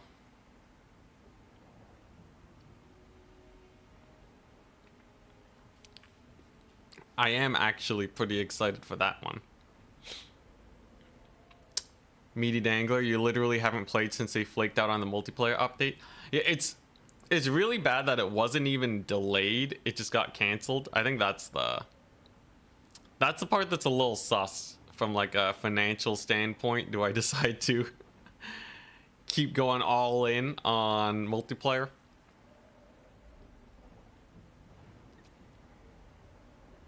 Anticity does not exist outside of stream. It can be a weird experience, you know. First time I ever talked to Turin, just hearing him not on a stream, I was like, what is this? Who are you?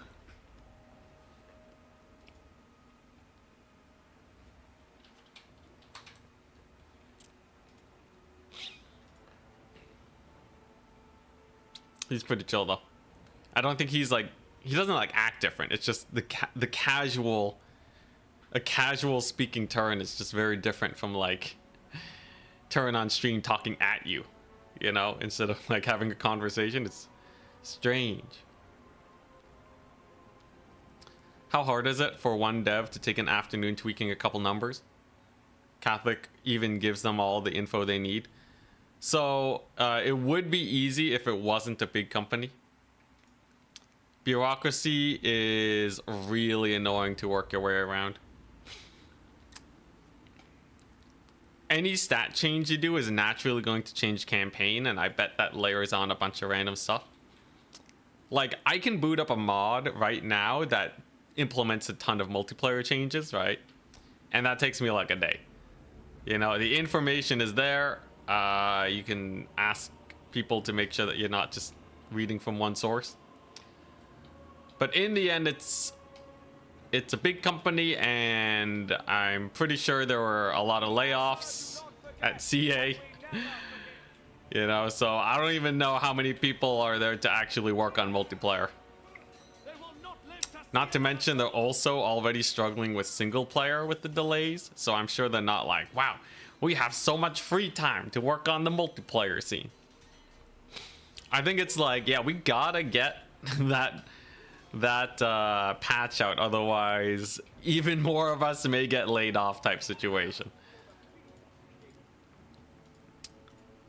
We can make arguments all day for why it's worth it for them to do multiplayer, but I think it's at least kind of understandable when you look at it that way.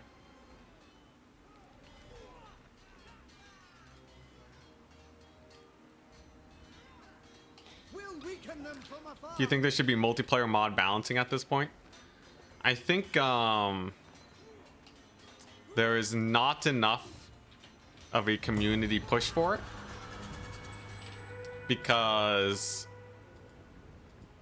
there would be so much bias. There would be so much bias if we just took it into our own hands. And like, who's gonna do it? The most we have with it is like, okay, unit bans, right? So like, tournament hosts will ban different units. So Mage of Life with Shield of Thorns, love to see it. Love to see some buff spells every once in a while. But even tournament hosts don't agree on which units need to be banned or not, which is a really bad sign. And I don't think, like, I think the only person that could do it if they wanted to would be Turin. He has enough community pull where whatever he does, people will generally follow. But I don't know if he really wants to be like fully gung-ho about multiplayer either, right? I don't know. I think you know, like, I feel like we're past the point where like he's making his own website like Total Tavern to, like, you know, really support the multiplayer scene. Cause like, you know, he's already done so much with the scene, but one man can only do so much. So all to say, no, I don't think we'll be getting that. Anyways, I'm not here to be a downer. We have a match to cast. Lothar and Seagard are running to the deaths. What are they doing? They do have move and shoot. That doesn't mean they should always be moving. A little sus.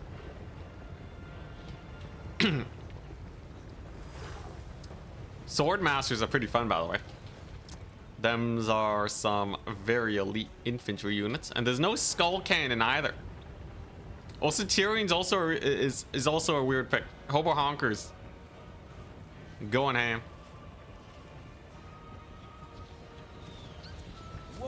What's this? What's HL2? Is that Half-Life 2? It taught you that one man can make the all of the difference in the world. You know, I think Turin is able to do a lot for the multiplayer scene, but I think that's just not really, from at least from a rough analysis, I don't think that's like his main thing right now. Obviously, he's still like updating TotalTavern.com, which is like amazing, right? But I don't think he's putting in more effort than that. Also, man, a lot of Reaver Archers in these builds. Seems like they're a fan favorite for high elf players. I may need to investigate the unit a bit more.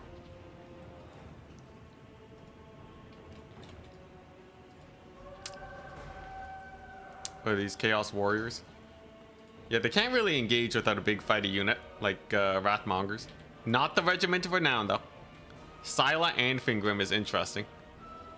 It's gonna be a little risky for Scylla as long as the Reaver Archers are around. Or even the Storm Riders. But I could easily see these guys getting caught up. I don't know, actually, wait.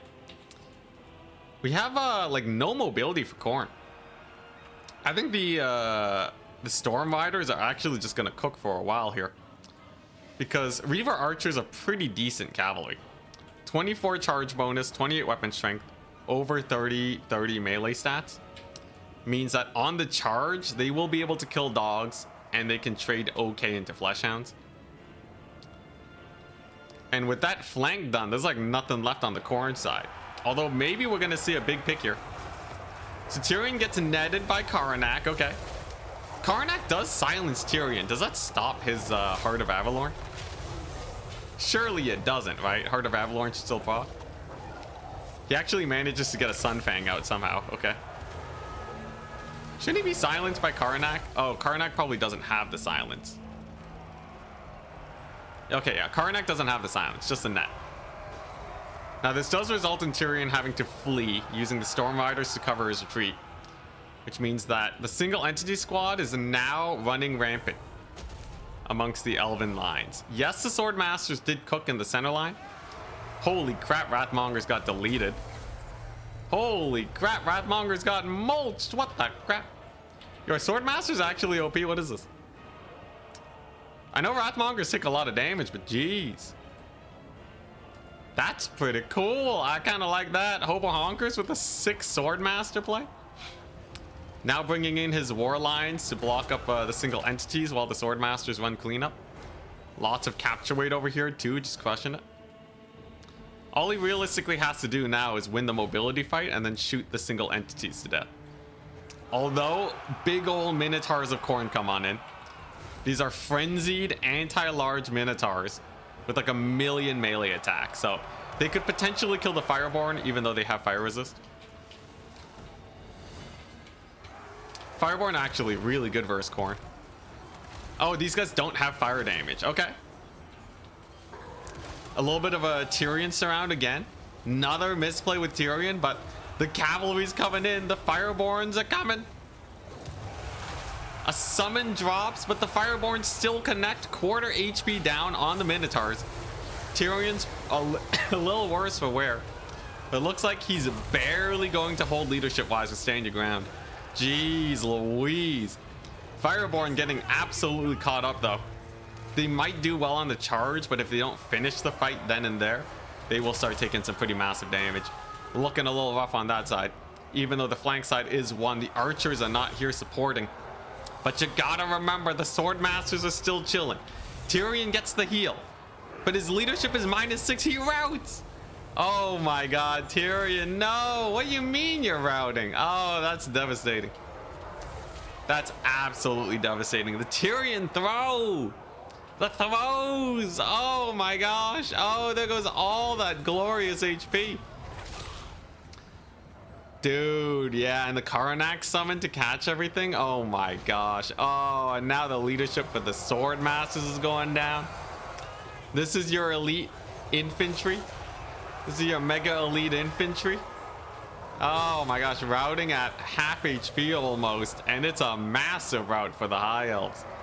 Phoenix Guard gets summoned in, but losing Tyrion like that? Oh my goodness, look at that dog who's just running circles around him. Tyrion's running for the hills. Got 1700 value, but it ain't enough. Karnak gonna be eating his face. And I think Khorne is a little too strong. Yes, the Wrathmongers might have died, but the single entity game was far too powerful, it seems. What a power swing, man. Unless these Phoenix Guard absolutely cook everything, it's over. And I feel like with the single entity cycle charging, that's not gonna happen. Maybe the Rangers catch some Flesh Hounds. Okay, you know, there you go. Mild play over here for the High Elves. Geez, Tyrion dying. Oh my god. Routing at 75% HP. Okay, so pretty cool backline play though, right? So we're seeing a little bit of a capture. Skull Taker, no, it doesn't cause terror. So you're seeing, it's slowly getting there. I don't think they'll actually capture it though.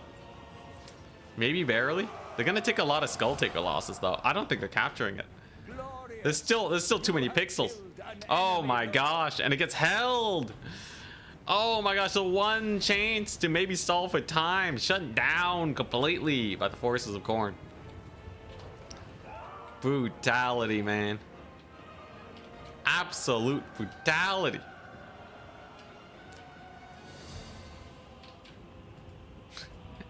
Keepers of the Flame waddling forwards. They got 32 speed. They're slow, man. Slow for an elf. Seeing it right here. They do have a mighty 7 capture weight, though. Alright, this is the only way High Elves win it. If somehow the Keepers of the Flame just clutch up. Tyrion can be resummoned. You can see the money's being saved for him, right? So maybe he'll be resummoned, but like, is he actually going to be able to win versus Karnak and the Skull Taker? Probably not, right?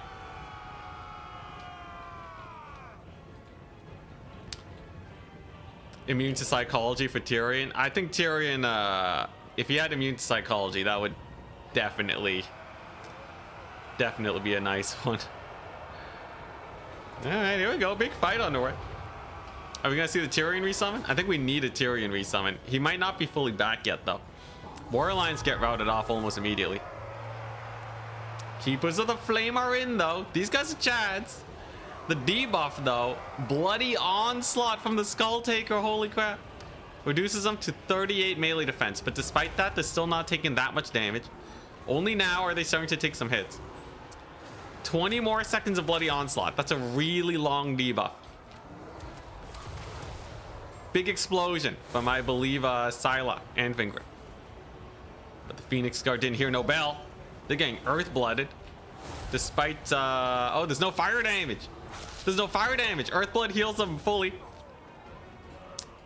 Silver helms are holding. Come on, Phoenix Guard, you got this. You're the most elite high elf unit in the entire game. Oh, they're immune to contact effects. I see. Yeah, they're also immune to contact effects. I don't know if that applies for fire damage though. Rangers on the flank side are routing. And now at half HP, it's looking a little sus. Now, the melee defense, let's go back up. Skull Taker's debuff did wear off, right? But are they actually killing anything? Are these guys actually killing anything? They have 600 value. Oh god, that's not good. That's not good at all. Meaty Dangler. I told them Silo was cracked. Go Bilbo. I think Bagoz or Bagosh. I think they're gonna win it. I think they're gonna win it. Fireborn get resummoned. No Tyrion anywhere to be seen.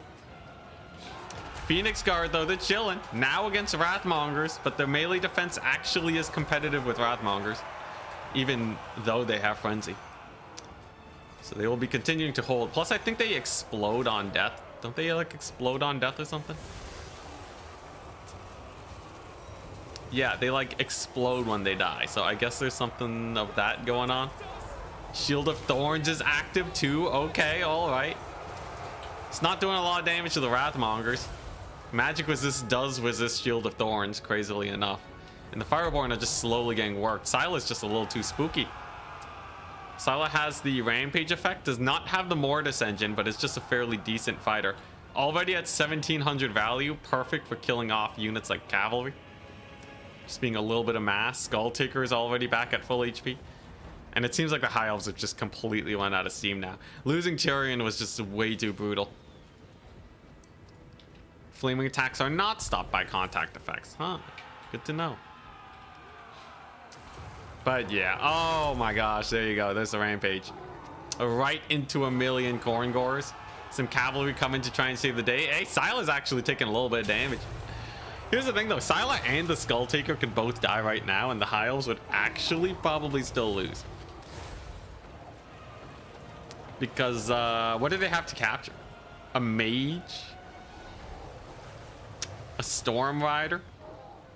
They got a pretty nice volley on Karnak, but oh, barely misses because of his charge bonus speed, making him dodge. Fireborn do kill him though. Okay, so that's one single entity. Oh, the Fireborn, no! Oh, not the Fireborn, the Keepers of the Flame, no! Okay, technically they got 1300 value in adverse circumstances, but like, really they should have killed everything, right? I don't know, man. I feel like the Sword Masters did way better.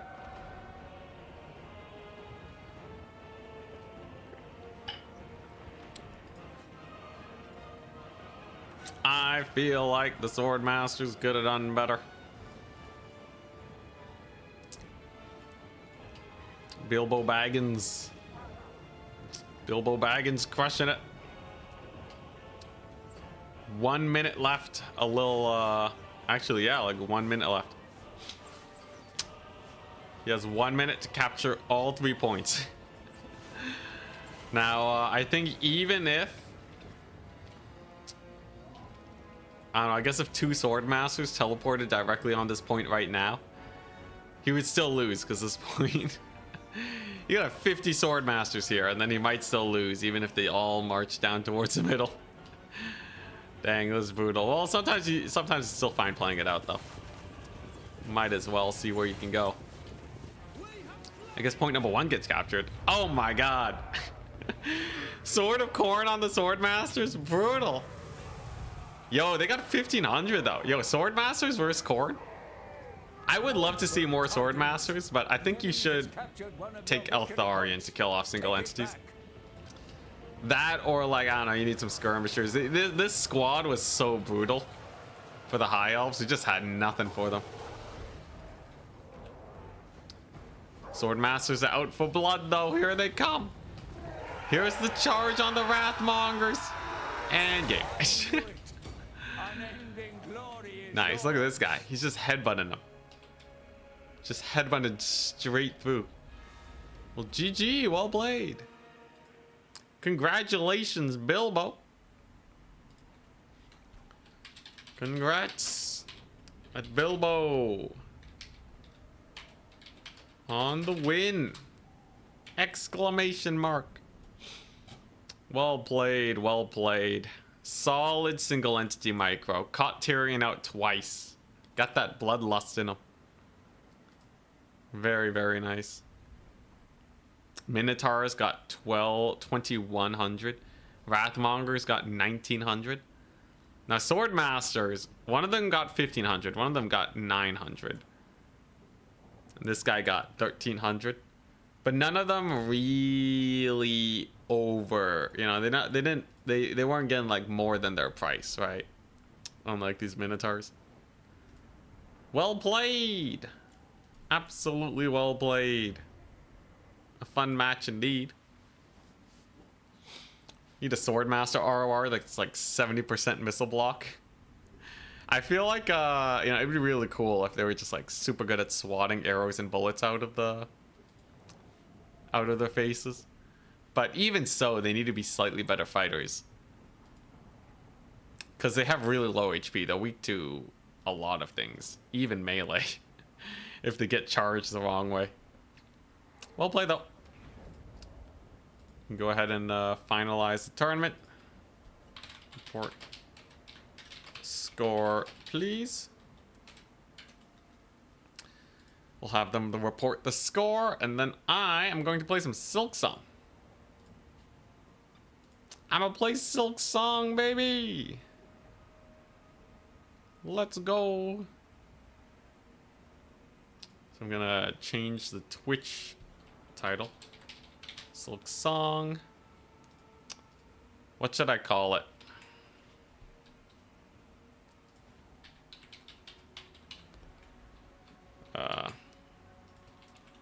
Masochist plays Silk Song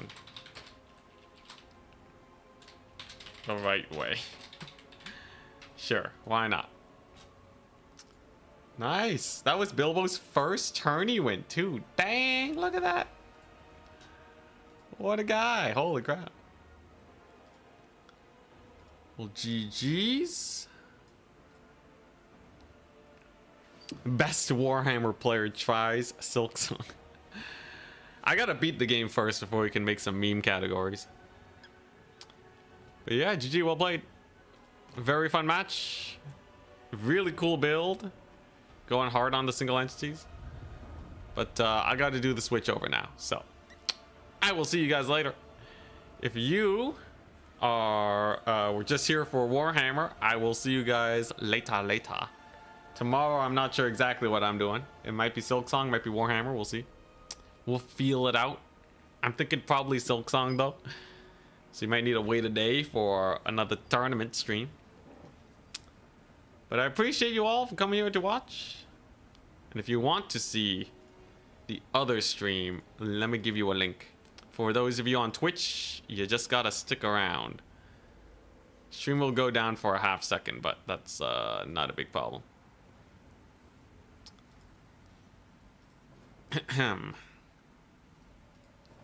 Here is the link. The link. Peace. And see you there. At least for some of you. Alright, switch over time.